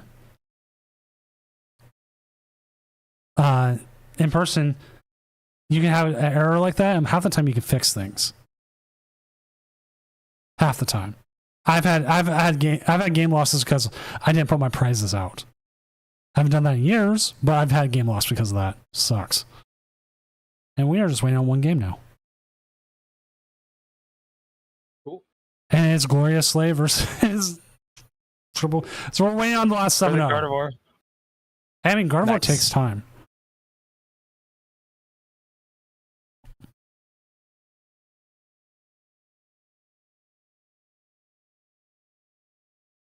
All right, real quick, run to the bathroom, and then hopefully we'll be. Good call. I'm literally right here. 1 second. we have 3 minutes for the round to be over.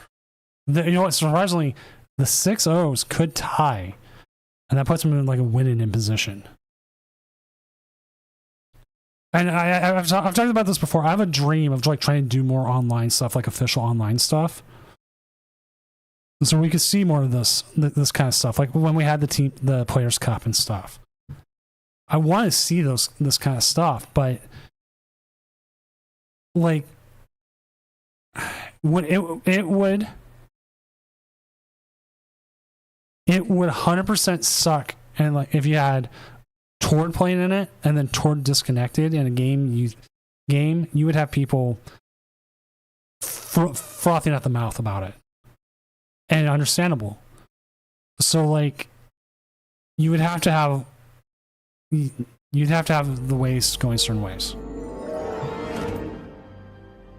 Hello there. What's up, everyone coming in from Moon Kitty Shura stream? I'm Senior Doom, tournament organizer, professional illustrator, and dreamer of one day maybe having an online league officially sponsored by TPCI. Please, you wish upon a star. We're currently just looking at Iron Thorn's Crustle because it seems to be definitely like a coming out party for the deck. What does Practice Studio do? That is new. The attacks of stage 1 Pokemon do 10 more damage, so they're using it to get... Oh, it's for the Crustle. For the okay, Crustle. Yeah. Yeah, the Crustle can do more damage. That's pretty good. I don't blame pretty you. Good. I don't blame you, Moon Kitty. Like, just get off stream, get the practice in without like having to worry about chat. I think it's a good thing. I wish I would name my Players Cup 1 run, not streaming it. I should not have streamed it. But I wanted that clout, baby. I wanted all those viewers. I wanted to sit there with a cigar going, oh yeah. And I did get the viewers, and then I lost. Yeah. It's like, oh yeah, snap into a Slim Jim. By the way, love the new Mewtwo, Matt. So good. I know very good. You want to know the worst thing? I have sold more of the Ouija board mats than the Mewtwo mat in the last week and a half. Man, that's crazy. I mean, the Ouija board mat's goated. The Ouija board mat, I'm coming up on almost 500 sold. I think I'm gonna bring that one back. I brought it back for the last regional for Portland. I did much better with it. And I seemed like I could do better because I was running the Bidoof. And I was just like, man, the Ouija board just works. Yeah, the Ouija board's so good. And I have I miss being able to use the V-Star marker, but I'm glad it's there. Oh, there's the last one. I'm gonna go check the thing real quick. Make sure there's no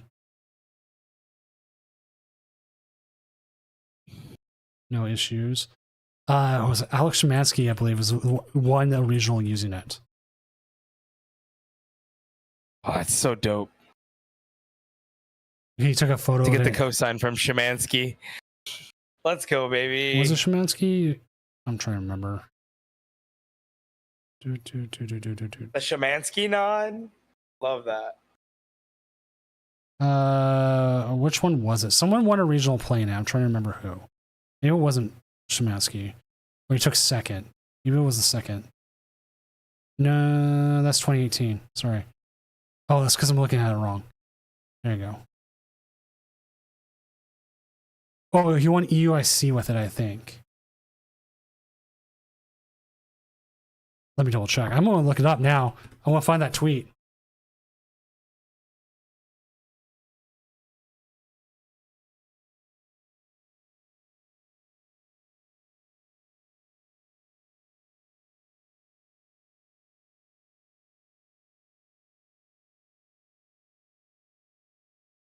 Who was it then? Someone won a regional with it and they took a photo, or they took like second. Because he took a photo with the champion deck, Matt, which makes sense. If I don't remember who did it. I probably have it saved somewhere too.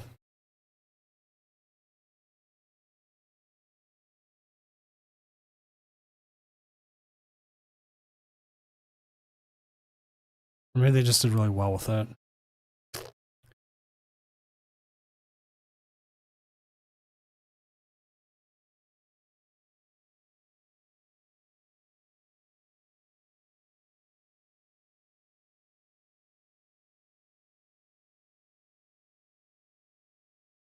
F in chat, I forgot. F's in the chat. Someone won and they had it, and I would have to check my repost because I know I reposted it. Okay, it looks like they're all good. Round 8 is up. I'm going to announce it. And we need to find a game.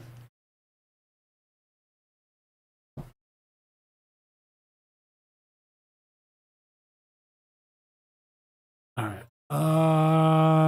Let's see. We just had King Heracross on. So we have a pair of 601s and makes things interesting. Had Lucas on already. Dewsbury against Microphage? Does he win this?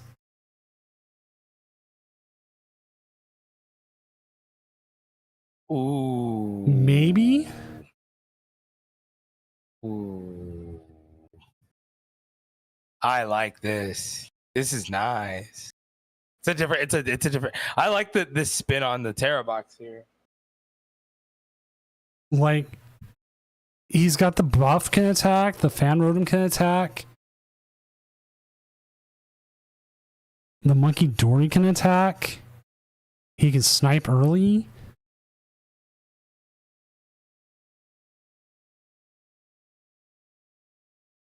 I reached out to see.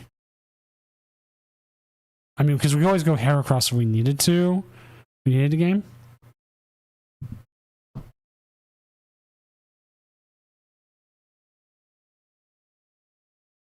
me see. We're looking at.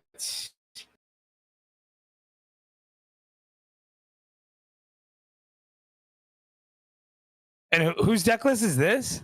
This is Dewsbury 10. Dewsbury 10. And they're on the bubble against Microphage? Against Microphage, who's playing the Crustle Walls. Which, being a box, they have a lot of options.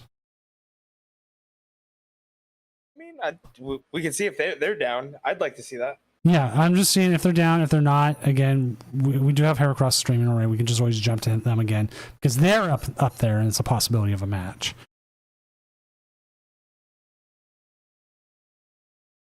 And we do have a ID.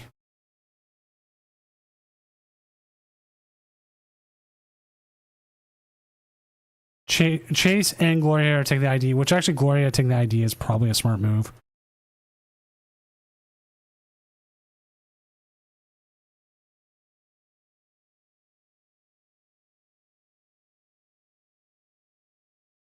We'll go ahead and just jump to King Heracrosses for now. Just get a game going.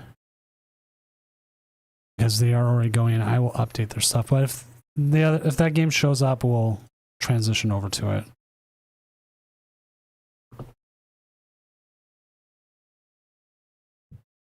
So that's up against Joyful Sandwich. Again, like if you don't want to, you don't have to. Or if you don't feel comfortable doing it, blah, blah, blah.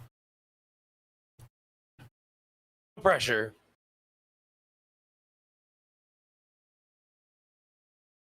Because I don't remember if you can opt out of it. And they're up against Dragapult, right? Yeah. You can opt out of it at regionals. I don't remember. But I'll keep an eye.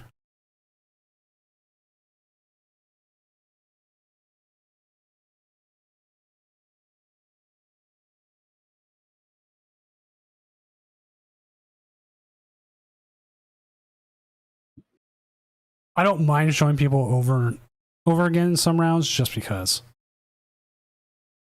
You try and get ooh, double Dusclops. Do you go after something here? Hey, I mean, especially if you got Dragapult set up next turn, maybe. You know what, Moon Kitty? I can actually understand why they don't. Because when you walk in, as part of competing in the regional, you do sign away your rights, your likeness rights for that event. So they have it in perpetuity, or whatever how you say it. Excuse me. So that makes sense why you can't say no because they're it's part of coming in. Are we going to see a Dusclops Blast here?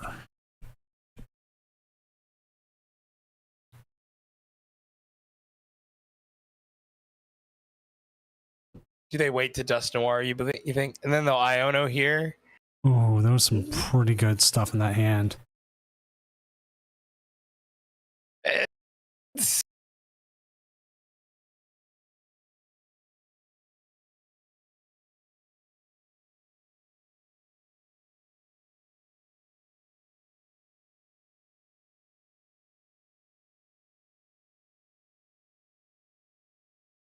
There was a game delay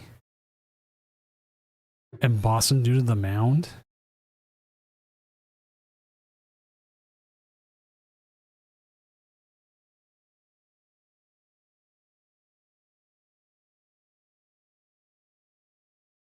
You know what? I like the Red Sox new City Connects with like the green monster kind of thing.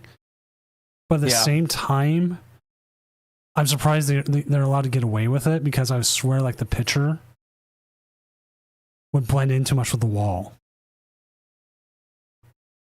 But then again, it depends on the batter's eye. I don't know. Maybe the batter's eye is fine. Well, there went the Pidgeotto. Yep. I knew once the Iono came down, I was like, I can only imagine what's about to happen next. 603. That would be, how many points would that be? Close, pretty much. 603 cut. I think you're in. Now it gets you to 21. It would be essentially like having that gets you 21 points.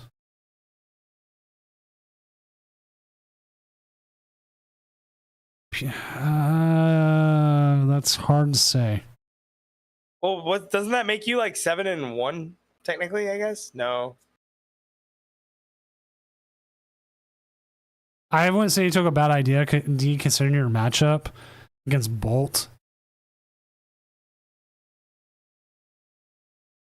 But looking at it, 602, you go 702. Yeah, that essentially makes you 7-2. Thank you. Mm-hmm. So, like, taking the ID is not bad. It just means you have to win your next round.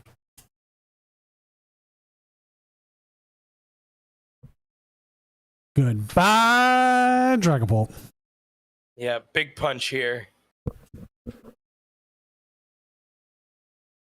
But do they want to necessarily take out the Dragapult now? They don't have to. I don't think it hurts. Yeah, I mean, I'd be more, well, I know that they're probably thinking about the Clops, and I would be too. I'm thinking about the Clops. Yeah, I mean, either way, whatever you want to do, I'm tempted at the Clops, because that could easily become a big liability for you, especially given the board state. But you do have two rare candy in hand. They get top deck and then one recon, maybe two if they found another. Winning in does make it more fun. You're right about that.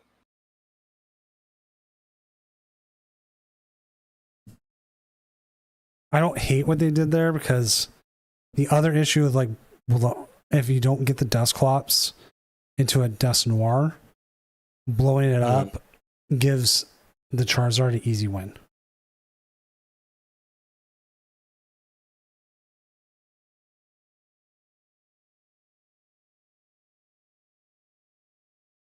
Like, you need the Dusclops, Dusknoir, I'm sorry, it goes Duskull, Dusclops, Dusknoir, and the Dragapult.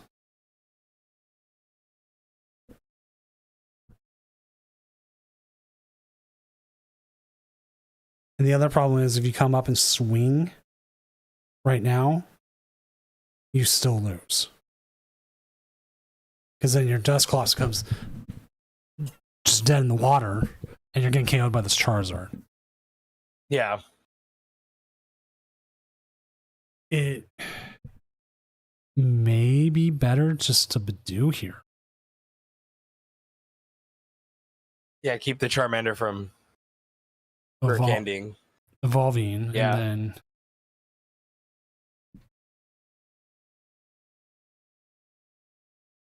puts 20 damage onto the active, but that doesn't matter. Mm-hmm.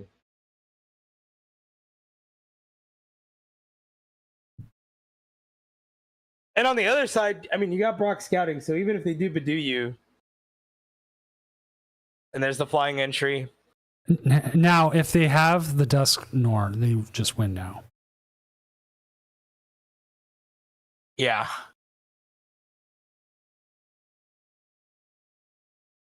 Here comes Pult.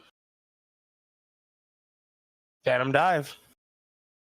You know what? What's their ace spec?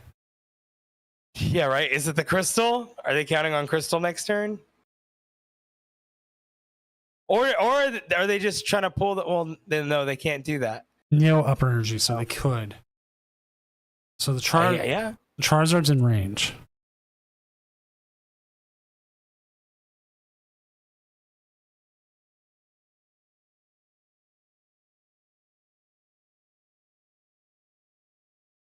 They really needed like an Iono here, but it doesn't do enough. Can't counter catcher. Yep. That KO on the Charmander was so pivotal there. Is there a chance of 7-2 making cut? There's always a chance. Yep. I think it might be more tonight because I think we have too many 6-1-1s or 7-1s. And plus, just chaos. People love themselves some chaos. Especially here. We love the chaos here. Here's the problem. You could Turo the Charmander.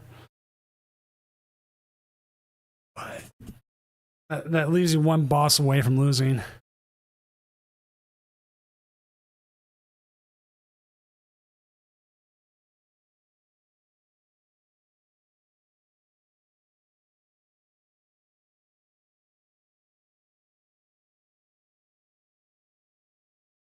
And they're just going to hope and pray here.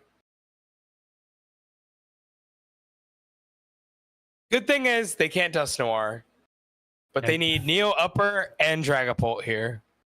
Right, and they got top deck plus 3 from the Fez.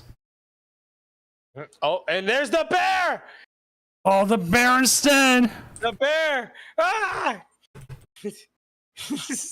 Jump scare bear. Oh, God. Freddy Fazbear. Five Nights at Freddy's. Or whatever the sound is. Oh, my God. God. All right, moving this real quick. You know what I mean? Did you see the newest one? Someone figured out how to like speed run it in like less than 5 minutes. That's crazy. It's supposed to be like a couple-hour game, and someone figured out like a glitch. I'm so bad at Five Nights at Freddy's. I'm so terrible at that game.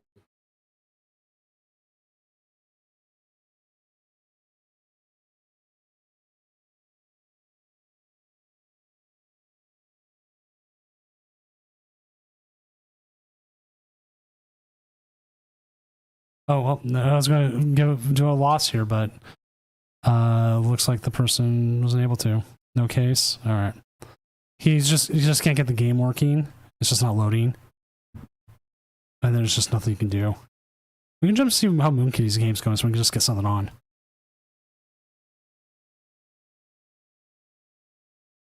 Always just have a game on. That is what we try.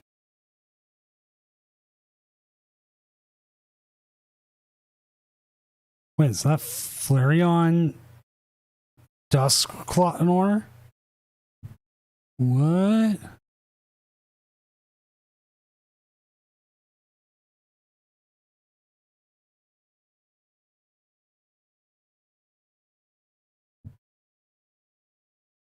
Into the Switch, into the Carnelian? Wow.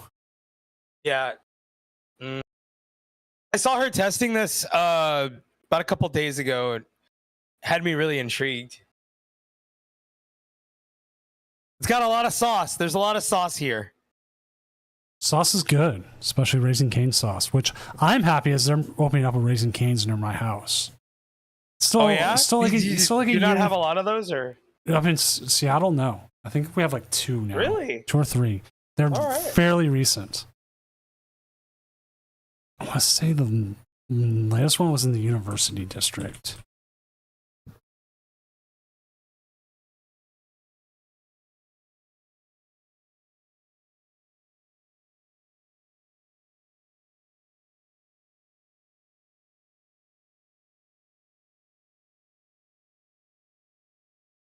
There's been rumors we're getting a In-N-Out soon. oh man, In-N-Out is really expanding. Yeah, there's one in Vancouver now. It's not there yet. It's let's see. I know Salem Kaiser was like being built out there. Like we drove past it on our way to Portland. Like, oh god, that place is going to be so packed.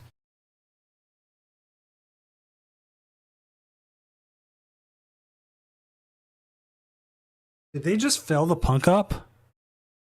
They filled the punk up. They didn't have the energy. They have 4 energy in the discard. You hate to see that. You truly hate to see that. Yeah, but they can't do anything here. The Carnelians. Yeah, no.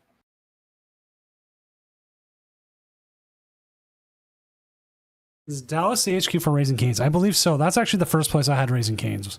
Was in Dallas. Was in Dallas? That There's literally one. We have one literally 1 street away from me, and I go there pretty frequently. That and Torchy's Tacos. Y'all got a Torchy's too? We don't have Torchy's well, here. in Dallas. Yeah, Yeah, Torchy's in Dallas. I'm sorry. Yeah. Why we got off the plane and my buddy I was with, who we were going to the Amazon office there. He's like, as soon as we got off the plane, he's like, we're going to Torchy's. I'm like, what? He's like, we're going to Torchy's. We went right straight to Torchy's. We ate, and then we checked in at the office. Then we checked into our hotel, and then we got wasted at the Rangers game. Probably the best queso I've ever had. They had one in hand. Okay. And all of a sudden, things are looking a little different.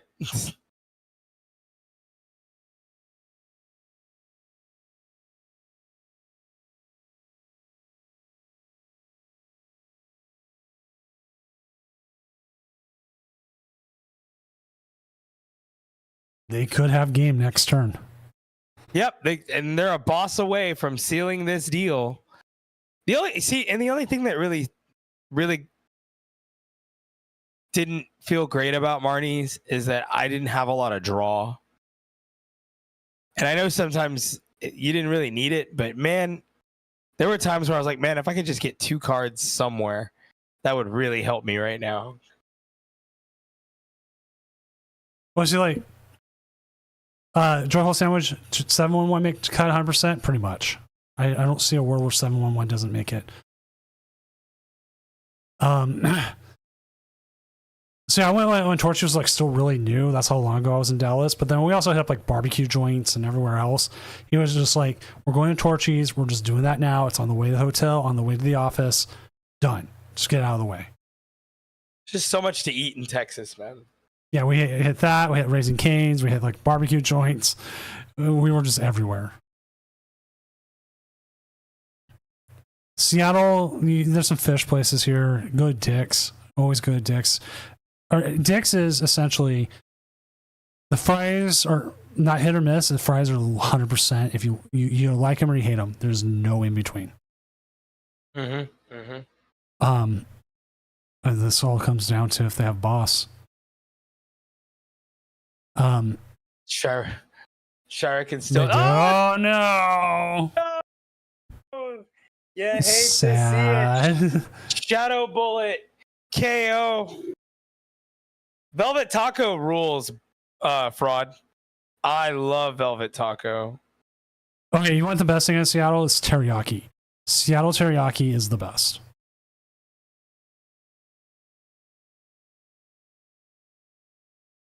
Like, you can have almost any teriyaki spot here, like no matter how like dingy it looks, and it's going to be good.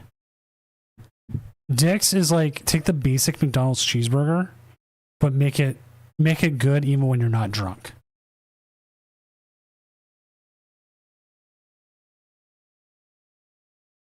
And then on top of it, their milkshake's great, and it's super quick. Like, it's literally just outdoor.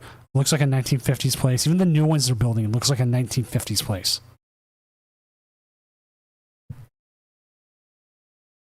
Fairly inexpensive. Like, I think I got like 4 cheeseburgers and 2 fries for like $18. And like the fries, they just like toss as much as they can into the bag. Not been to Dick's. And here in Seattle? Well, we have one. Well, there's one in San Antonio, and different thing. I've had a few different thing. Dick's is only. Oh, we're talking. Oh, I'm thinking of Dick's Last Resort. My bad. No. My bad. Dick's in Seattle, and they've liked a few of my tweets, and like I PM'd them like, can I get like a hat to like wear on stream, or would you sponsor the tournament? We have a local Mexican restaurant chain that I've been trying to get to sponsor me for the longest. and they just won't do it. I would love to have a Taqueria Arandas jacket because they have these cool jackets, and I just think it would be so cool to wear on stream. Yeah, sponsored by Taqueria Arandas. What else? Sponsored by Dick's Drive-In. Right? Like, Dude, just to have a restaurant sponsor would be so cool. You know what I mean? Taco Bell. How many small streamers could say, "Yeah, I got a restaurant sponsor"? You know what I mean? Here, I'll pull up the exact hat I've been trying to get them to give me, and like I would wear this to a regional and everything. What's up, bro? I'm TCG. Oh, dude, that's sick, and that's your aesthetic too, man. Right. And then you know the best thing is they also have a matching flannel that goes with it. Oh God. Let's see if we can pull it up. If they still have it. There it is. There it is. Yep. Dude, that is you coded. But $50 for a flannel for me, I'm like, yeah, no. Yeah. It's the same with Whataburger merch. I don't got it like that. Did you see Whataburger has insane merch. Oh, it was the Kansas City Royal, the shortstop. What's his name? Witt. Oh my God.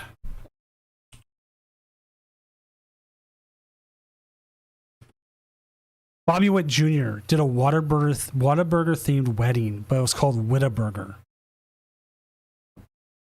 Nice. Sick. Let me see. They got the suits and everything. Yeah.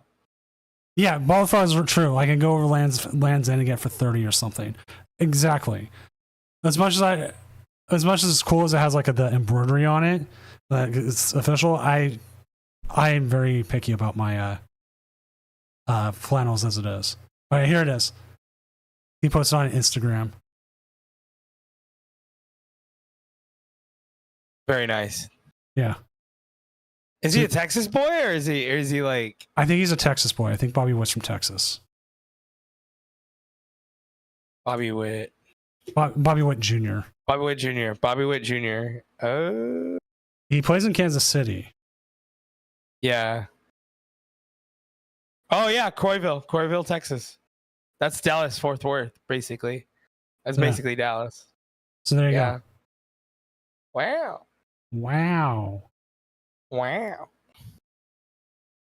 Yeah, I like Whataburger, but not that much. I guess he loves it enough too. Man, they kind of fell off for me. I do love going. It is a Texas staple, but man, it's not the same. Not since they sold to Chicago. Well, this is going to be interesting. 7-2 might definitely make it. 7-2. Yeah, that's what I'm saying. I'm looking at the field right now. I'm pretty sure 7-2 makes it. Not guaranteed, but a 7-2 is going to be in here. There's a lot. Like Gloria loses 6-1-2. They're still at 20 points. They might slip in. It depends on how happens here with Triple P15. Their game's still going against Kawashi. Like that, if they go 7-0-1, that puts them up there. That knocks everyone down. Joyful Sandwich should be able to ID MBN. 68, same thing with Microphage if Microphage wanted to. This is definitely one of my favorite parts of the tournament. Where we're all just trying to see who's gonna make it. You know what I mean? Like, yes. It's like the end of the season where you have playoff scenarios and you see the most ridiculous ones and you pray to God that happens. Yes. For that one team. I typically start at 7:30 Pacific time or 7:35, and this can end anytime between 1 a.m. Pacific time and 3. The quickest we've ever finished a tournament, we actually finished before midnight once. And it was a hyper format. It was like a lot of turbo decks and like no stall, nothing like Gardevoir or anything. And everyone, like every round was done in like 15 minutes. And Top Cut was just as fast. Of that. It was like before midnight, I was like, wow, this is a first. Everyone's favorite thing. But yeah, like we're just seeing here, like the best of the 6-2s having a chance is like Old Man Balling. 64.92. Lucas E, even better. The Crustle at 69.5. So if they win, they have like the best chance of getting it. Panami, still a good chance at 62. Century Station, 62 as well. And these will go up and down. We had once Cash made cut because one of his opponents won and it kicked him up like a half a percentage point. But that same, his opponents who won beat another one who the player above them had and knocked them down half a percentage point and it flipped them. Oh, wow. So Cash got in, the other guy didn't at the last second of the last match. It literally came down to who it was essentially winning in based off a game that neither one was playing.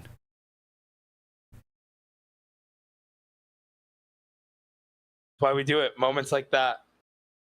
That's why like standings watching can be totally fine.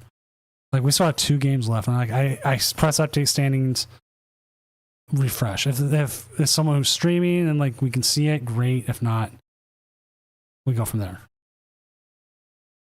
This percentage, this is the opponent's win percentage. So when you look at them, you see like all their opponents here. It averages out all the win, all of it, and they use that for tiebreakers. And if for some reason you get tied on this one, you have your opponent's percentage, which is even more math. And I don't think this has ever come up. I think it came up on a Worlds or something like that, where they went into like almost third tiebreakers. Which I don't remember what it is after opponents. I'm going to look that up.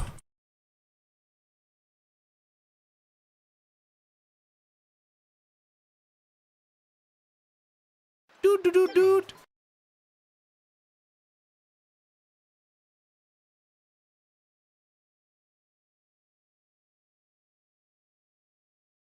Captain Robotsu, thank you for the follow as well.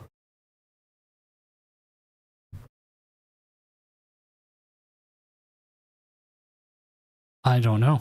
I'm trying to find it, but it's not listing it. It's one of those things like I'd have to probably dig deep. And we got another game done, so let's go ahead and update the standings, see where things are at. There we go.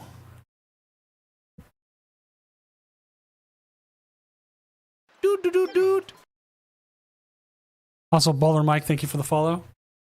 So as it stands, Gloria Slay wins, they're in.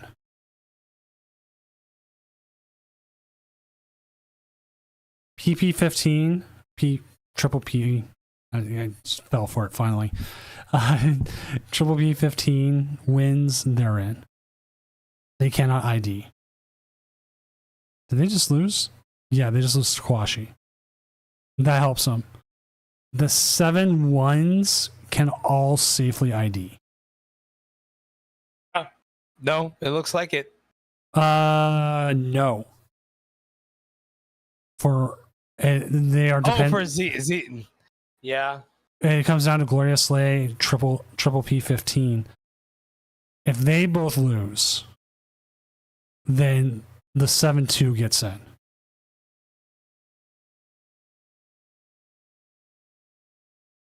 If they play in the 7-1s, that becomes more.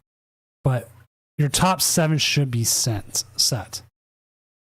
Which is Raging Bolt Ogerpon, Dragapult Dusknoir, Iron Thorns Crustle, Raging Bolt Ogerpon, Grimsnarl Frostlass, Dragapult Charizard, Gholdengo Dragapult. And then you can have Nerf Crustle get in, you can have Gardevoir get in, you can have the Dragapult Zoroark get in, Panomi can get in.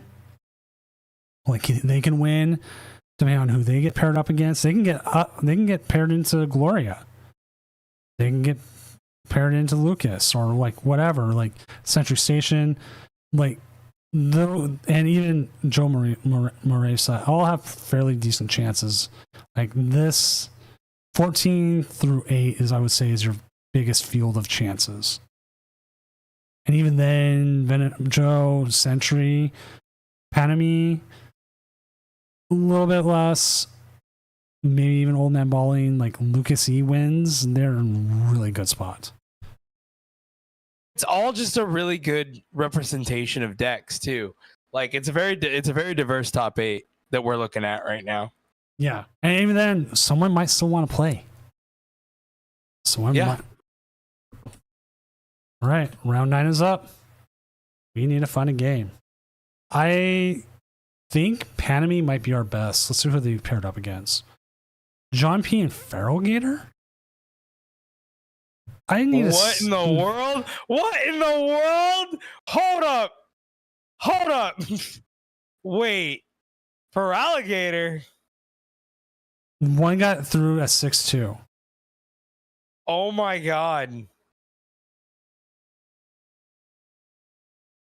Shaolin Warrior, I was actually surprised when they shut down the University District one.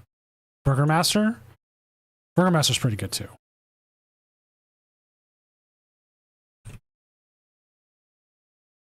Like, I don't even think I have a Feral Gator card set up. I have a Toad Scroll, but I don't have Feral Gator. How to make a Yon Mega?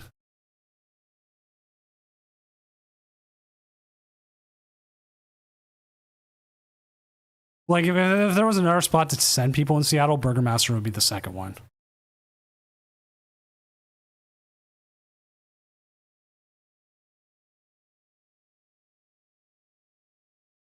All right, so we'll get Panami on. We'll watch that as they'll go up against Feral Gator. It's not a win in, it's a win and possibly get in. Who's? All right, there we go. But yeah, it was like after 73 years, I saw it. I've driven past that one forever. I knew about it. And the University District one closed. I was like, what? Oh. Die. Boop. So Chase and Rao have taken the IDs, which makes sense. And then once this game gets going, we'll get this up.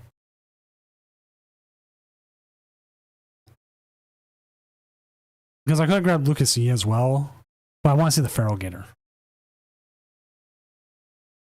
Because Lucas is up against Dragapult, which isn't as fun as Feral Gator.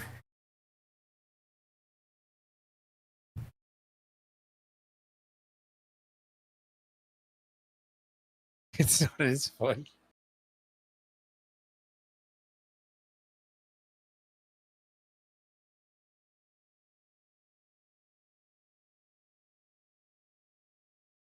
Very interesting, unorthodox type of matchup.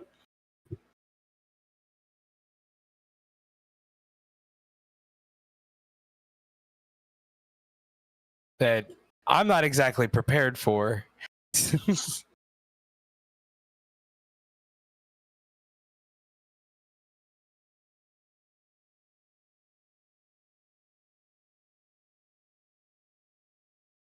Oh, here's another one. Looks like Kawashi is taking a ID. Dude. Gotta look at the floor alligator list now. John P. Okay, so we got a second ID. And if you're looking at ID, just call me and I set the ID.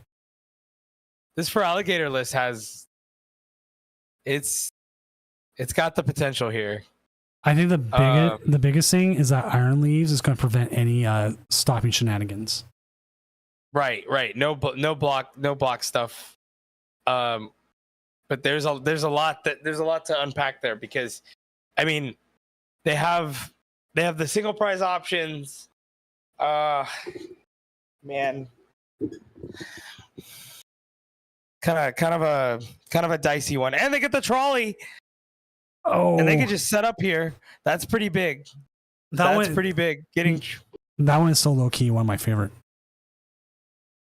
Ace Specs, yeah. Instant setup card. That's because I was playing Dragapult Iron Thorns, and it was 100% a setup card for that. And so it low key became one of those ones.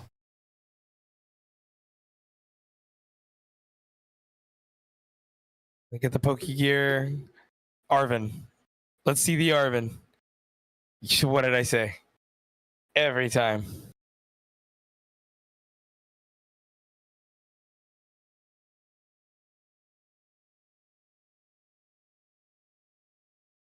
Cape Vessel. Jeez.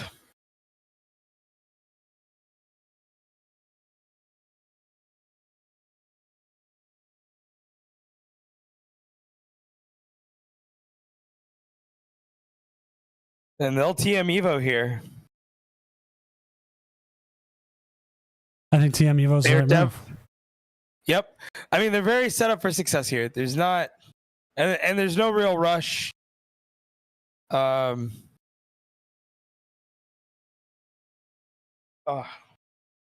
Ooh, my allergies are already kicking in. Ugh.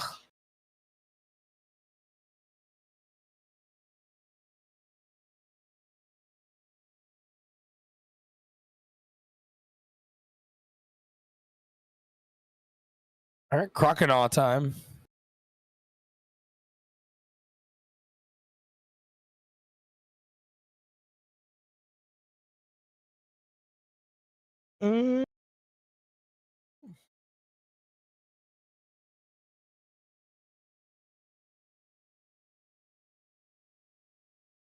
Try to see what lines of attack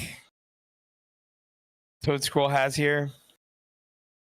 Of course, they have Baby Toad Scroll. It's only one of those two.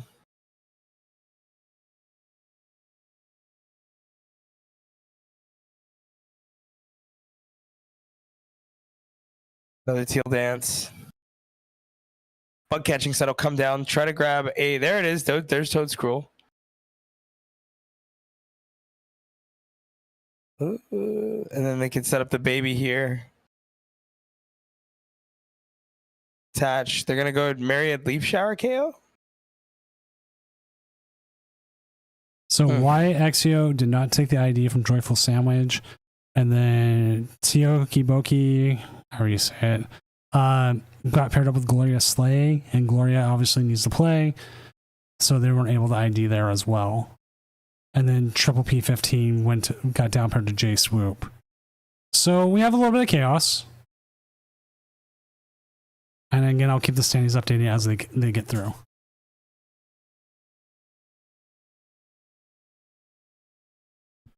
Now, here's the big question. How does Toad Scroll deal with the Mimikyu? Yeah, that's what I'm saying. I'm trying to find their lines of attack. I don't think that they can. I don't know if they get walled up here, there's not much they can really do.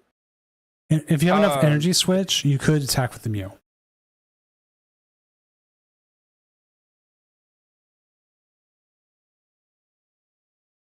Because Mew will use its attack against it and get the easy KO.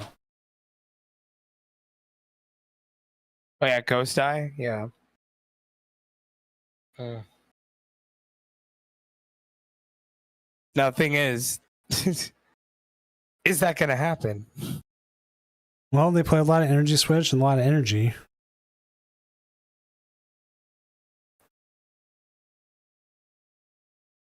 Mew into the active? Oh, you can save your research and rod here.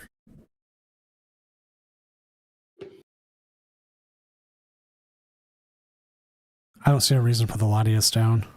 Yeah, there's no real reason to do that.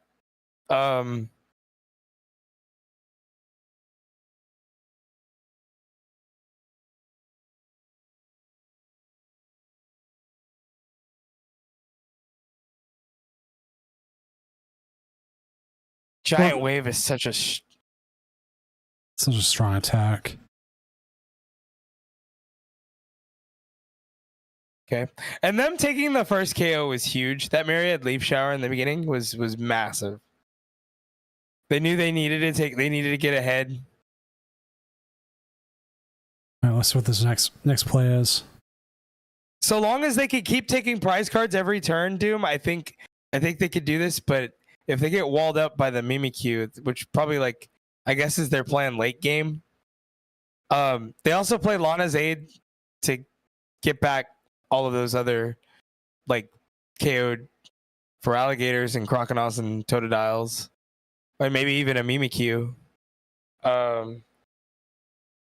they do have to watch out for the luxurious cape play though. If that comes out, it does make the Mew play much more difficult. What is sure. Toedscruel, the baby Toedscruel's attack? What is that even? It is it's called Mushroom Drain, and it heals 30. It hits for 80. So it's enough to KO a Mimikyu. If it doesn't have the cape on it. Yeah, if it doesn't have the cape on it. But I think the cape, again, to your point, the cape kind of makes it an insurance policy. They played 2 of them. Wonder what they're trying to get off this Arven here. Do they go for a counter catcher play? Nope, they're going rescue. Okay, yeah, they're gonna bring up the Feraligatr here.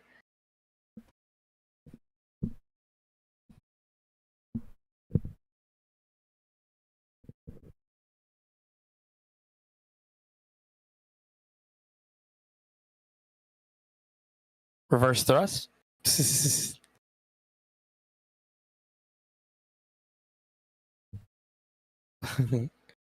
I keep forgetting we're not in spectator mode. I'm still clicking stuff.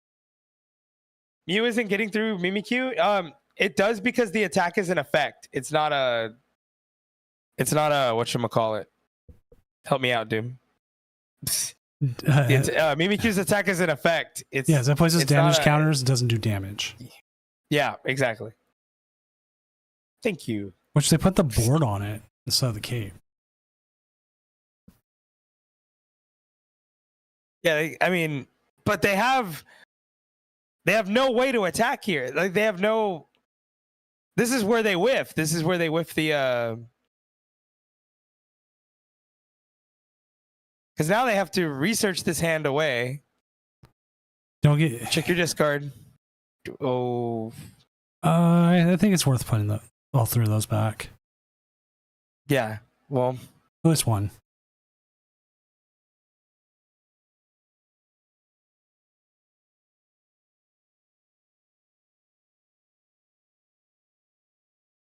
You gotta research now. I think you can Ultra Ball beforehand. Like that Toedscruel's not coming into play if you're going to research.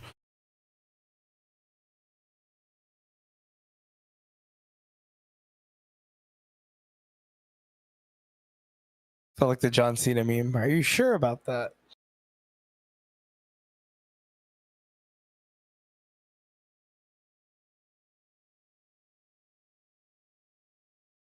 Big bug catching set there.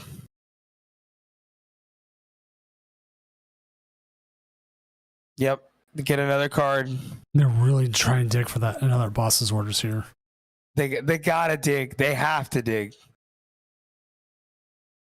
Ugh. I think you attach it to the Mew now.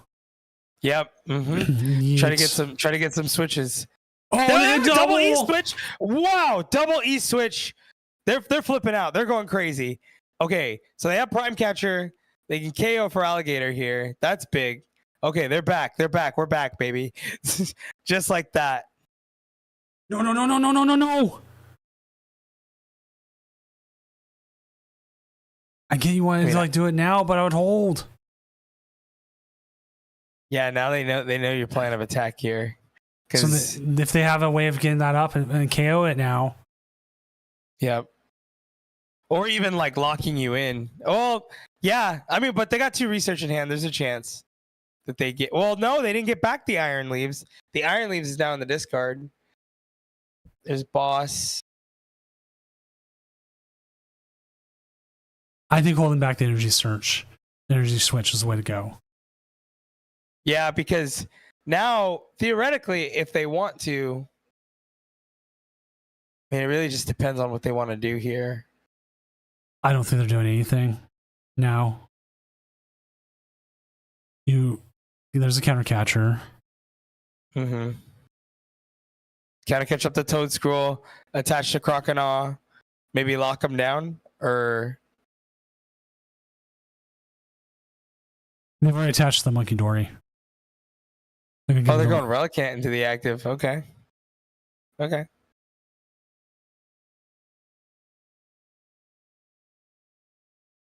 How many? Okay, I gotta double check how many energy switches they play. Because there's now a possibility they could still attack. They play four. Okay, They play four. we've only seen 2. Yeah, no, they can make things happen. I got both decks up.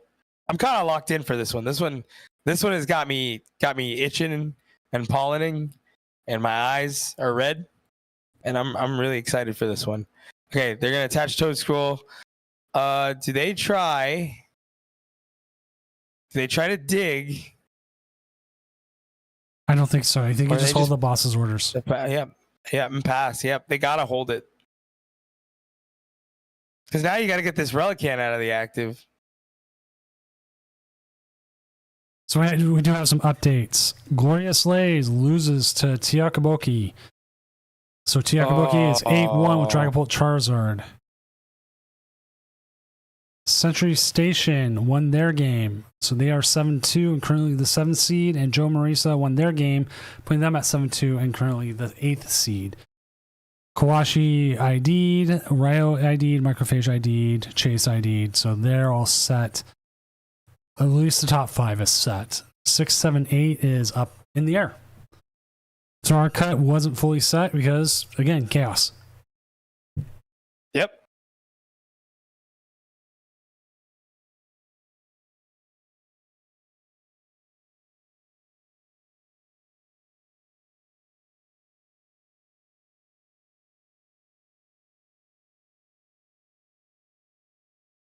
Well, we got a rod. I would try to rod back the leaves here. Yep. Mm-hmm. Now the question is, do you want to get rid of that boss's orders or not? Well, I guess we are. And they're going to. Yep. And they're going to. And they get the E-switch there.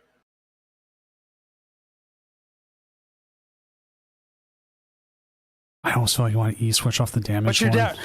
But you're down to 9. Well, I mean, I guess you can get out of being locked out. As long as you're taking KOs every turn. 480 damage.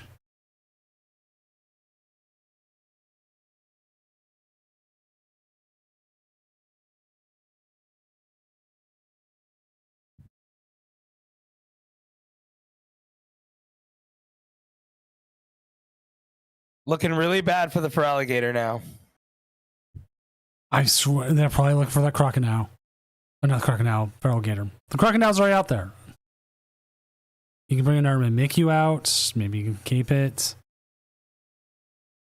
It's a hard call.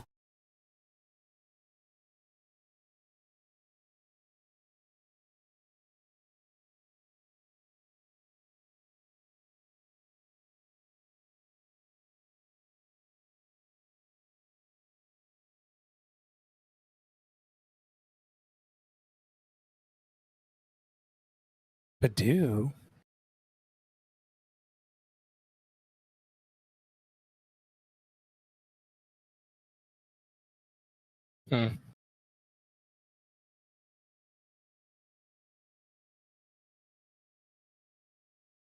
Joyful Sandwich is one.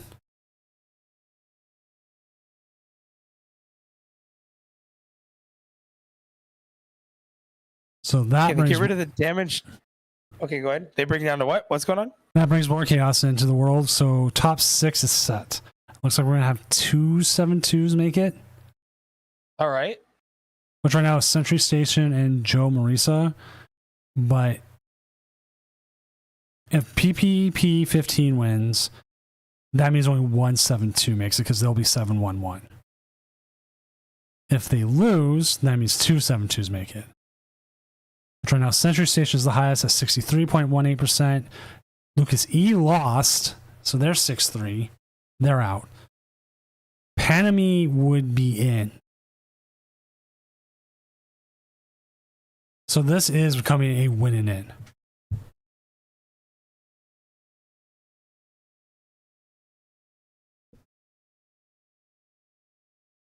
PPE 15-1? Okay. I'm pressing update as soon as I see more. Yep, there it is. So now we are playing for 1 spot. And as it is, if Panami wins, They will be 9th, and Century Station will be in 8th because they're at 63.18%.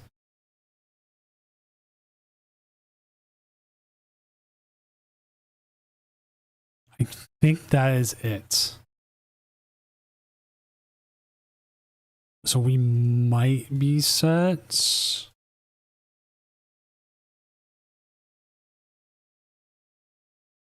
Yeah, it seems like our top 8 is set with Century Station coming in.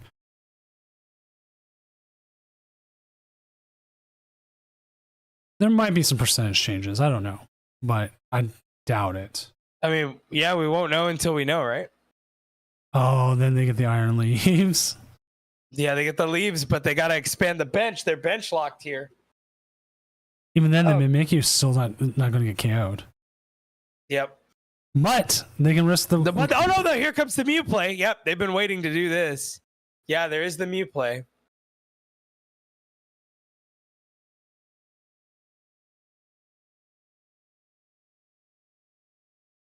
Seven on the Q, and the Q is gone. I like Mimikyu too. That's what I want to get the model of and like do a shiny version. Like it's like just finding a light enough gray to do it. It's like a weird 8-bit gray.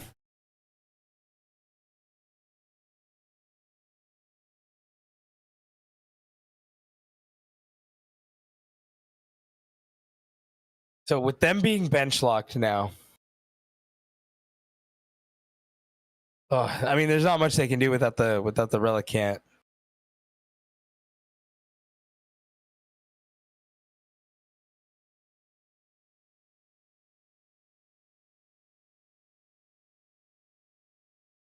Trey Pierce has got a point. There's a lot to set up here. I haven't seen Alana's aid. I haven't seen any of their other recovery cards. I wish I could just click on it and find out. There's Iono.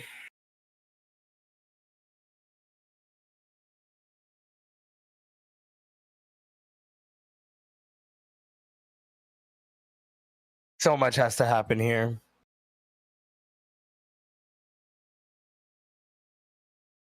There's Lana's aid.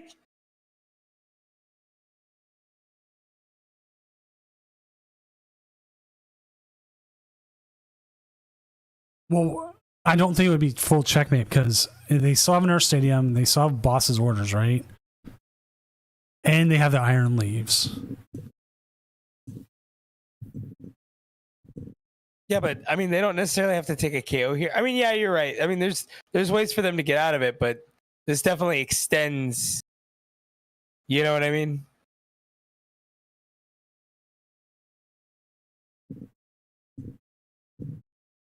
Relicanth would allow them to do the big bite, which could Oh, there's so much. Don't tell me they're gonna go Mimikyu. Oh, they got Mimikyu with the cape. That was what we were waiting for. Mimikyu. That was what who was Special Thief was saying earlier. Watch out for the Mimikyu with the cape. There's Torrential Heart.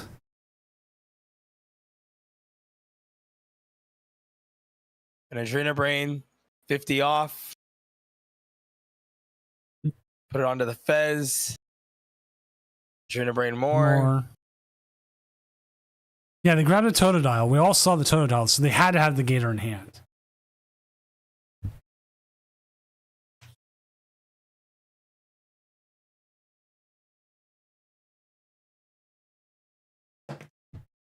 All right, they're gonna put the Mimikyu up and be like, "Hey, you gotta beat me." Yep.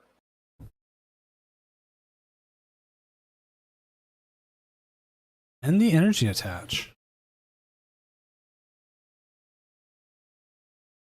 I don't know. I don't even think a genome hack here.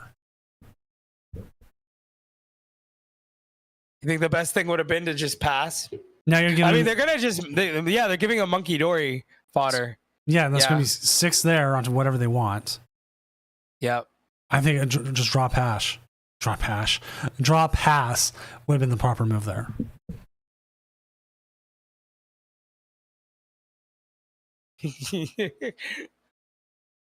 Trey, I'm thinking the same thing, brother. I'm glad we chose this game. Yep, this one's getting tough. It went from like winning in to not Arvin. winning in, but now it is a winning in. Arvin Pokegear.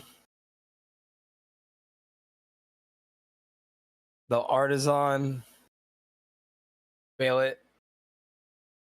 Right, special thing. The Gator also gives Monkey Dory damage, but you at least have to make them use that stuff instead of just giving it to them for free.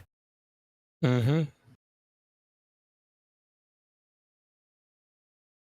As we've learned, sometimes the best move to do is nothing at all. Yep. Mm-hmm. Which, I thought Century Station got knocked out. No, they're still number 8. But no matter what, I mean, they can always just bring out damage with Feraligatr. Even if they didn't. There's the Underdepths. But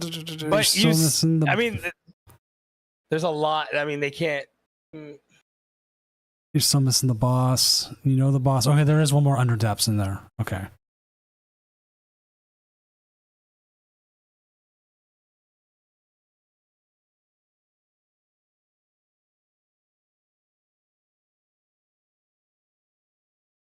And they only play 2 Artisan. I don't know how many Artisan are in the Here's the restart. are in the discard here. Another Underdepths.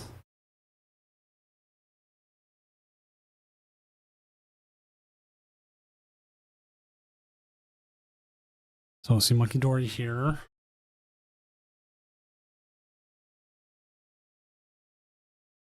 You saw that tweet I put out where I was playing against Grimmsnarl. We had like 4 and 3 Monkey Dories out.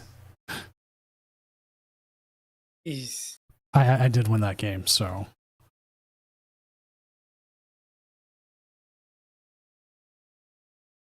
The win con here, if you're Feraligatr.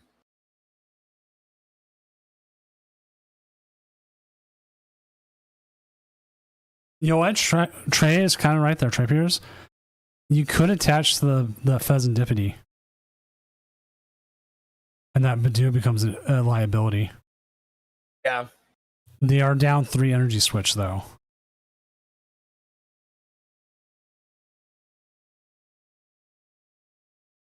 And they're playing just to get the boss here.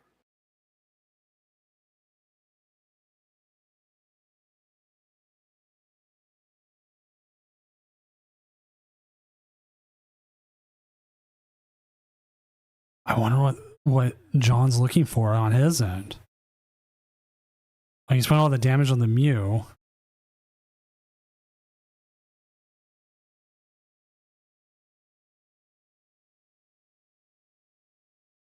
John's also running out of time. Yeah, 4 minutes down.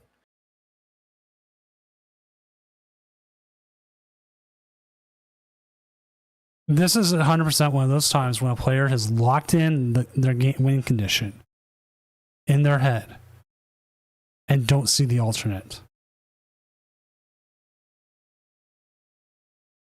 If they KO Mew here, that could be game.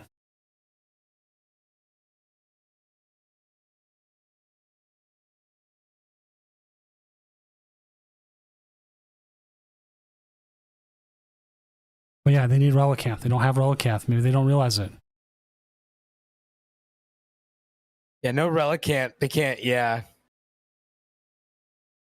When they Lana's 8, I thought they would have Lana's back the Relicanth, and they didn't. Pass. Yeah. Okay, they must not have realized. That's a huge throw. Here comes, yeah, they just need a leaves. That's, man. Talking about boss, they could boss anything but the Mimikyu up, and then if they were stuck in the active with anything, the Iron Leaves would just come up and take KO. And you hate to see that. When we're talking about with the Pheasantipity has a snipe attack. If they had enough energy on it, they could just snipe the Badoo, and that would be game.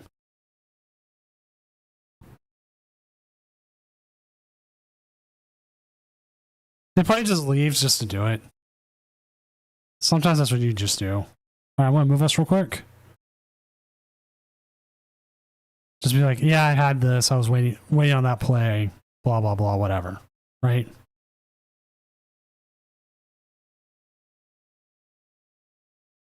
But let's go ahead and update. Oh wait, Pat Maloney did jump over. Yep. We're watching. I would not call slow play. Did you feel like they were playing at a decent pace? And then they did start running out of time.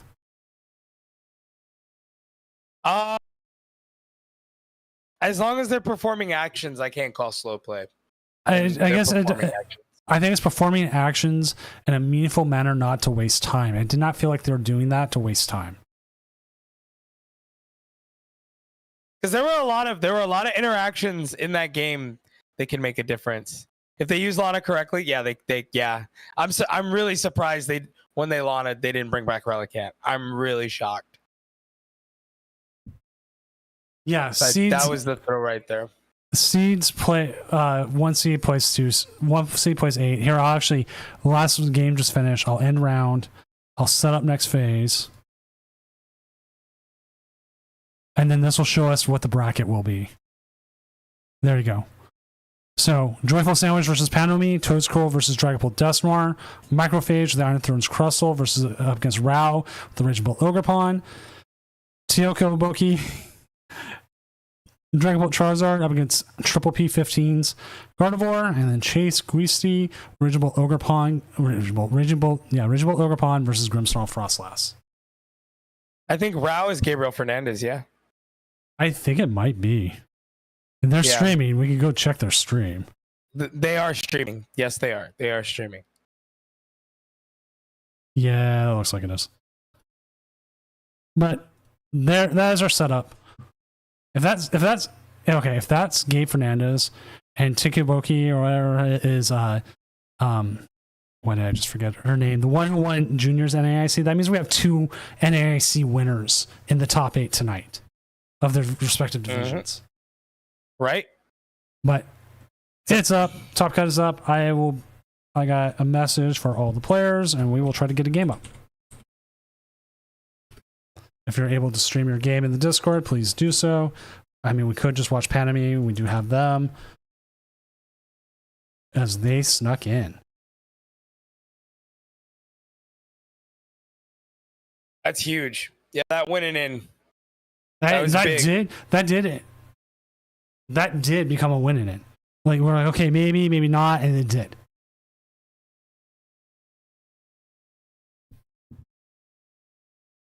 Oh, Triple P15 ended up dropping. No. So I got to go in there and kill that match.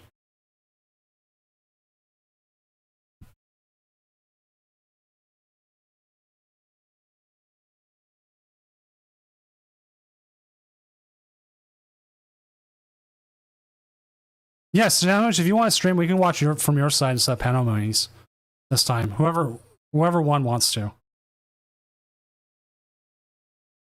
But I'm glad we looked at that. They dropped. If they want to get back in,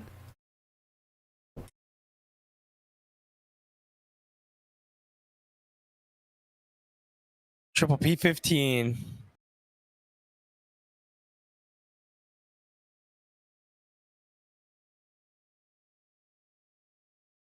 which if they do want to play for whatever reason, if they thought they weren't making cut, I will reset the game and play them in, but I'm treating it as if they did. They intended to cut to do that. So.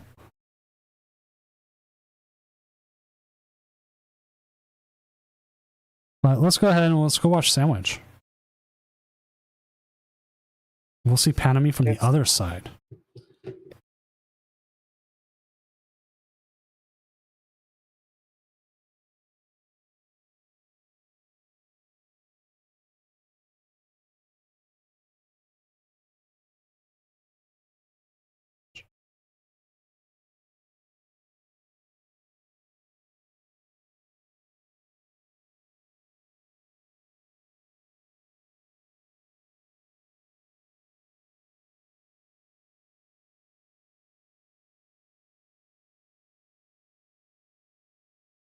So I'm doing.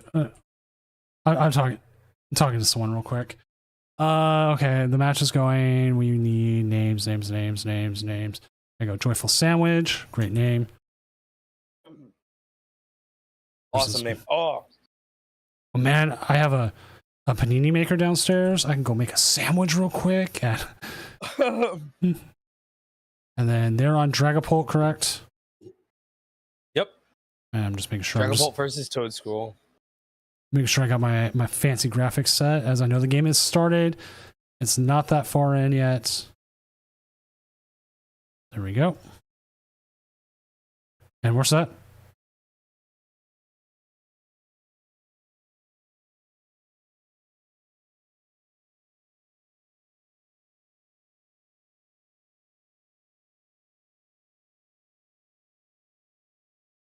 Okay, so Raul said if we wanted to, we can always go watch his game if we don't have anything going on, or if it's like in between stuff.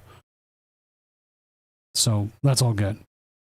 As it is, if Joyful Sandwich and Panomi have been both able to stream, we at least have a semifinals game. Yep, that's true. Huge setup for Dragapult. The gang's all here.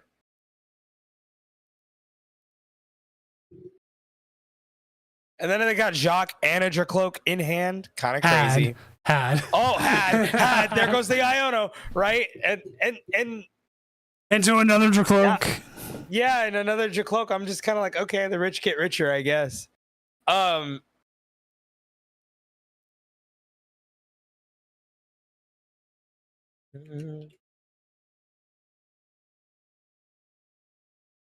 It's Tord's list.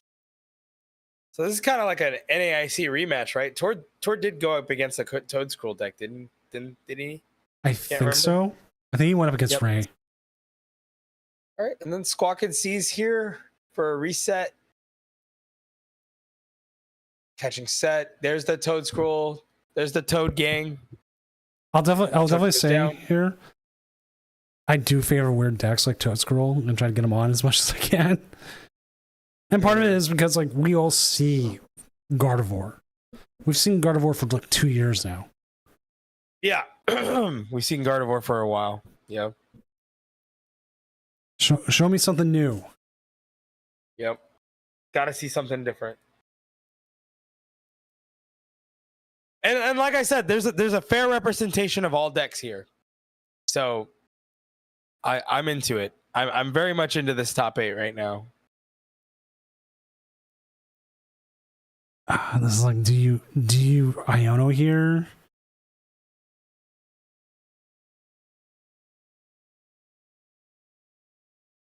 Like it's a hard call, but not a hard call. Like you don't really have much else.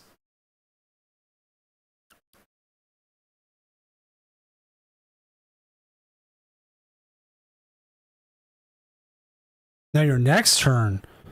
Oh, your next turn could be really good here.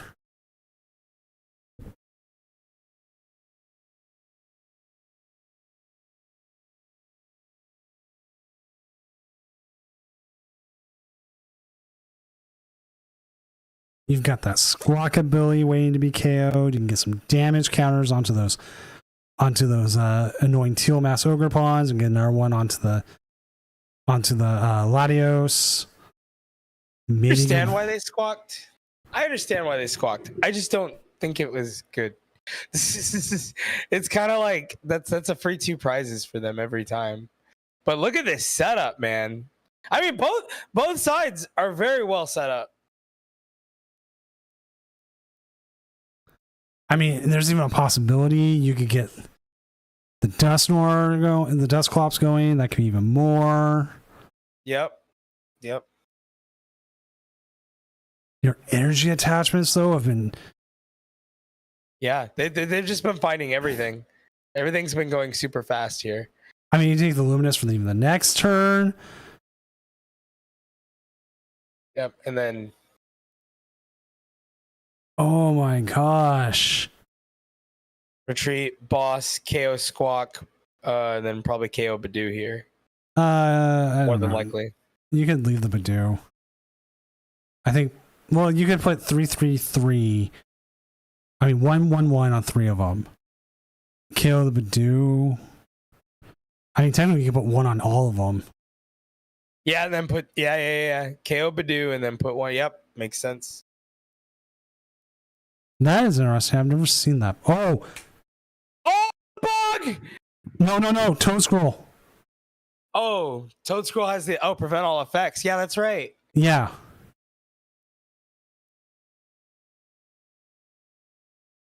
With energy attached. That's actually pretty good in this matchup. That's right. That's very good in this matchup. Well, they got to read the card. The read the card is what's tripping me out. Oh God, we all didn't know. We all forgot. Yeah, we all right. forgot. We all forgot Tri-Fears. You're right. We all forgot. You know, We're failing. At worst, it just means you didn't put as much damage on the Latias.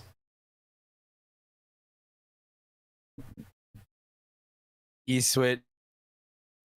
Yep.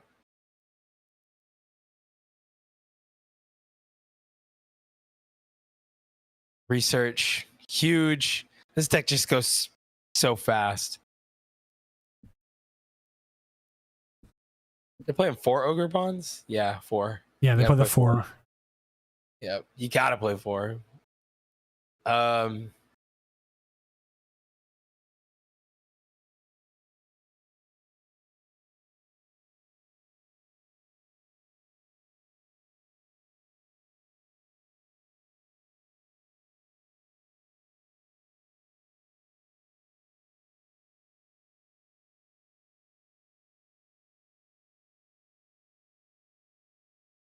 Oh yeah, Laddie is not coming back next turn.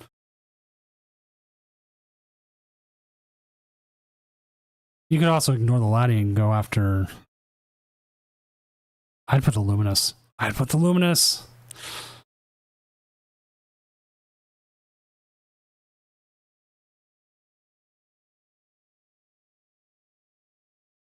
You know what?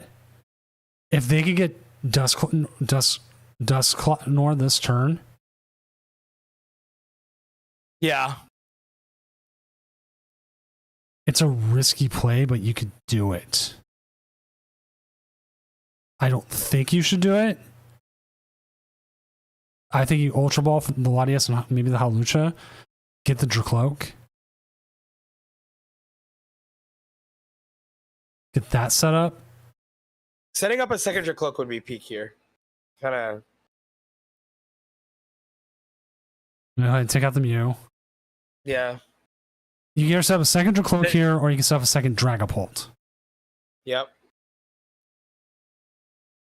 That's why I was like, I mean, you could go for the Night Searcher, but I understand why they wanted the other boss.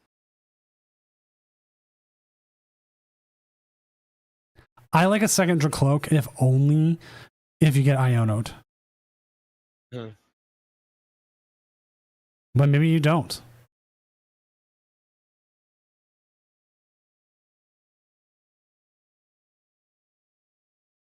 And then just move more damage onto the Latias. Yep.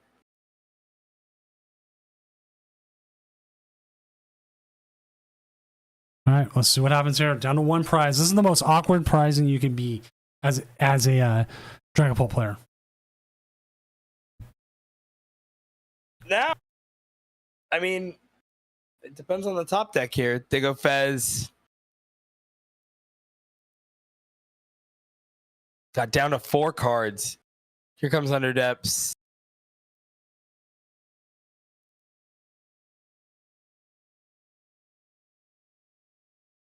Yeah, if we don't see a Iono, this is game, and we're going to game 2.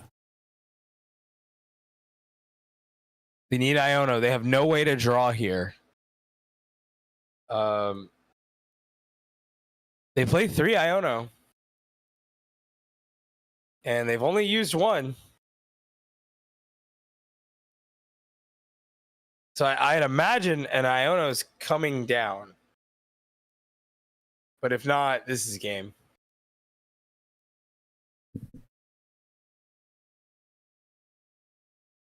E-switch. Onto the Fez. E-switch onto the Fez. Latias. Yeah. Okay, so they're trying to protect. Yeah, but I don't think it Again, no Iono. It kind of doesn't matter here. Yep. 320. Woo.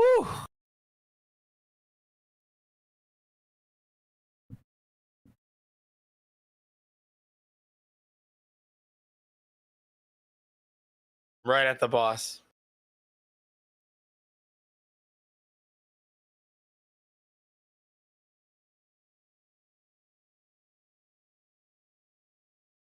They just said like everything. Yeah, it doesn't matter where we put it. All right, going on to game 2 here. Polton North taking game 1. I want to take a moment to go get something to drink because I realized I have went through all my water tonight. So I will be right back. Frodo, I live in your hands as we start game 2. I don't think they're going to see a donk. Well, okay, we might, but hopefully not while I'm getting water. That's good. No, do your thing. All right. 3 boss. Yeah, no, they play 4 boss. Oh yeah, no, 3 boss and it's 3 boss, 3 counter catcher. It's 6 gusts. They have all the gusts in the world.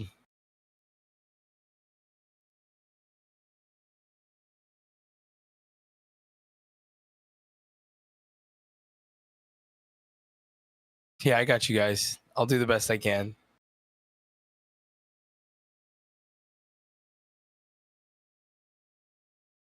Yeah, benching Squawk is benching Squawk and Latios. I mean, you in this matchup, you do your best not to play those. It's just you get tore up pretty bad by Dragapult. And then Dragapult Dusknoir already not a great matchup for this deck. It's really good against the slow Polts.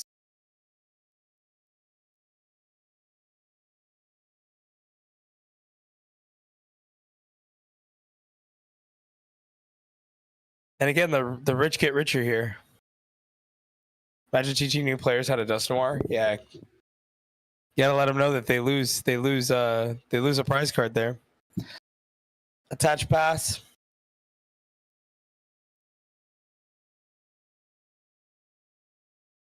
Okay. Pretty solid setup so far. They'll go ahead and Teal Dance here. Bug catching set off the rip. Double grass energy is looking really good here.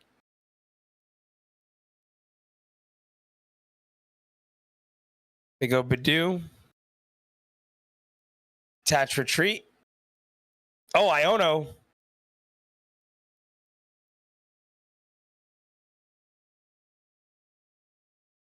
That Tree Preacher Cloak. And again, the rich get richer.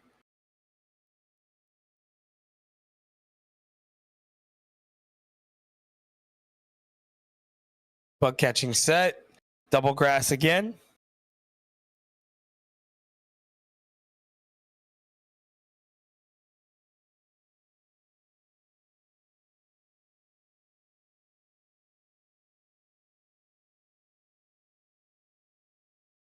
All right, and there we go. Badoo. Well, the good thing is they can't Ultra Ball here, but they can drop the other Dreepy. They got Dragapult in hand. I mean, I would really think about where you put that energy. They'll recon here. We'll see what we get. Lumi off the top. Do they Lumi or research here? Research probably not the bad move. Attached grass. I know that's a tough decision.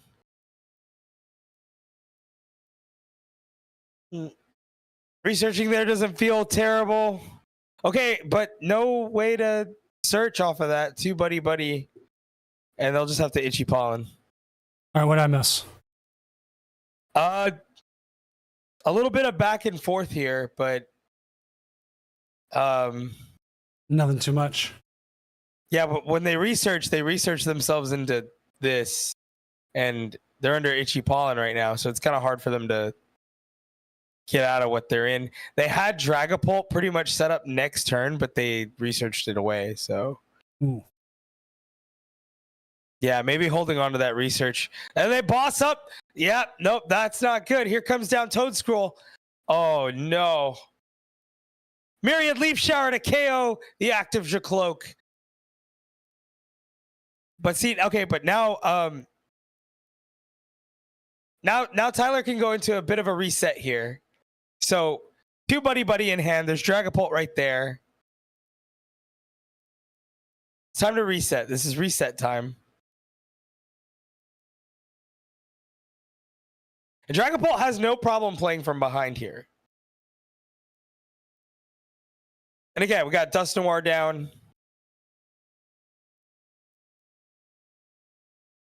Attach the Lumi. Decent energy spread. Because I think for next turn, you definitely Iono them.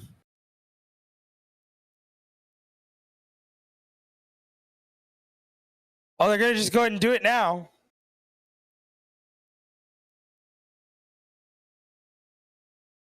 Counter Catcher Neo upper Jacques. It's not bad. It's not bad. Bring up the Toad Scroll. And they'll Itchy Pollen. So there's no way for them to E-switch here. Maybe attach Rescue Board. Attach.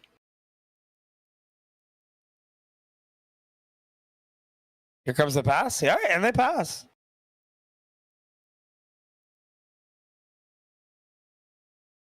Time Jacques. Yep, they got the Jacques. They can get that set up right now. Yep. Double Jacloak. Sounds like a good plan.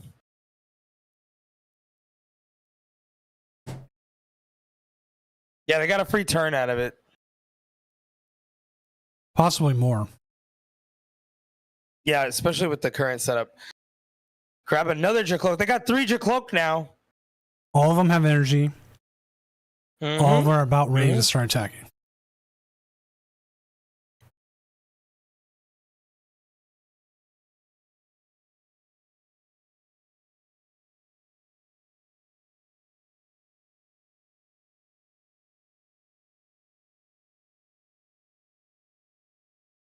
Yeah, they grabbed Night Stretcher there.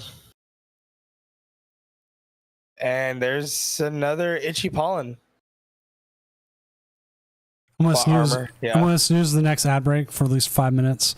See how much further into this game goes. I try and make sure we don't hit commercials during games. Which again, I apologize for any ads. But they suck. We know. But it helps fund the tournament and channels. Researching the Prime Catcher just feels bad. Colony Rush. KO the Badoo. They go up 2 prizes. You know what really sucks? Because of the Toad Scroll's ability, you can hit into it here, but you're not going to be able to take it to the bench and hit a KO. You're going to need to Dusclops. Yep. Looks like they're going to do just that. Clops now set up. They can Night Stretcher back the Dragapult that they threw away early. Yep. Here it comes.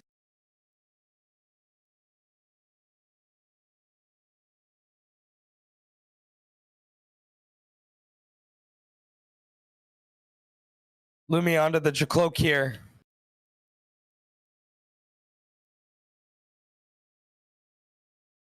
Fez up.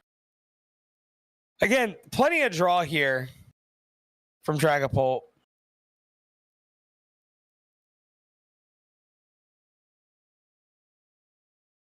You can take... Oh, yeah, you could take a 3-prize turn here. Yep. And then be set up for a possible another 3-prize turn. Yep.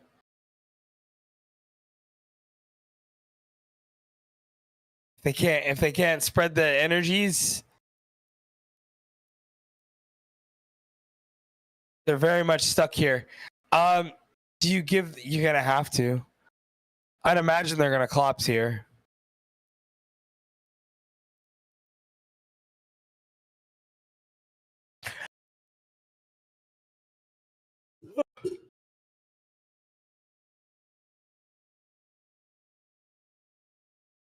Looks like they prized Lucha or they already tossed Lucha.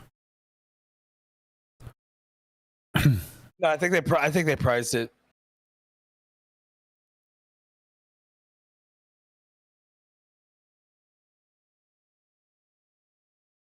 Okay, Curse Blast. Put on the active. Yep. And then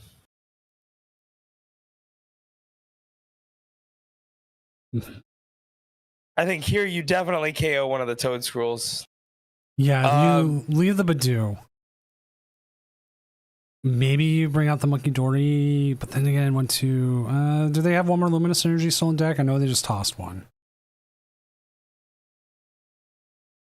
Because Monkey Dory could come into play and could easily get like the Badoo or set up something else.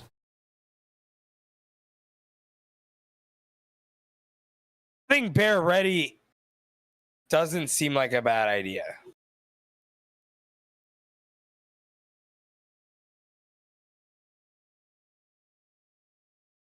Because you can always boss KO Bear, boss KO with the Bear here. They're preparing for a potential huge colony rush, but I'm gonna be honest, I don't know if they got it like that right now. That's looking at a lot to happen there. With only 5 energy on board.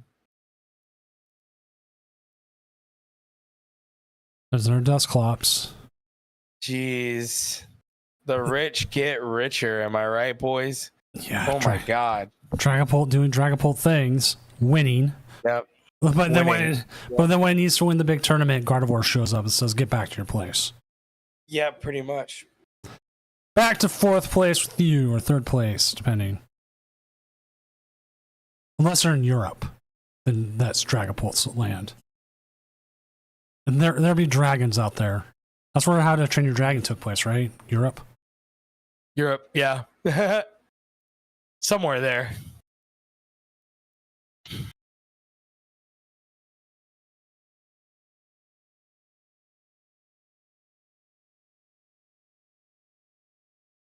So updates on the other games is Rao is up 1-0 over Microphage, and Kawashi and Chase have not finished game 1.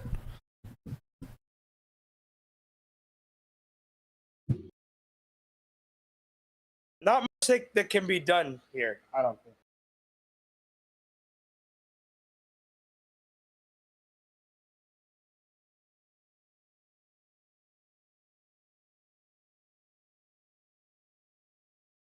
And onto the baby roll, okay. Didn't Zard plus Pidgey win a tournament? I think they won a Japanese tournament recently, didn't they?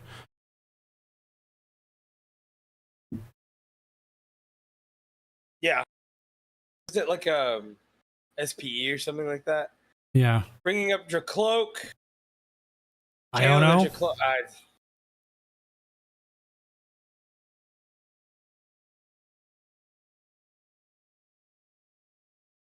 I don't know how I felt about that. Also, if you do this, that's puts you to 2 prizes, but also it prevents Monkey Dory shenanigans from winning the game. Yeah, but they can just Clops, KO. Clops, boss, game. Yep. First Blast.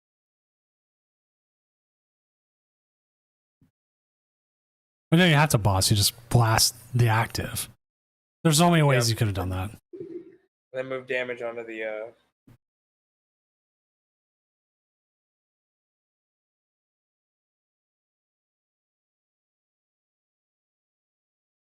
I mean, you could put it all on the Badoo too.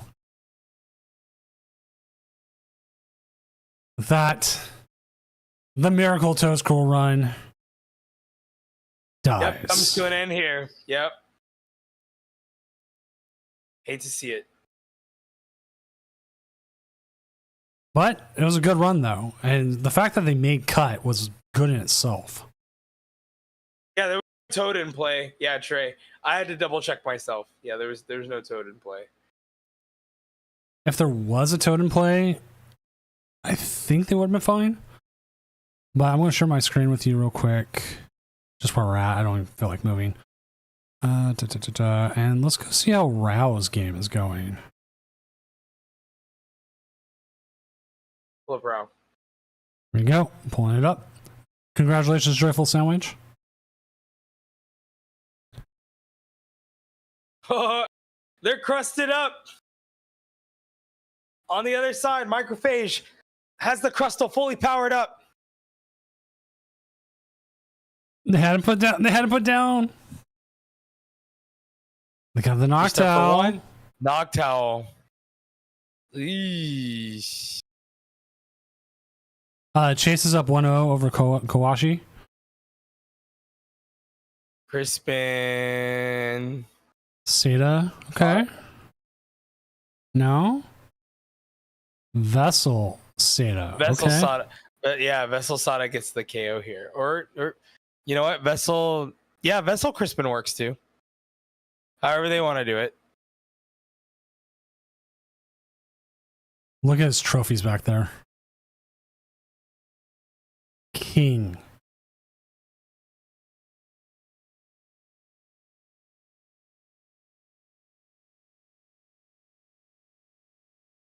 Gonna put him on a time clock here.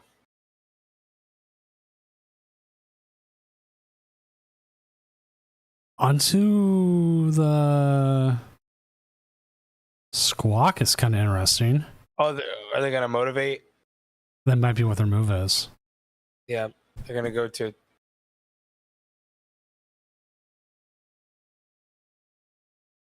Oh, my cat keeps trying to jump on top of my computer and I keep grabbing her and she's like, no. No kitties up there. I haven't got a switch guard yet. There's Sada, yep. And then here comes the motivate.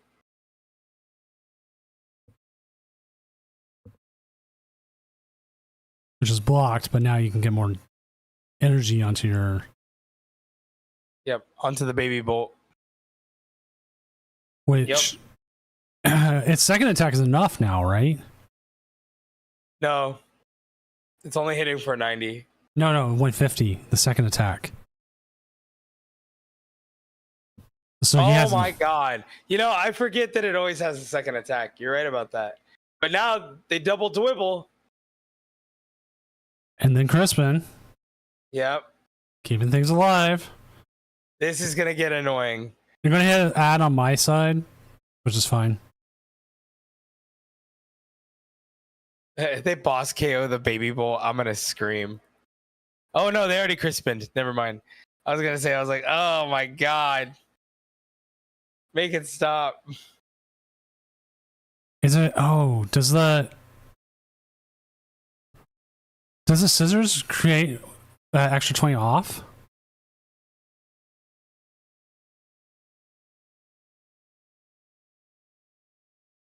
Deduction kit?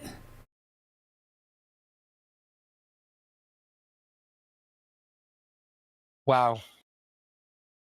Okay, you're using that with like Seda then.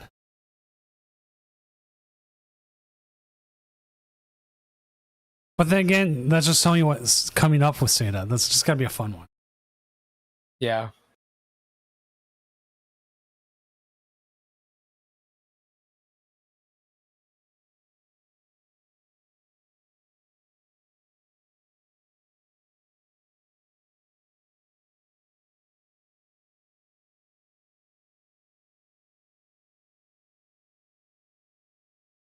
Yeah, it's just Joyful, totally down for it. Who do you pair into? What? Oh, that's probably on me. Some network error. I was just making sure it wasn't like key crashed.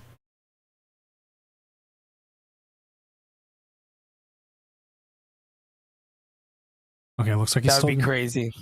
Oh, he did! No! Oh my god, what if he lost everything mid-game? That'd be crazy. I know! Oh no. Oh no, oh no, no, no, no. Not like this. Not like this. If that's Not how like the that. run ends, man. It would just be 1-0. It would just be 1-0. Well, 1-1, I mean.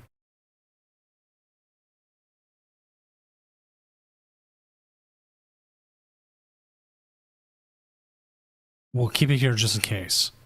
It could have just been an OBS crash. Looks like it might have been just an OBS crash.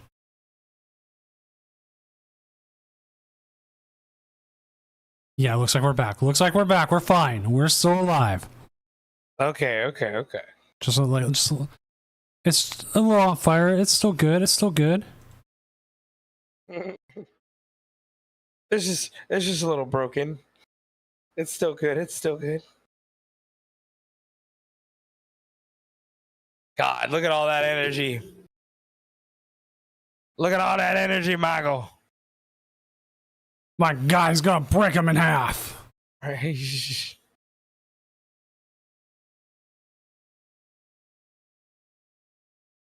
Like, it's Crustle's like win condition here, hoping he prizes the Raging Bolt.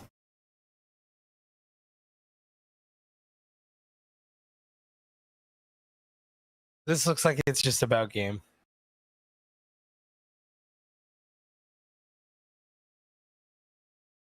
Charm, yeah. Yep, that charm seals the deal here. Like, I don't see a way for Crustle to win the next turn. Yeah. But you know what? It can still win. Don't count it out yet.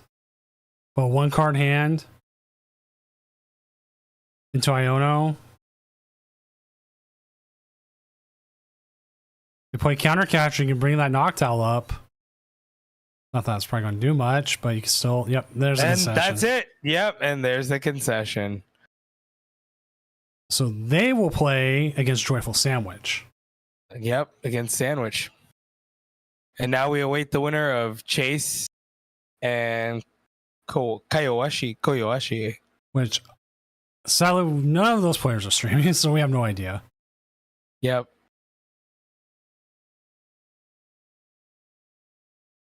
I am quite pleasantly surprised that Crustle Iron Thorns did make it, and then it played against it probably hit up against its worst matchup.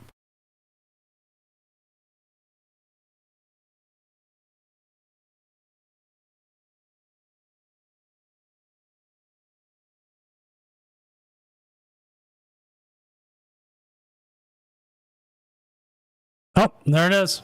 Last game. Kowashi won, taking out Raging Bolt. Huge for them. Give me 1 second. I gotta go grab some. The hell's it called? Febreze. One moment. All right, I'm gonna move us real quick, anyways. All right. All right, so let's get the next round up.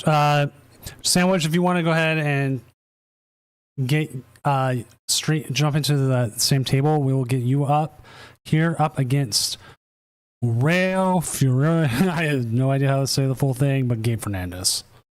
This should be a very good matchup. Now the thing is, Raging Bolt versus Dragapult Dusknoir is entirely different. Oh wow, his name's so long, it actually goes into the graphics.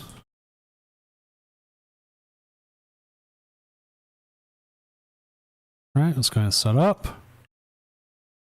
And as soon as we get the game, as soon as the game's going, we'll have it up.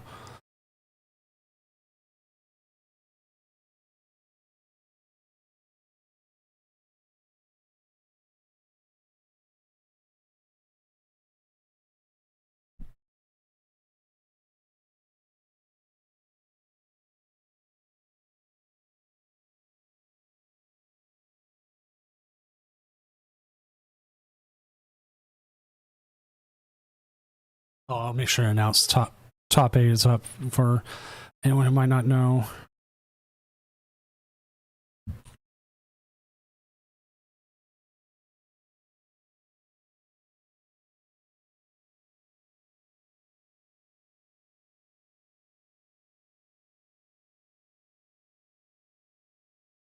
Just make sure Tiakaboki, or however you say it, is up.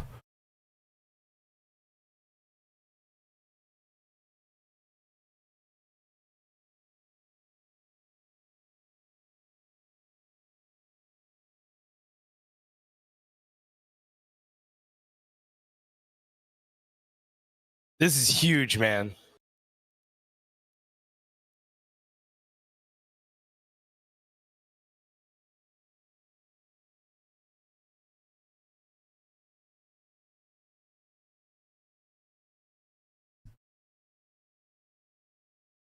And here's where we see Shaman play a very pivotal role. Go and protect those baby Polts.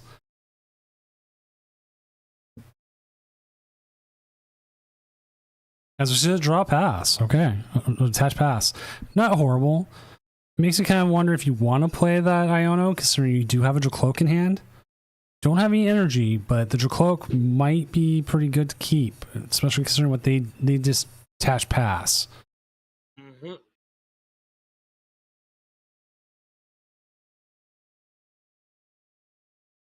And they just get Iono right back. Well, you know what? That's fine. That made them waste Iono that you don't waste. That's right.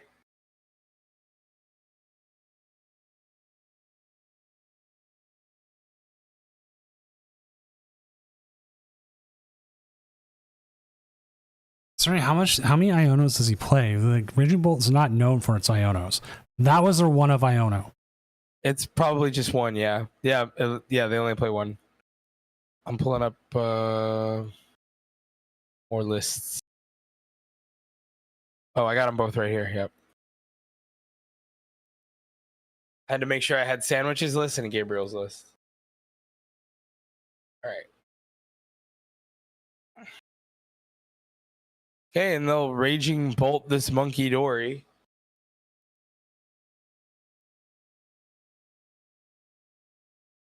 Or Burst Roar. I highly doubt Burst Roar. Can you imagine? I mean, oh, there's the owl. There's a stretcher. See, I kind of like this list because it's like the 1-1, and they don't need any more than that. And they might be right about that. It's owlless, you know? And playing the 1-1 seems pretty proficient.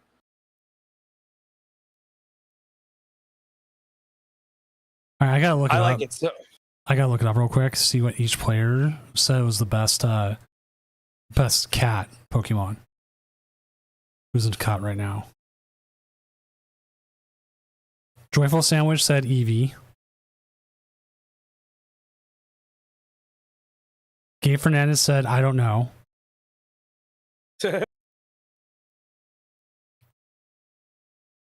Tioki Boki said Mew. I guess Mew's a cat. And Kawashi Mew said is a cat. And Kawashi said Incineroar. No Meowscarada. That's crazy. Panami says Skitty. Kitty. Microphage said Tora, as I'm assuming Tora cat.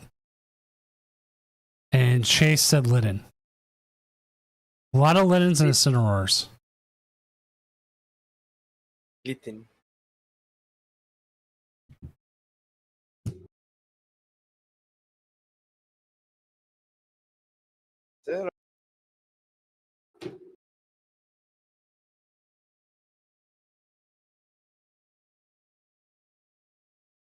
The thing is, people have asked me to like show these answers. I don't, because there's information on there that does not need to be public, like people's Discord names and stuff that they might not want people to know. Mm-hmm. So as much as I would love to publish it, I could publish like all one side, but it was like putting the whole page up and having everyone look at it. It doesn't work. Did I miss that they promoted the Shaman?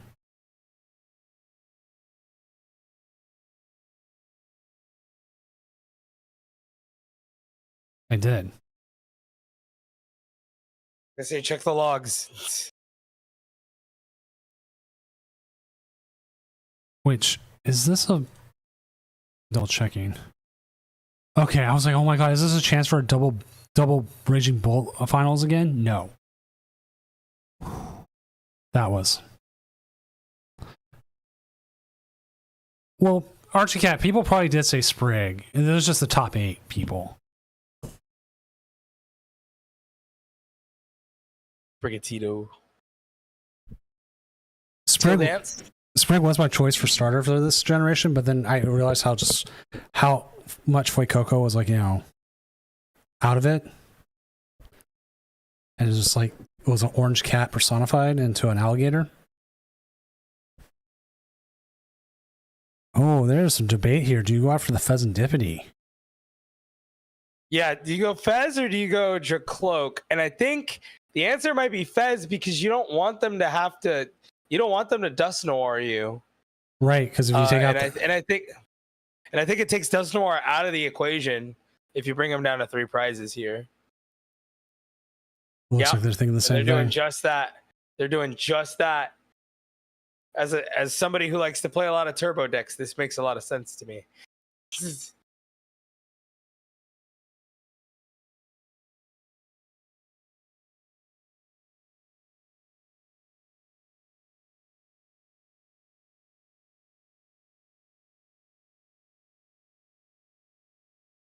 Yep, Bellowing Thunder.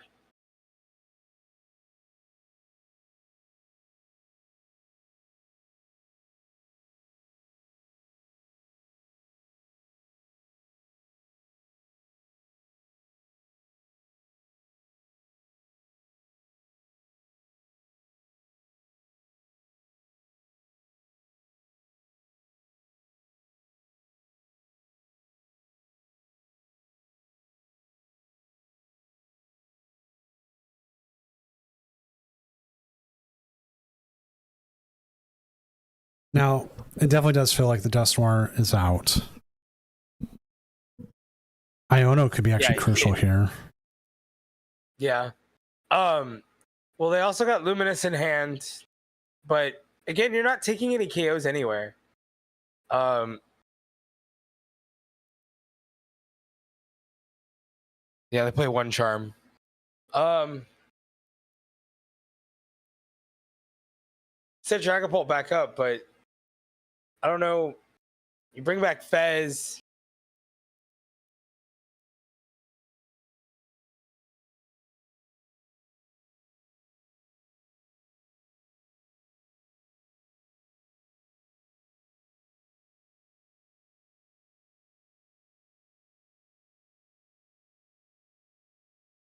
I am wondering if it's even worth bringing back Fez. Because, I mean, what would you even look for? But I feel like Ionoing them isn't the answer either. I would Jock here. Jacques get double Dracloak, maybe? Yeah. Jock, and then, yeah, just... Because you need to start having a backup plan here. But, I mean, you might just lose anyway. Well, if you can...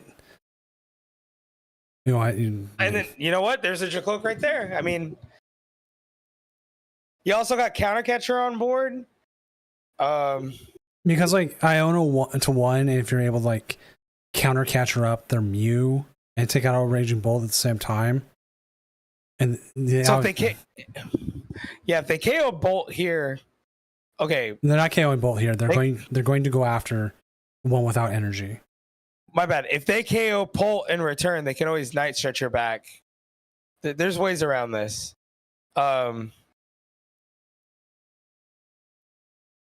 Really just depends on what they want to do. Yeah, you go 1-1-4. Mm-hmm. Yep. That makes everything a possible target now. Yep. Now everything becomes. Because then you can Countercatcher your 4 price turn.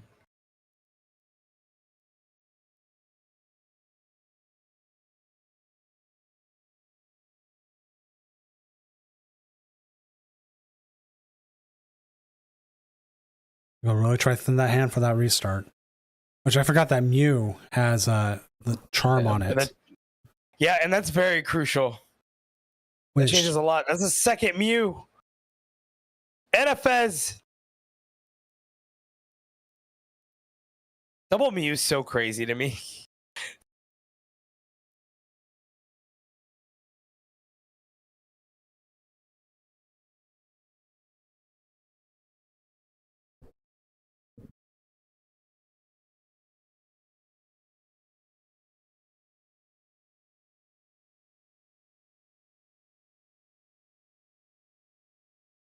Sada incoming. Maybe. It might also be for the restart.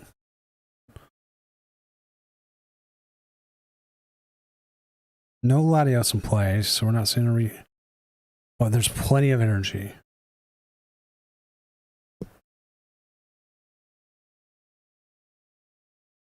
Burst roar.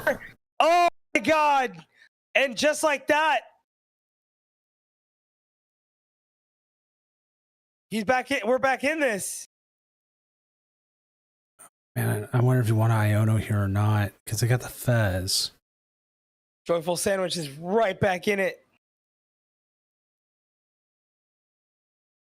There's a boss. There's a boss. Okay. Hear me out here. This is the turn you boss up the Pheasantipity and put 200 on it. And do not take a KO. Yep. I agree. You could probably get a 6 prize turn out of this. Yeah. Actually, oh, maybe you do pop the Clops. No, I'm thinking too much. You don't pop the Clops now. Not unless I'm over here thinking we got a 5 prize turn on board. No, you want a 6. I'm telling you 100%. You want to bring up that Pheasantipity and you want to put 200 on it. Because you have everything in hand to have a good turn next turn. And right now, you only need 5 damage to take 2 off the bench. Because they're probably 100% going to try to get that the healthy one or the hurt one up. They're going to try to bring the hurt one back up. So you are going to need one more to gust effect, but you play so many.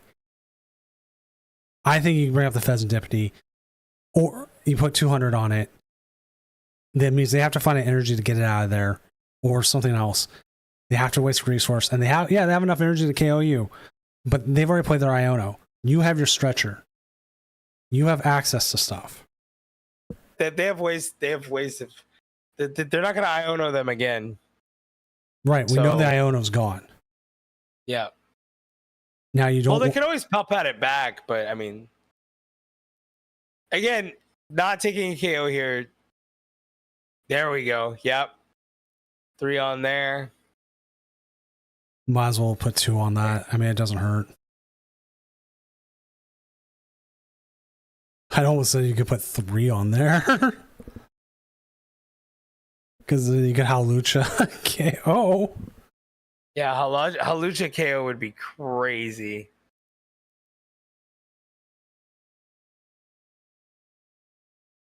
Because I 100% expect to be. Oh, is he just out of energy? Oh, no, he's got something.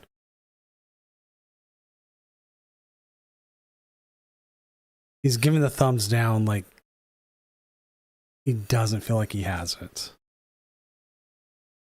That burst roar, losing that turn.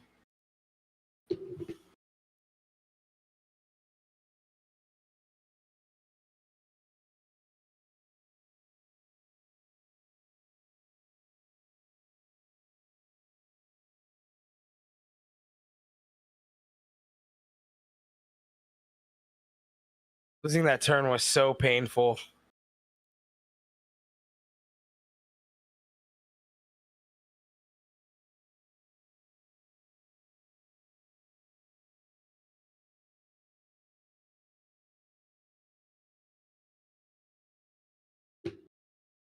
Down to 9 cards in deck. They'll Sada up.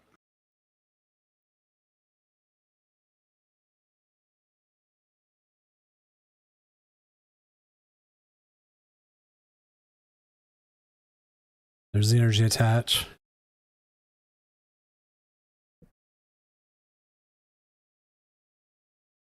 You got to put up the damage pult, right? Yeah. Yeah. Got it. You got to. Then they'll power pad back. Boston Sada. They have enough out here. So this next turn is going to be crucial. Mm-hmm. Mm-hmm. They're down 2 counter catchers. Iono counter catcher would probably. The question. Well, I mean, yeah, you're right. They're down 2. They're down 2. They got to pull the third one. This is where you could possibly Night Stretcher into Fezandipity. See, then Iono. They could just straight up top deck boss here.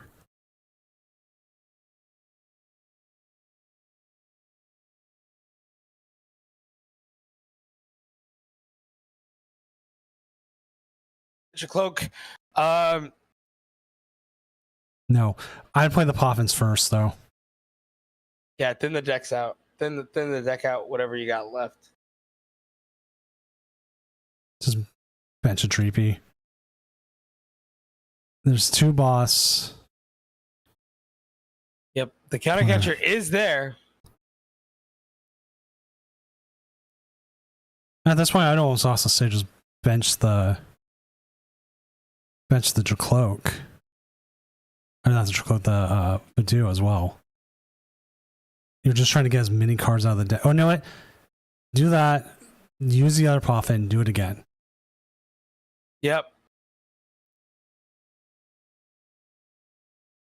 Recon Directive. No recon. No recon. Another Dracloak.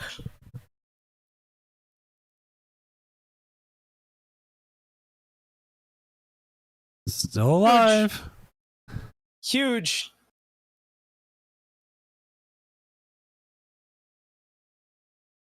Counter catcher. God. Oh my God. Here comes the Night Stretcher. Oh my God. What has happened? What has happened? It's called main character. Wow. Wow. 6 price turn. Joyful Sandwich takes one up on Gabriel Fernandez. We're going to game 2. Wow. Crazy back and forths there. All right, I won't lie. Kind of want. Oh, this is just dumb, like broadcaster thing. I kind of want Gabe to win and Tiokoboki to win because if that is who I think it is, we would have the juniors and seniors winners of NAIC in the finals. Be sick. That'd be a sick headline. It would be that, but also Joyful Sandwich is making a run, a really good run. Oh yeah, Joyful Sandwich is on a tear with Dragapultos Noir. And then Joyful Sandwich beats both of them. He can say he beat 2 NAIC champions. Yep.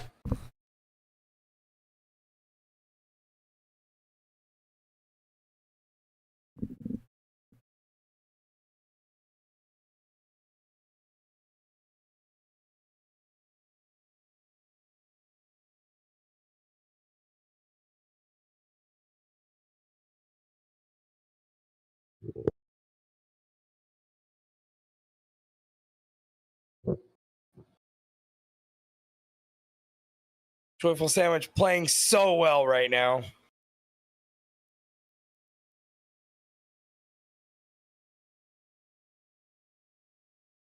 Joyful Sandwich, so hot right now. Sandwich is so hot. He's so hot right now. Not a great start though. Lone Badu in the active.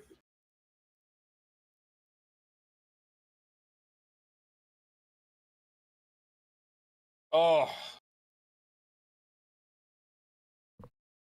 Some hurt there. Painful. But it keeps you alive. And you're going to just pass. Yep.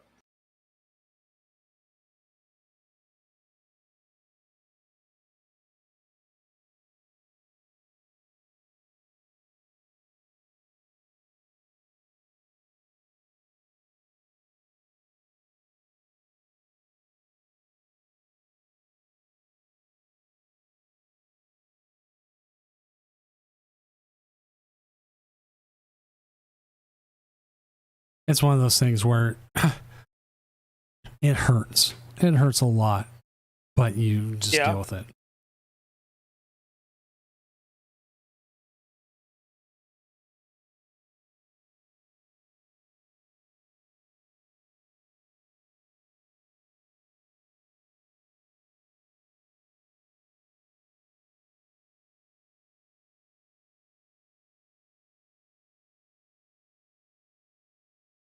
Crispin.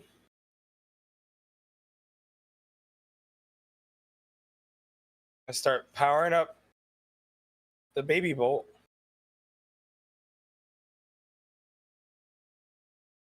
Restart. Yep.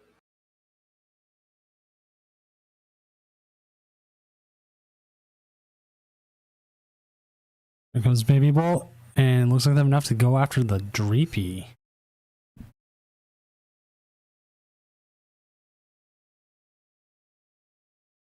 KO Badoo. Going after the Badoo. Okay. Yeah, because I mean, you can't KO the Dreepy. You need. It's only 60. Okay. Depending on what you top deck here, I think you attach the other Luminous Energy.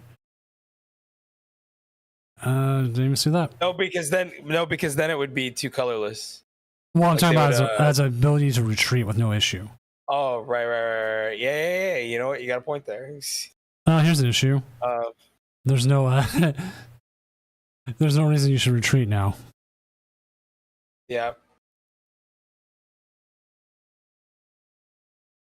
Oh wait, no, the Shaman is in there. Oh, okay, now you're at a weird spot. You got to get Shaman out there though, for sure. Yeah, you can also trying to get the cloak.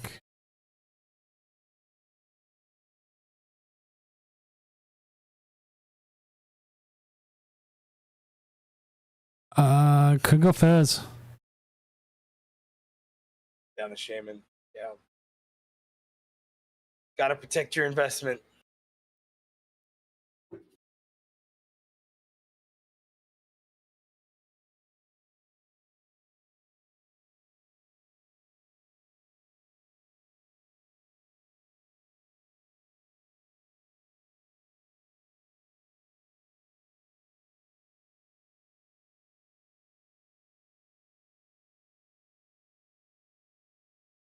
Just Dragon Headbutt.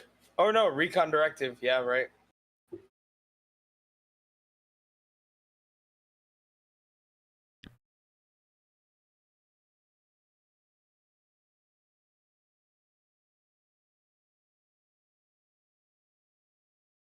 Give You know what I just grabbed? I think yeah. going a night stretch with the Badoo there, but yeah, that's a move.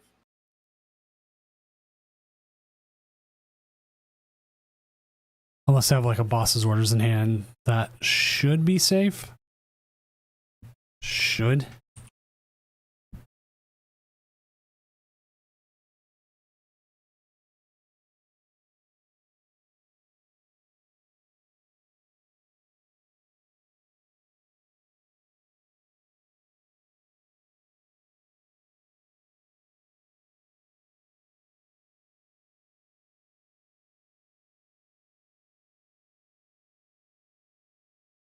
Well, now they can KO a Dreepy.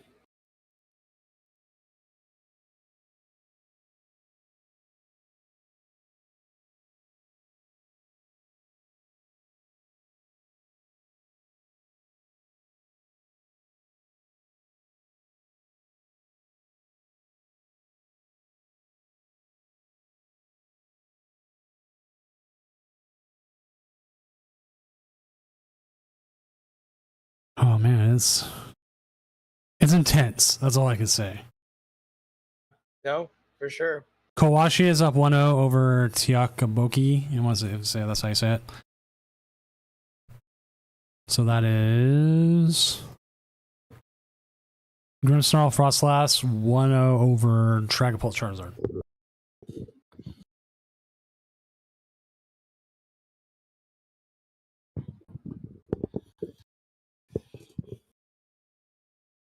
Getting more energy down. I will say this, watching Gabriel Fernandez just move, it's very fluid. He knows what he wants to do. He knows what he needs to do. Yep. Well practiced. Knows the matchup, knows his cards, knows his outs. Dragon Headbutt. KO.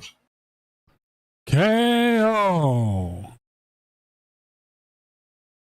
So now, on the sandwich side, You still have to you're kind of stuck. promoting the Shaman. Okay. you get this recon, and you're hoping for the nuts here. I think That's pretty big. Actually, wow, what a top deck. does Joyful play What like anything to get get that shaman out of the active? Rescue board, I think. I see 0 rescue board. That's crazy. Yeah, there's no rescue board. Wow. You know, usually Dragapult plays his rescue board. I'm actually shooketh right now. And now that you have the Okay. Dragapult, I think you have to evolve into Dragapult. Yeah. I fear boss. Even then, they usually just play Prime Catcher, and I mean they could catcher you up, Seda, and then get the KO. But we'll have to see what happens here. Going up 3 prizes on Sandwich is going to be kind of rough. Remember, he did go 3 prizes up earlier. It's true. It's true. It's true. It's true. All right. Puffing up. And their One last Drippy out, Dreepy. and then pass. Because like the best move you could do next is if they don't get the owl evolved, is Halucha. Put 10 on one, the ogre pawns, 10 on the onto that.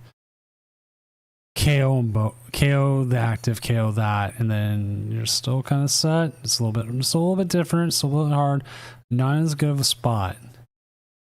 Then again, the baby bolt, and you having a kind of a bad start, not finding the shaman. Here comes Ultra Ball. Ultra Ball down. They're going to go ahead and grab the owl here. I think the owl gives them a better out. There's the Raging Bolt.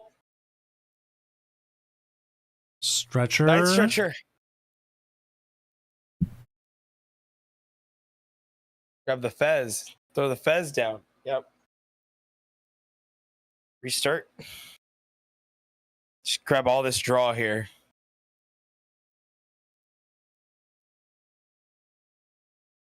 There's the owl. Owl goes down. Jewel Seeker.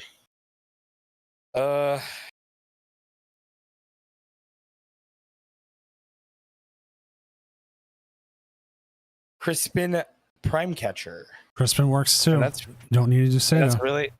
Yep, they don't need to do all that. Nope. They got the energies. This is the second thing where the possibility of spreading the energy might have been the better choice. Mm-hmm. Is the fighting energy already in hand?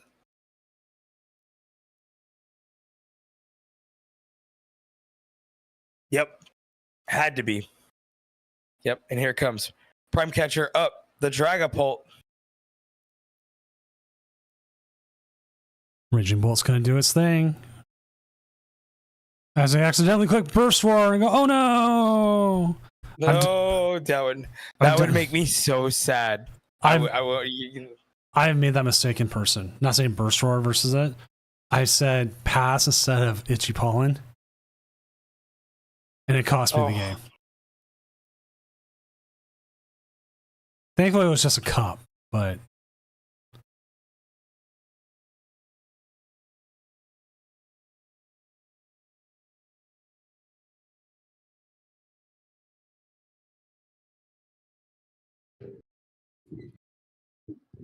All right, they got to pick their energies wisely here.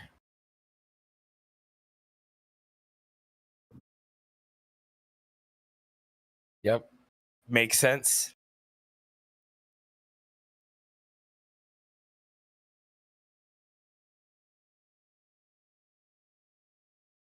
It might be worth the Iono here. You gotta put the Dracloak up there, and then you're looking for the Neo Turbo energy. Yeah.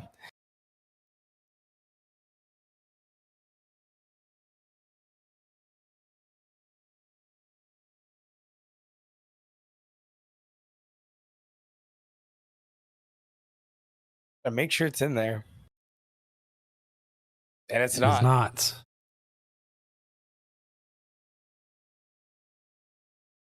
And Who's they're gonna not go next? Yeah, so if they had spread the energy between two, I think we would be in a better spot.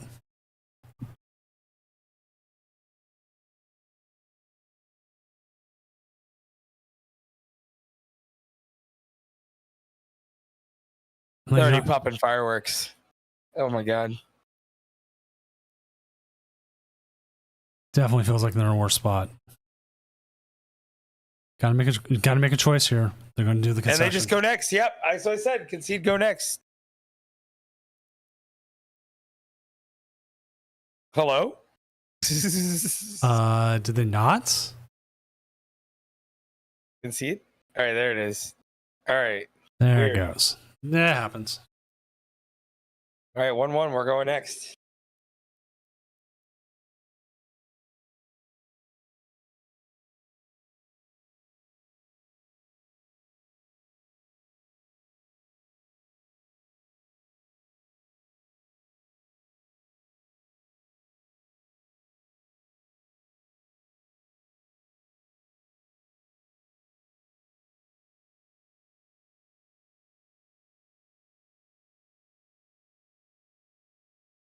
So with that, Doom, I think you go how second. you feeling? I think you go second as Dragapult. It gives you more options, especially since you have the Shaman. It hopefully puts them on one prizes. Like the lack of rare candy in this deck, I swear I did not see rare candy. There's not a rare candy, no. Makes it a little bit more difficult.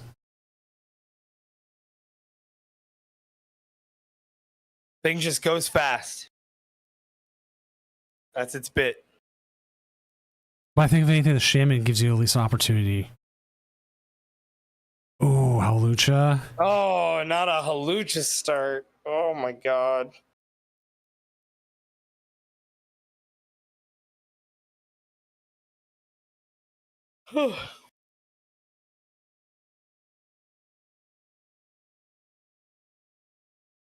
Not the Hawlucha start, Doom. This is rough.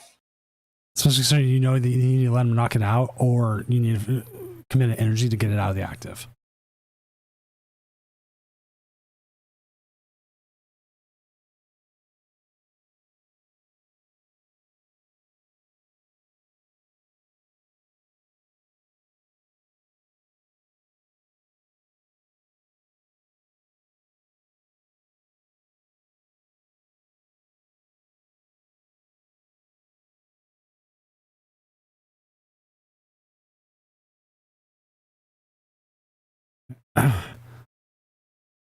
And let's check on the other matchup real quick before I forget about that as well. Still 1-0. No changes there.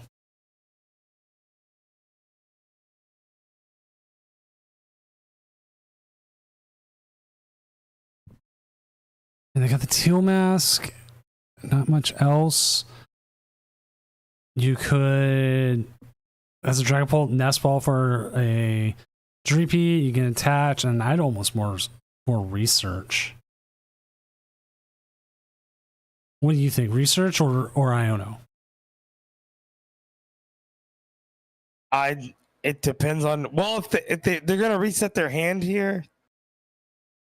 If I would try to see how much Gabriel has left at the end of this turn. That is fair. Obviously, if they're down to 1, I'm gonna research.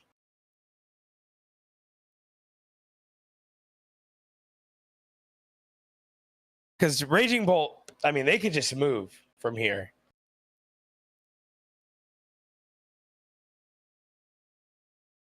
And then they got the Owl. See, yeah, that's what I'm saying.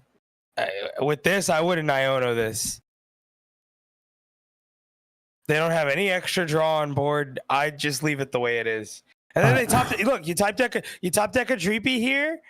You attach, you're gonna go grab something else. Yep, Nest Ball. Probably the Shaman. Oh, no, we're gonna go another Drippy. Stay with the Shaman here. I know. I felt like you needed the Shaman. Yep, good call. And just never mind. Wow.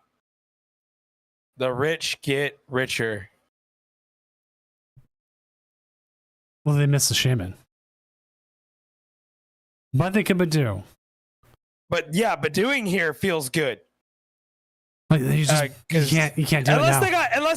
Unless they got Owl in hand, but doing feels pretty good right here. No, you can't. You don't have the bench space. Oh yeah, because you need Latios too, and you already attached for turn. That's rough. That's and rough. you hate to see it. Yeah, whiffing the shaman.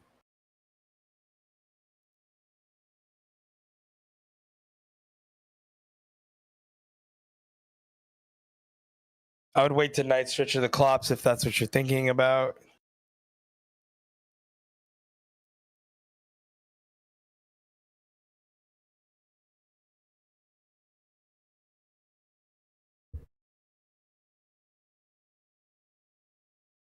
Man, that sucks because you kind of wanted that skull. Maybe hold back on it. Oh god, and there's Crispin. They put the fire energy on because they needed it to be attaching energy now. And they play Shaman, which would have protected it from this Raging Bolt that's going to go and pick it off now. We're betching too much. Clearly. Yeah, like to me. Oh god, and to me, it should have been that Dreepy Shaman. Because you can at least protect that one. And like Latias and the Badoo, now we know that they have that. We'll retreat into the Badoo. going down one prize isn't bad though. You also have two. Okay, you're gonna free up. This is fine. I think it's fine. We're fine. You are going to free up space. If I'm sandwich, I'm not worried about it. It's fine. Yeah, they can KO the Dreepy. It's not like it was my only Dreepy. You have two other Dreepy. You're gonna Badoo here. You got research. There's ways out of this. You could Badoo. Look at that. You could also get a Dracloak here. Just ignore the Badoo and the Latias. What is going on? You get the Cloak. Or the Shaman.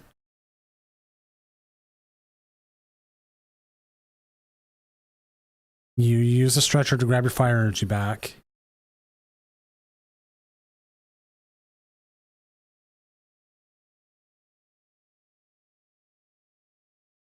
Because you're not attacking this turn. No. You might as well get the energy back and get some sort of value out of that Night Stretcher.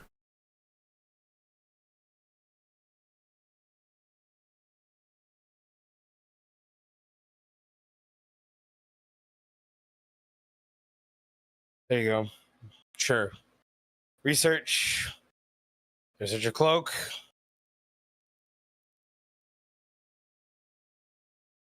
Got the other Night Stretcher back. It's like you don't get any resources out of the. You gotta put it on the one with the energy, or that you Ultra Ball here, and get another one.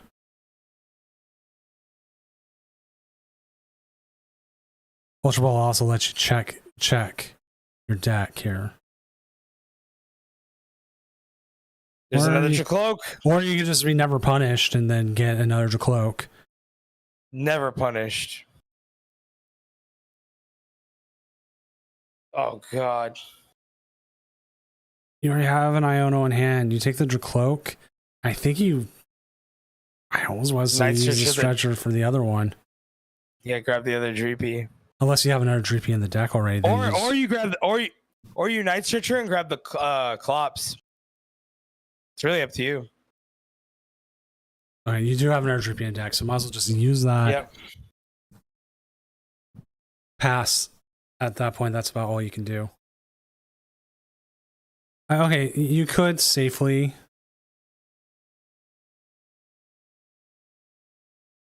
grab something now. Considering they only play one Iono, they probably don't want to use it just yet.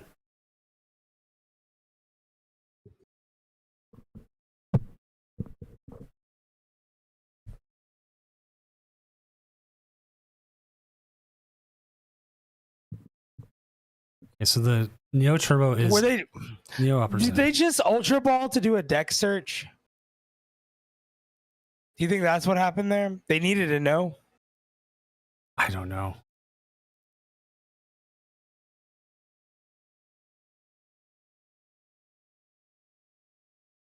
Like you could have deck searched off the Buddy Poffin.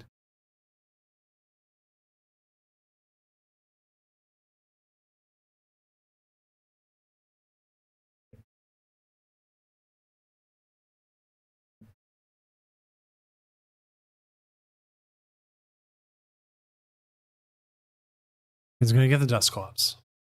I'm surprised like Dusclops Dust Noir can come into play in this game because of that squawkability. That stadium is not leaving. No, it's not going anywhere. I don't think.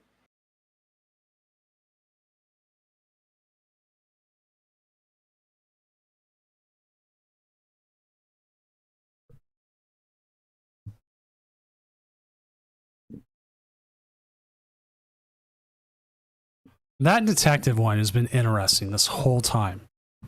Yep, it's a very interesting inclusion. Not something I expected to see. Now you get to look at the top 3 and then you decide, you know what? And you put them back in any order.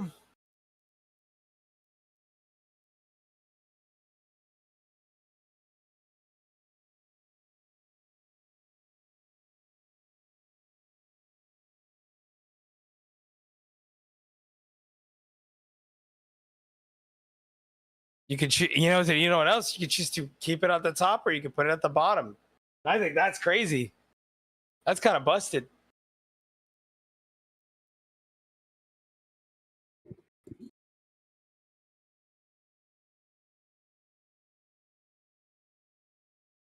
And like I said, there's so many energies on the field already.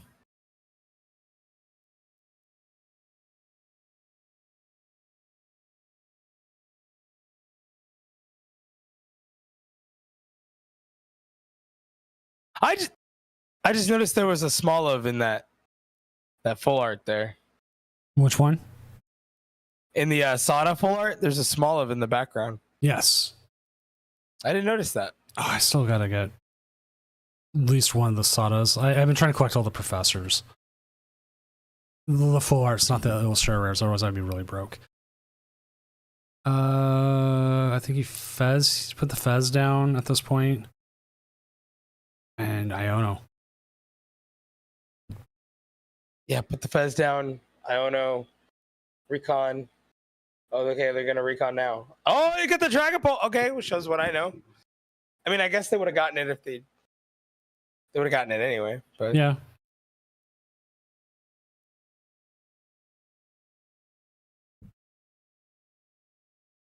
Big Iono here.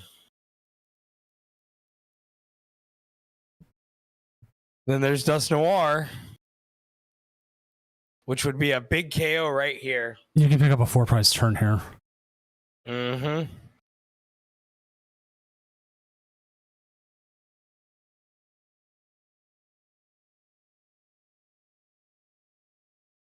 I'd also betch the bear. Yeah. Get the bear to threaten. Bear to threaten. And that way, because they'll go down to 3 prizes, right? And if they take 2, that bear's ready to just KO the Raging Bolt. Or they have to target the Raging Bolt, and then they have issues where, okay, you can still come in.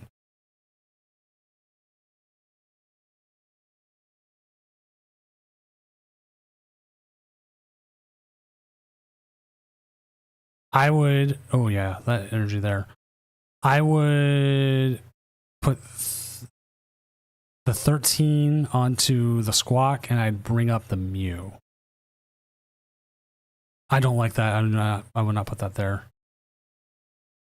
You lose draw power, especially if they still have Iono.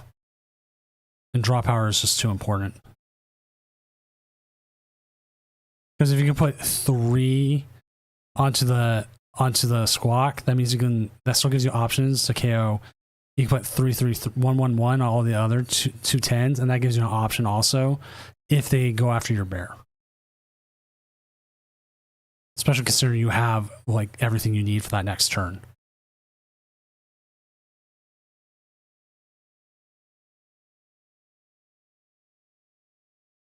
Let's see if they see it.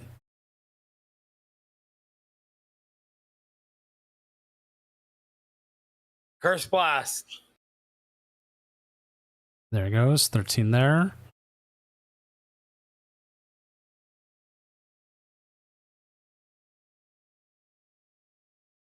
No movement on the other game yet.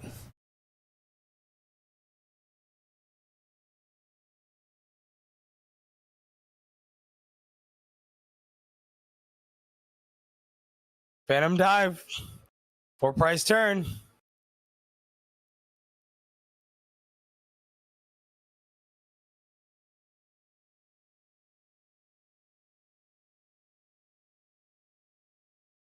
There we go.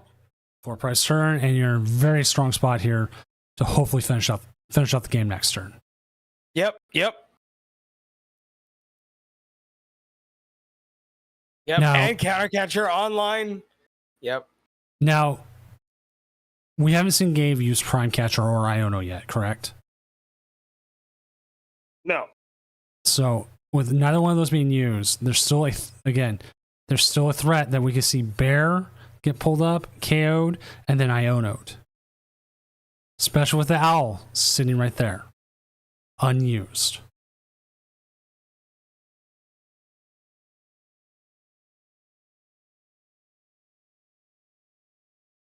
That's why I'm glad they did not evolve the Dracloaks, because then that gives you outs to go ahead and try to find your other counter catchers.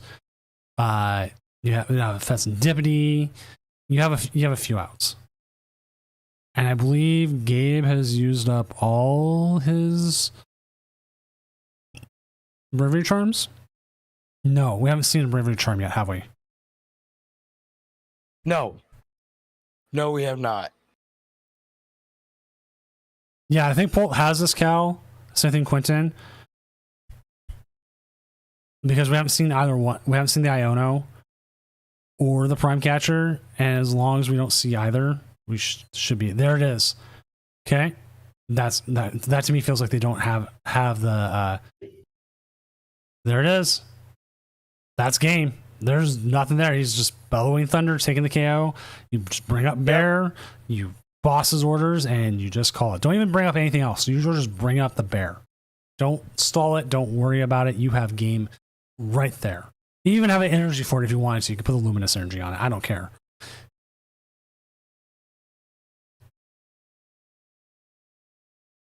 But I feel like Gabe had to be looking for that Iono. It would at least put that hand down to 2. And yes, it would have top deck. Yes, it would have Pheasant to 6. And they'd have 2 recons, which would get them looking through another 4 cards of taking 2 of those. But the hand size you have right now, though. Yep. Here comes Bear. Neo upper attach. That's crazy. Just doesn't matter. Just bring up whatever. Yeah, it doesn't matter. Bear's gonna maul. Huge. Oh my god, that was such a good set of games, though. And Joyful Sandwich heads to the finals after taking down a NAIC champion. Wow. Can you imagine saying that? I took down an NAIC champion in I want to say a hokey doke late night Friday online tournament. Oh yeah. Best one. Essentially, this is equivalent to a League Cup, though. But he did beat him in a best of 3. Yeah, no, this is a best of 3. Joyful Sandwich gets the Gatorade bath, and the tournament's not even over. The band is on the field. The band is on the field. The band is on the field. Oh my god, that's such a good call. The band is on the field. Joyful Sandwich is like, I can drop now. I'm good. I feel like I won the whole thing. We've had people drop in the finals. Yeah. NAIC champion. Joyful Sandwich beats an NAIC champion.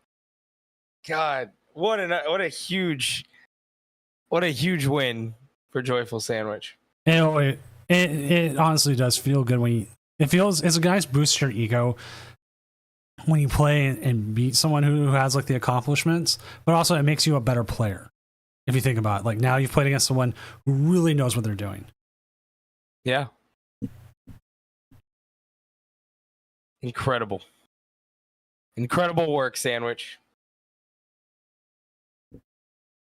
That's not true. It can't beat Gardevoir.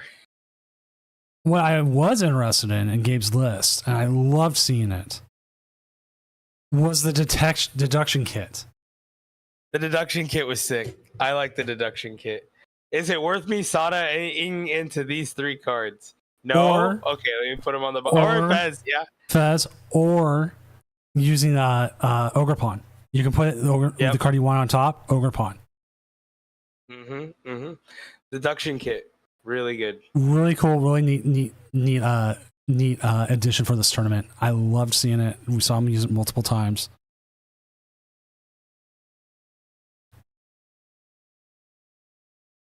The 6 price turn was really good. Yeah. Like if there was a turn, like go back and like rewatch, that 6 price turn was good. How much time did that left? Sandwich had a lot of sauce. That was really good. Which, if we look at Sandwich's list, oh, we got Gabe there. It looks like he's done.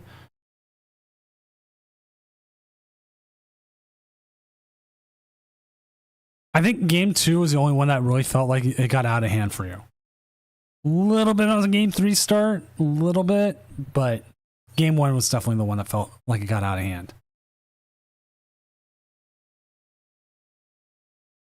But yeah, the counter catcher Fez, putting 200 onto a Fez instead of putting the 10 and trying to bring it up for a KO works so much better. Right, there is an ad coming your way. What's up, Gabe? Thank you for playing, dude. We're just talking. Oh, you priced the Latias game 1? Oh, it's rough. Oh, did you have Prime Catcher in game 3? I'm assuming you're looking for like Prime Catcher Iono in game 3, right? That's it. That's Prime game 3. Yeah, that's rough.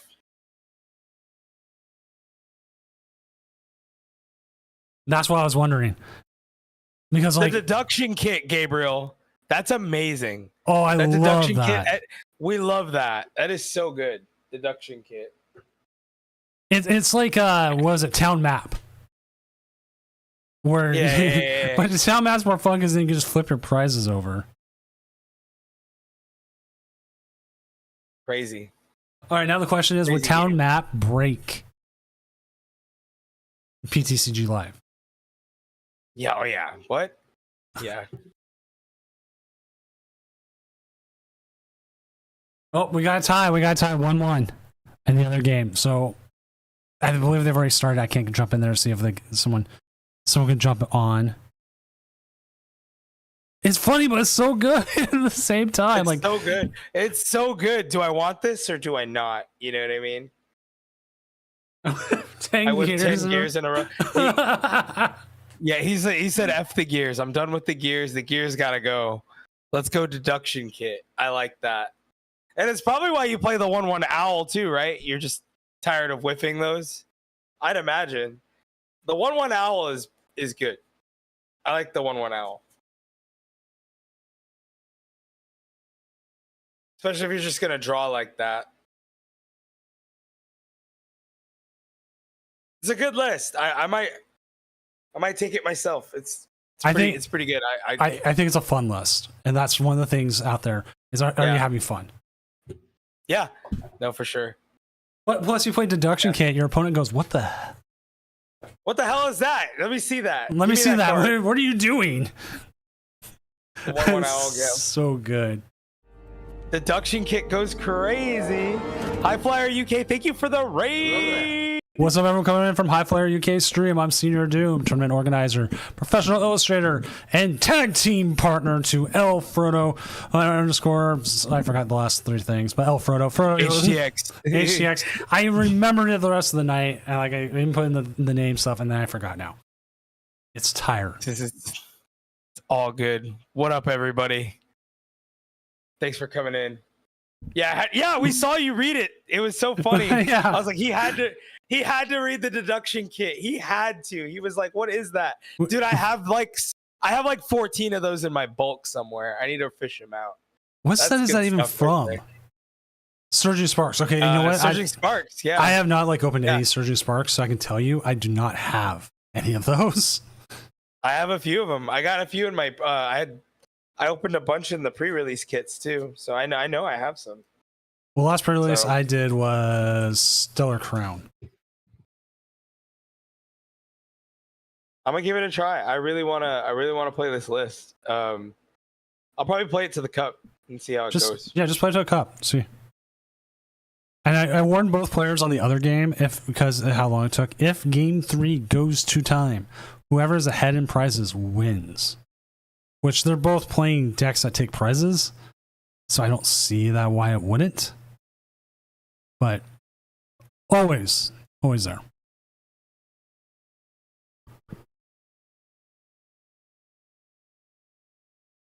Yeah, Cal, we watched the one game we had on there where it was just like, where was everything? You just didn't have anything. It was like you just dead drew bad. And like that's why I'm afraid of like playing Marnie's Grimmsnarl. It's like I feel like it just doesn't draw sometimes. There are no draws. Like I would give anything to just have a +1 or a +3. You know what I mean? And I'm not even talking about like consistently. It just sometimes I just don't get it. And I feel like Iono and professors' research aren't enough. So, you know. Yeah. That's just the list today, running Tatsu. This is the one currently in semifinals. So Tatsugiri, yeah, that's really good. That's good. I play a 1, and I think that's better than me just playing a 1 of Pokegear. Because the 1 gear is not good. Happened to me 3 games. Rough, man. Yeah, because we're going back to the old ways of 4 research for 4N. Yeah. 4N, 4, yeah, and we're back to that. And I don't know. Okay, we essentially got a new Lily Cynthia coming out where we get either shuffle draw 6 or if it's your like first turn is like shuffle draw 8. I'm trying to remember exactly the wording. I remember seeing it recently. Yeah. So do you think we're going to get a reprint of regular N at some point, or are we still going to just wait until after Iono's gone? I think we're waiting till Iono's gone and then we'll get in or something like that. Because like I used to play, and I mean this unironically, I did play a 1 of Youngster. Because I just always felt like, I mean, look, dude, there were times where I just didn't feel like I had a hand where I was like, yeah, I want to discard this entire thing. You know what I mean? And I would just shuffle it back in.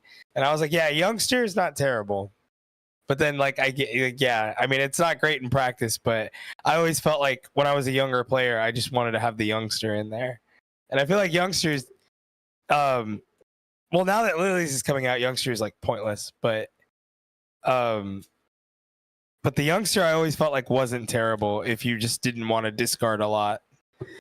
Okay, I looked up Lily's Determination. Shuffle your hand, draw 6. If you have exactly 6 prize cards remaining, draw 8.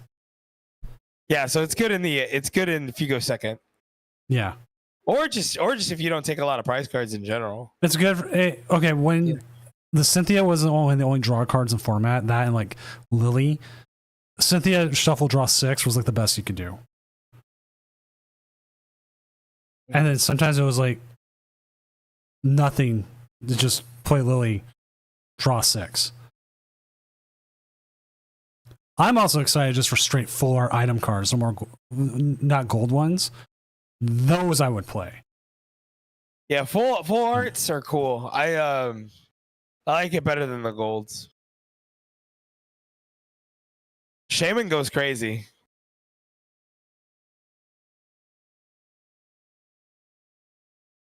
I'm seeing what else. Shaman goes crazy. And the 1/1 owl. I really do like the 1/1 owl. I don't think because I feel like Owless is okay. It's just sometimes you don't get what you need. And you played it really well too. I even said your sequencing was just so fire, man. Like it really felt like you were moving like butter. Right. The entire game. I was like, man. Like You can probably go I've back. never seen. You can probably go Go ahead. back and see Gabe had like zero hesitation in his plays. Yeah, no, it was very Ultra Instinct-esque. And I like, very like like if you watch me play and you're like, there's no hesitation in my plays, it doesn't mean I'm making the right moves.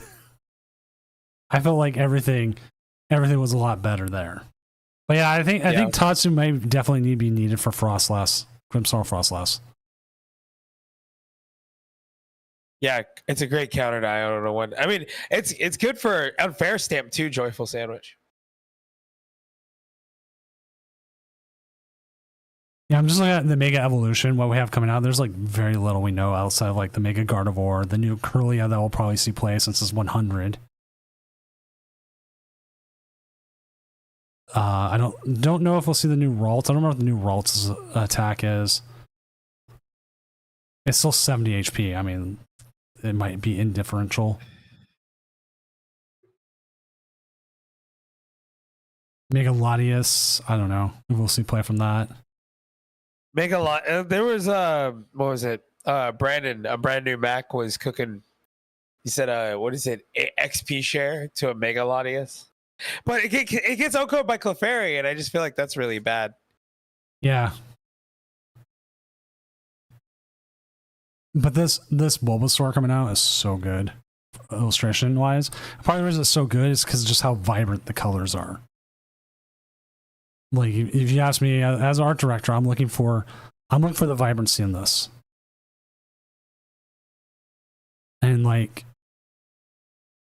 it gives a very I love that Bulbasaur. It gives an otherworldly feel, and then you like see a lot of the rim lighting, which is really fun to do as an artist. Is where like you see it with like my Mewtwo work that I did recently, which if you're not a part of the regionals, go join the regionals. You can win the Mewtwo work for that.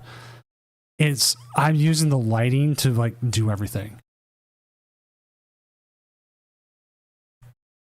Oh my god, Joyful Sandwich playing with the opportunity of beating 2 NAIC champions in one night.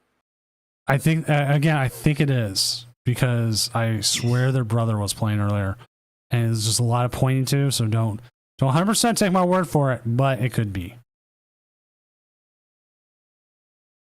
It's like Jericho beating The Rock and Stone Cold Steve Austin in the same night. All right, do we have anything else coming up? Oh no, this one. Let's see, what is coming out on this that we want to... The Zekrom's pretty big. Yeah, like, and like the reason why I think it's a possibility it's her is the username, and then there's other things, and I know they've played in these, and they're out of school right now, so...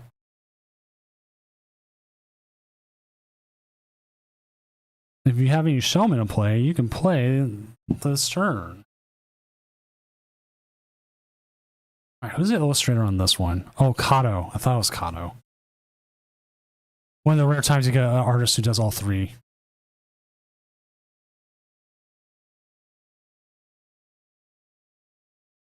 Whimsicott. Whimsicott's just Mimikyu Gengar all over again.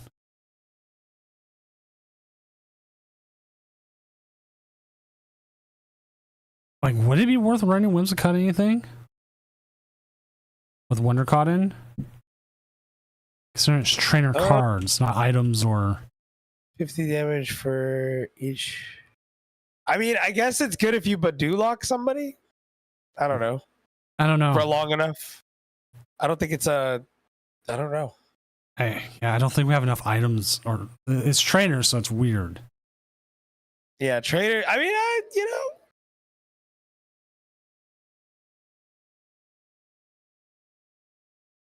I wouldn't play it. No, but, it just seemed interesting. See, was this the same artist again on all three?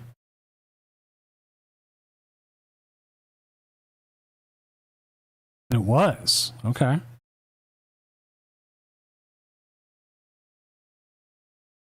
Sheesh. Oh, These a lot of them have them working all on the same card or the same evolution line. Oh, here we go. Kawashi has reported game 3 as a win. all right. So our finals will be Dragapult Dusknoir versus Grimmsnarl Frostlass. Which I want to move us real quick. And the only reason I'm moving is so Joyful Sandwich can jump back in the table and saves me like a whole bunch of stuff. So let me make sure that is all set up. Boop, boop, boop, boop. Oops.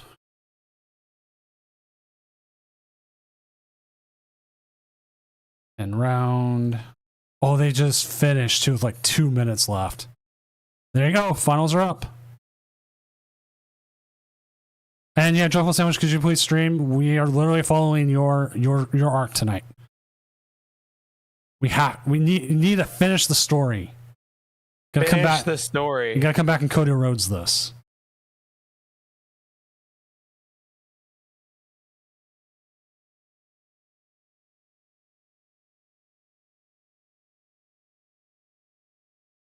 Now here's my question for you: who takes the belt off Cena? Is it Cody Rhodes or just someone else?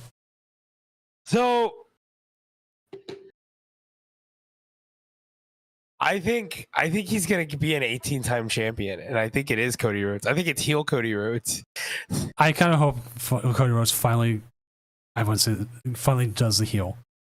Like when he was running heel with Bullet Club against like Kenny Omega in the Civil War, so good. Yeah, he was a violent bastard, dude. Holy shit! Like, you know what I mean? Like, I really hope we get that kind of Cody Rhodes energy.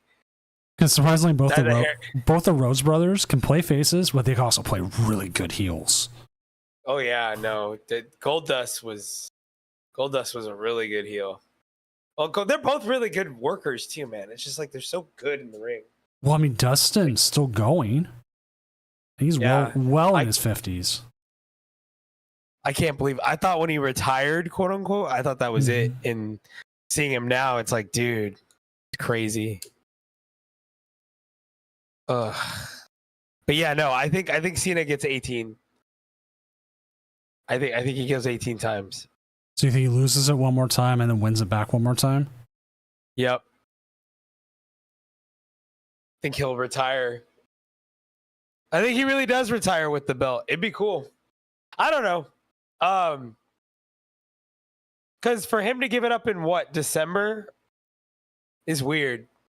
You know what I mean? It's got to be more to the story than that. And they pretty much threw away the Rock storyline. Yeah. Or did they? You know what I mean? I don't know. Can we see a double turn tomorrow with Punk winning, going heel, and Cena going back to face? Maybe, because Punk's been kind of a jerk. So, yeah. See what he did.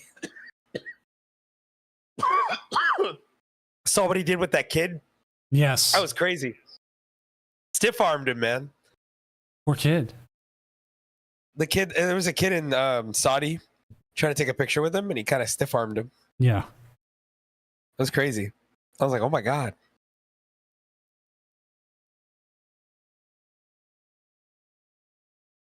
All right, here we go. Dragapult, Frostlass, Monkey Dory. We'll see what happens.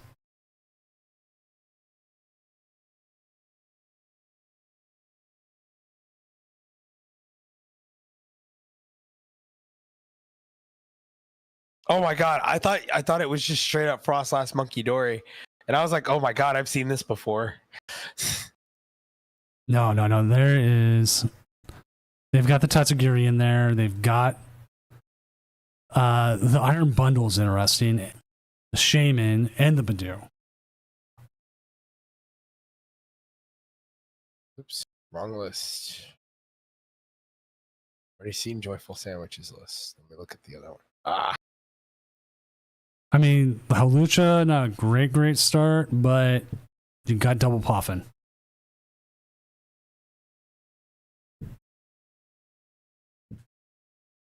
Okay. Game over. Okay. Yeah, they play the Tatsu.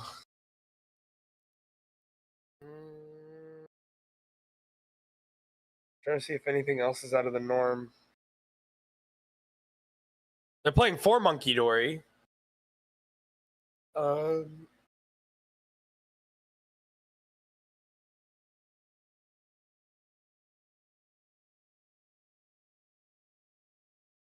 Gust.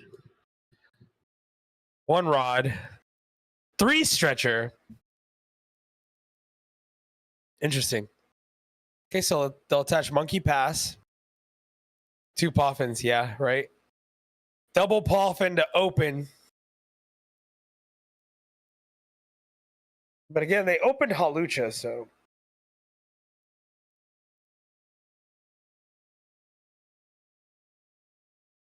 I feel like this deck needs Rescue Board really bad. Yeah, as many times as we've seen that. I mean, you can still get Latias, but Latias is like a little bit of a liability. I mean, it gets pinged. Huge liability. Yep.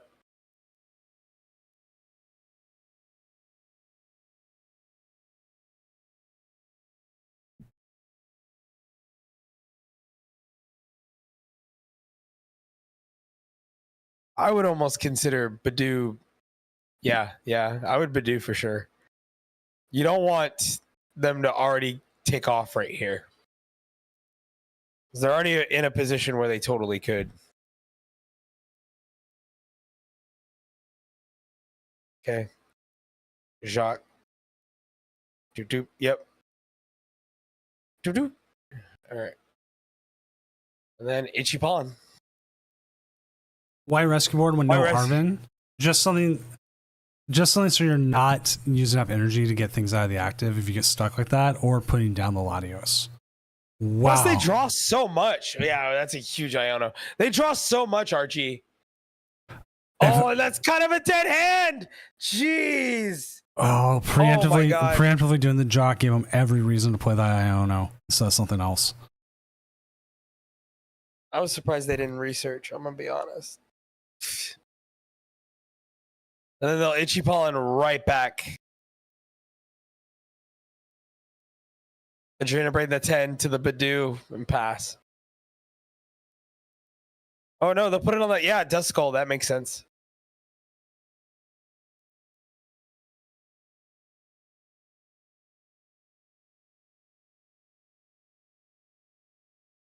Got a handful of energies.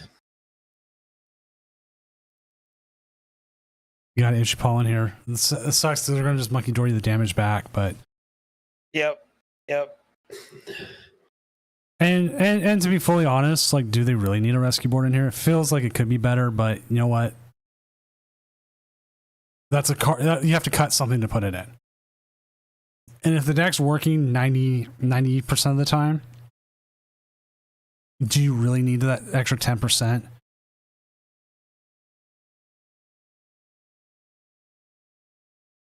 Like they're not doing too well themselves. I wonder how bad their Iono was on their end.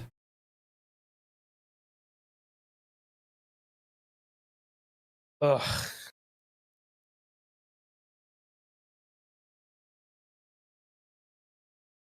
Yeah, maybe just bring up the Snow Runts.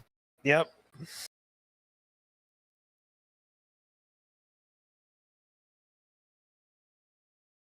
And pass, yep.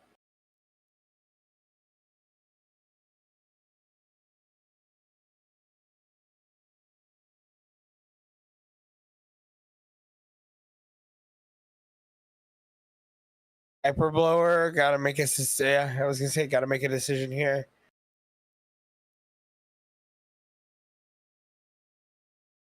And she balling. Oh.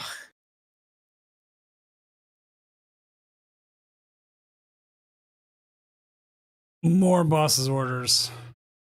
Ugh. Getting harder and harder to watch.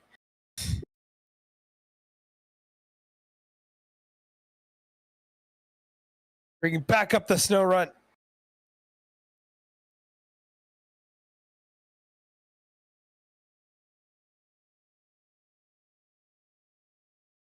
And there go. The thing is, at least with the bosses, you're forcing them to burn energy to get something out of there, but you're also losing your bosses. But they're also not showing. They're not showing a great hand either. Okay, Ultra Ball. They can't because you're under item lock. Oh my god. And you know, two of your Might as Dragapults. well. Two of your Dragapults are on the bottom of the deck. Yep. At this point, oh my! You could have tried maybe getting the Dreepy into active and taking the KO with Bite. Something to get out of this item lock. Because they are not showing you that they're getting out of this item lock. Both decks are dead drawing like crazy.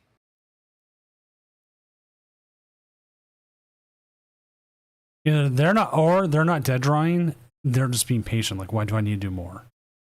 Doesn't make as much sense. It's true. And then here we go. There's Frostlass. They're gonna start pinging. We 10 to the Hawlucha. Everything else is pretty safe. Yep. Wow. Oh, terrible. Children, look away. Look away. Look away. This is bad. This is really bad.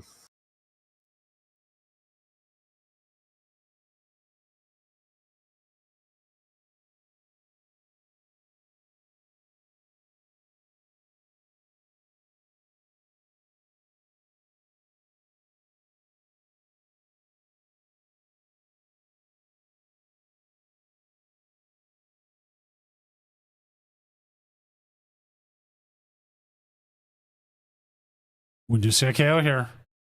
I think it is probably definitely time to bring up that Dreepy. Oh, I have brought up that Dreepy so bad because you could take a KO here. You have all that energy. And you're just drawing more items. God, no. If you took a KO here, you could possibly get your items back. It's not getting any better. It's...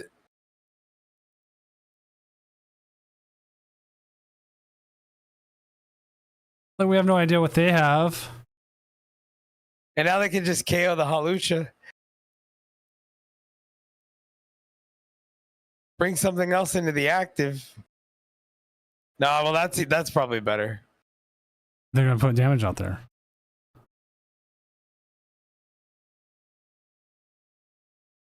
There's no candy in this deck. Oh, there's Iono. You got to play it. This one you have to play it. The Dragapult has no candy in their deck. Of all things. And they still didn't get anything. Nothing. Just nothing. At this point, yeah, I think you have to retreat. Okay, here. yeah, you gotta KO the Badoo. But has the damage already been done, Zach? I don't know how I feel about this.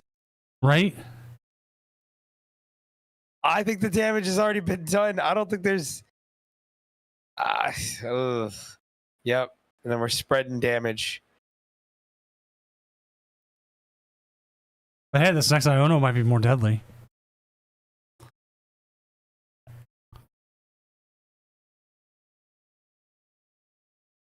Like, the issue is they're going to move 2 onto the Dreepy.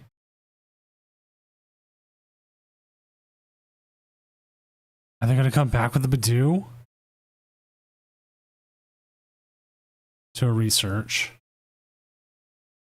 Wow, that was a pretty bad hand too. There's a Morgrem. They're starting to rev it up. They're really starting to rev it up. There's the rescue board. Oh, back to Badoo. And they're just gonna lock him in. Oh my. Playing that Jacques early definitely seems like it's having an effect now. At this point, do you even play the Iono or do you just play the research? I think you just play the research. I think you research, yep. Get all that out of your hand.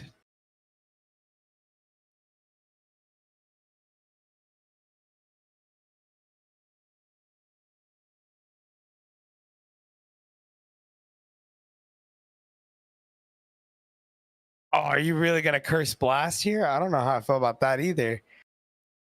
Yeah, just to knock out the... Okay, sure. Sure. Sure, why not? You got the Jacques again, but where's your cloak?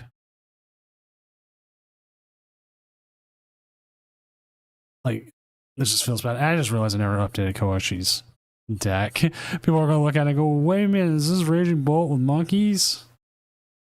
But that actually makes sense.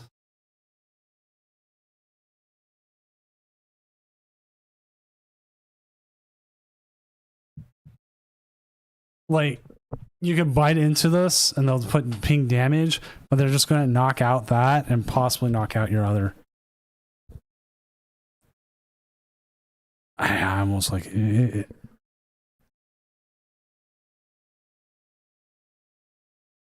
So They'll get KO on one. Now, if they get a Grimmsnarl out this turn, yeah, if they pump it up, wow,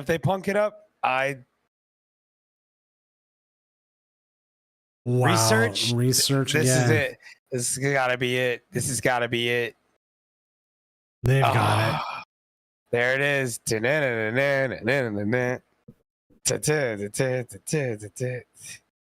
There's no way.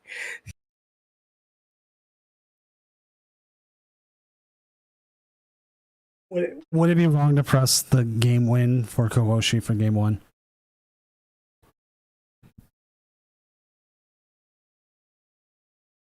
Because, like, that's game right there, actually.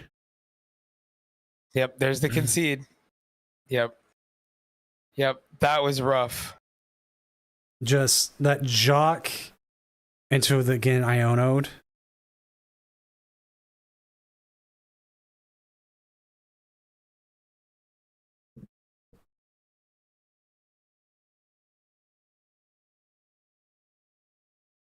Yeah, not taking care of the Badu when you could have. It definitely came back to punish.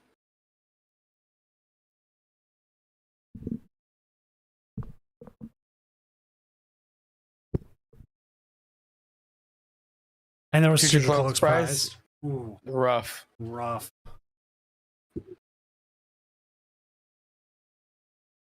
And no candy. Eesh.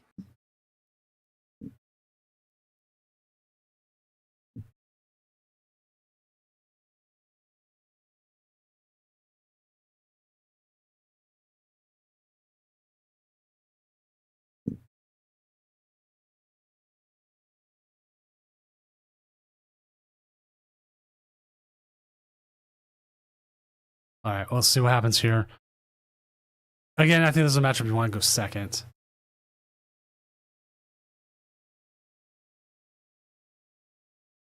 But we'll go first. There we go.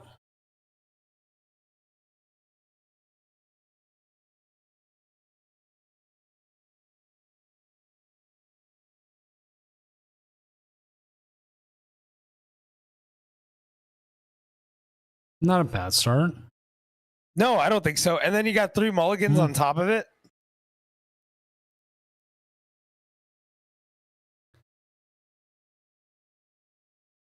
Huge. A lot of poffins. Oh, and they start the bundle.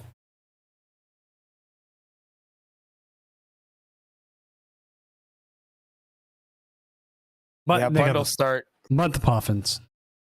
Yep. And they can just set up here.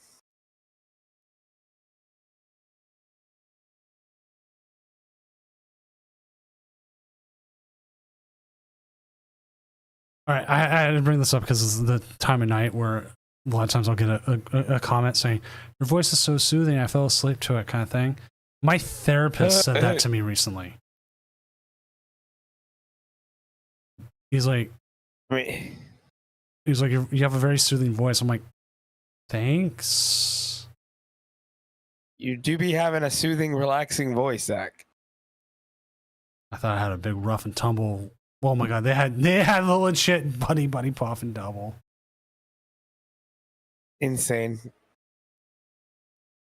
Looks like this is gonna take off for us, so that's good. The energy you have out there, though, feels absolutely terrible.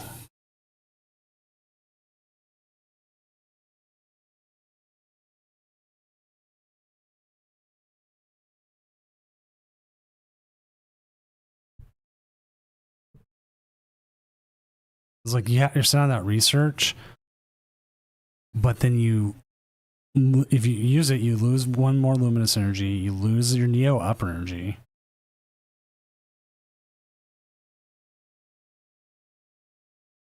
Yeah, researching. I don't. Yeah. I don't. No shot. No shot. No, you give up the luminous. Oh, I don't know how I felt about that. Oh, there goes more energy. I don't know. That felt bad.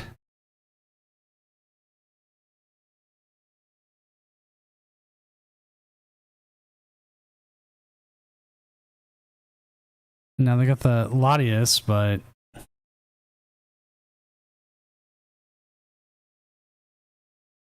I think he's panicking, to be honest. You think so? Like the last game, just what happened is maybe got him a little bit spooked. Yeah. I've made those mistakes. And plus, mind you, it's like 3 a.m. for me. It's like 5 for you, right? Yeah. Yeah. But this deck just moves so fast, though, Doom. You know what I mean? Like, I don't. You know what I mean? Yeah. Brock Scouting was a card I didn't think it would be that good, and then it became one of those cards that became really good. I had to go out and buy. Yeah, Brock Scouting is. I had to look around for those as well.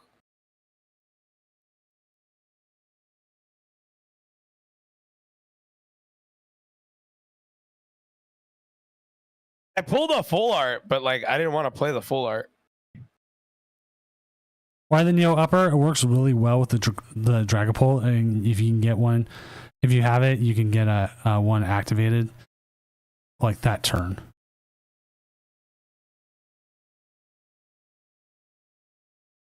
Well, why choose the one? Yeah, it's like you're losing all three anyways, but it wasn't that good. Now, if you can. So we get off this recon. More recons, which is good. You're going to get some damage on from the Frostlass, but depending if we want to give up a prize, we'll have to see what they get. If you somehow got a boss's orders and you could take out both Morgrims next turn, could you imagine that? I'm a little surprised about the Shaman, though.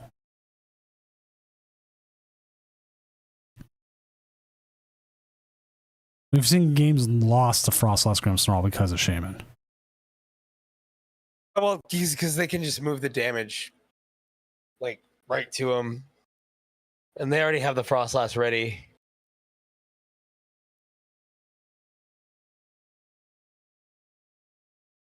We're going to KO the Badoo. It's good. It's good until it's not.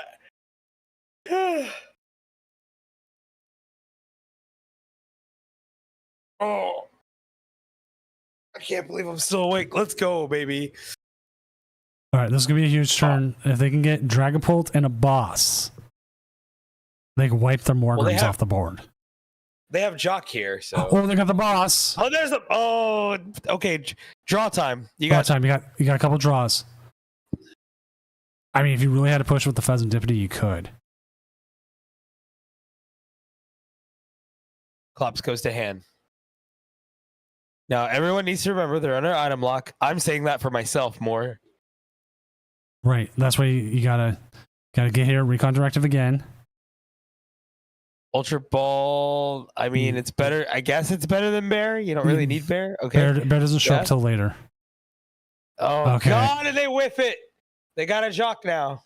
Yeah, you have to Jock now. Well, not you necessarily. Just headbutt. Actually, you could just Dragon Headbutt. You could Pheasantipity. Oh, Fez. You could Fez. Yeah. You could Fez. It does put something for the pings to be out there. But but you could open yourself to get O code here. I Okay. know they whiff it. Oh god. Iono? Iono Dragon Headbutt? At this point, though, you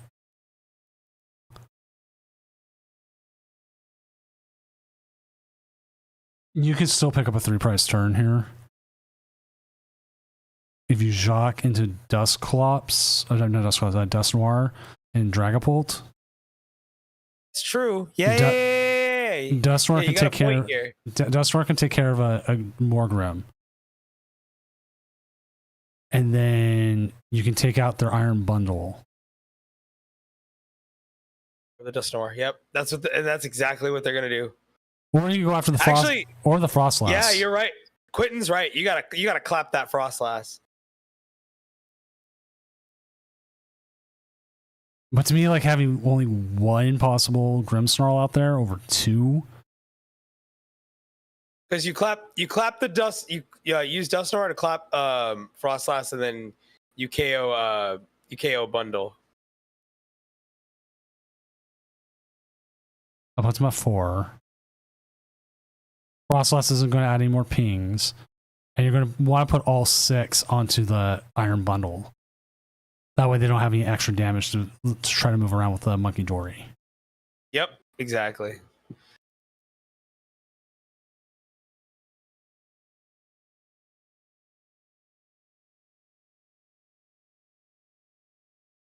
Just put all 6. Yeah, just put all 6 on the bundle. So that's a 3-price turn there.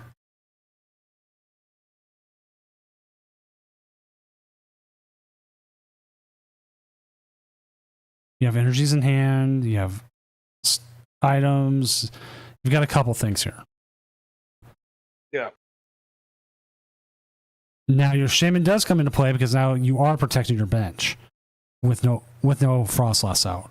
And they can't put a Frostlass down because then you just take. But they are going to move 60 damage a turn though. Oh yeah, no, they got the monkey set up. I mean, they could always boss monkey, but they didn't. No, they'd still be taking care of one at a time. And plus, if Grimmsnarl comes online, that's gonna be hard to deal with.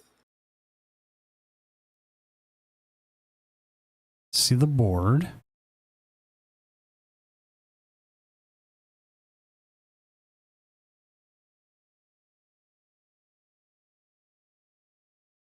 Another monkey. They're just going to try to put as much monkeys out there as they can and keep moving damage. They're probably giving up on the Frostlass in general. Well, now you kind of have to, because if you're gonna spread, if they're gonna move damage, because now you can move 90 damage, and that's huge. Catcher, Pheasantipity. Fez, yep. Research. Okay, Ultra Ball. It's time to punk it up. Punk it up.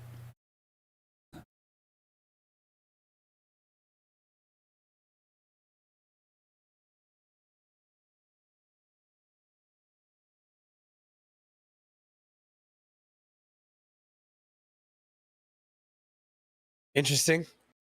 Move 10 to the Fez. Oh, 10 to the... Okay. Yeah, because they Shadow Bullet. They can't Shadow Bullet it. But they can still... They have enough out there that they can just KO it. Yeah, well, and then if they want to... If they end up moving Dragapult back into the active, they can move the damage off of Grimmsnarl. They're going to move 90 damage off of Grimmsnarl. Like, for sure. At this point, I would bring out Latios. Because you want to get that energy. Oh, yeah, you still can need like energy attachments. Maybe he didn't even think about it. I would not be against. I would not be against 100% here going after their bench Monkey Dories. Yeah, I mean, they would have to, because, I mean, that Fez is dead.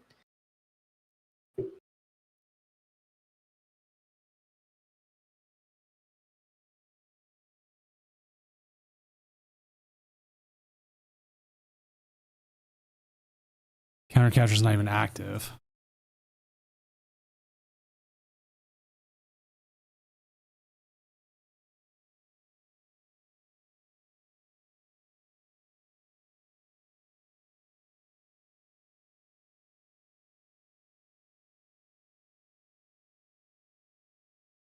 I do think bringing up a monkey though is where it's at. Yeah, bringing up a monkey. Sure. Special Thief is correct. You can still bench type Roblox Pokemon. So Pheasant Deputy is not safe on the bench.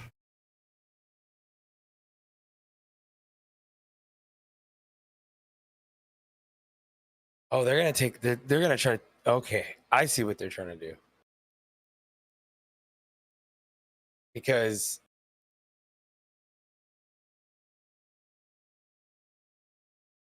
well, I think no matter what. Well, okay. Let me let this play out. They're gonna retreat. I think they want to go after the Shaman, knock out Fez,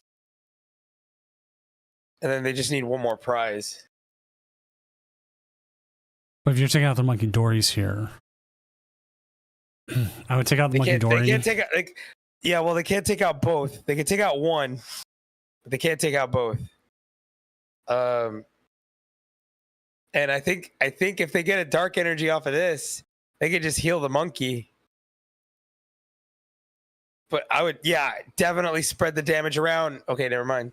If you spread the damage around, if you want 2/2/2, something gets left. Yeah, and they can't use all 3 damage counters. But I mean, it's gone now. We'll have to see what happens here. Because like, if you can get your own monkey online, that changes like the whole thing with the game. Yeah, I wonder why they're not pivoting the monkey here. And then see, look, they just powered up the second monkey, and the second monkey is gonna KO the Shaman here. That will be game. Oh my god. Yep, that's it. That's it. That's it. Wow. I didn't even. That's crazy. Wombo combo.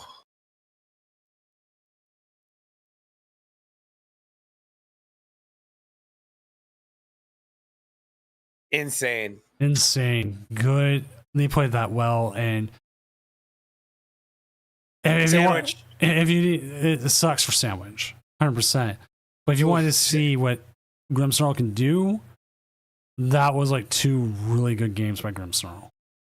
Yep, 2 excellent games. Like that's how you lock it down right there. Like just continuous. I'm going to just keep locking you. Like we have no idea how bad their hand was, but yeah, we don't have any clue. Yeah, which is one of those sucky things. Like I wish I could tell, but yeah, the biggest things we saw with this, Tatsugiri. Didn't see it played, but it's there. It seemed like they didn't need to because they had game 2. They had the double Poffin start. It's like, what more do you need? And they seem to hit like research every time they need it. Luck happens. That's RNG. It's part of the game. This just helps. Yep. This just helps change it. Using a monkey against this is usually pretty good. Like I've been playing Gardevoir against Grimmsnarl, even similar Grimmsnarl list. And if I can get 2 to 3 of my monkeys out with the energy, it usually becomes a bigger hassle for them. Because then I can put more damage on myself and then knock stuff out on them. Yeah. And so, but we didn't even see Secret Box get played. Like we barely saw the deck get played. Like they just had it. I said that about this deck. I don't know how I feel about Secret Box in this deck. Like I know it's necessarily, and I know it's probably the most optimal, but man, do I just never freaking play it. I never feel like I play it in Gardevoir, and it's like not because I don't have a reason to. I just never find it. I wonder if Grimmsnarl could just be better with hyper aroma or something, because like I don't know, man. I just, like I said, I don't feel like I ever use it. It just feels so dead. I don't know. It's interesting. It's an interesting deck, and I made a promise saying I was, until Grimmsnarl won, I was just going to continue using Team Rocket Giovanni cards or Team Rocket cards for the thumbnails every week. Now I have to change it. So it only took like 6 weeks, but it finally happened. Yep. Patrick, thank you for the follow. With that, we're gonna get ready to call it a night. I'm gonna send everyone off to my favorite Japanese cat rescue. They are really fun. They have just a lady right now petting cats on stream. Frodo, any last minute promotion you want to give before you pass out, because it's late for you? I mean, it's late for me too, but it's later for you. Yep. Guys, just FYI, I do stream on Twitch, twitch.tv/FrodoHTX. I will be live again, not this Friday, but I will be live on not this Monday, but I will be live next Monday on the 14th. And I play PTCGL, and I talk about Pokemon stuff, and I offer commentary just like how I do here. So if you want to see more of me, again, catch me, twitch.tv/Frodo_HTX. And I'm Senior Doom, professional illustrator, tournament organizer, and overall really tall guy. I'm not sure if we're going to have a July 4th tournament yet. I've been waffling back and forth a lot, and because I'm like that. So we will see. We'll see how I feel, see how people feel, if there's like a real big need for it. I don't know. We're all a bunch of nerds. I don't know what we all do. So we might be back next week. At worst, we will be back the weekend after that for the Doom Regionals.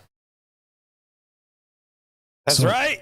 So that is coming up. And hey, Frodo is one of the co-hosts, one of the casters. So you'll see him then too. So I will be there. So have a good rest of your night, and hopefully we'll see you about Friday, and then at worst, we'll see you for the regionals. Have a good rest of your night.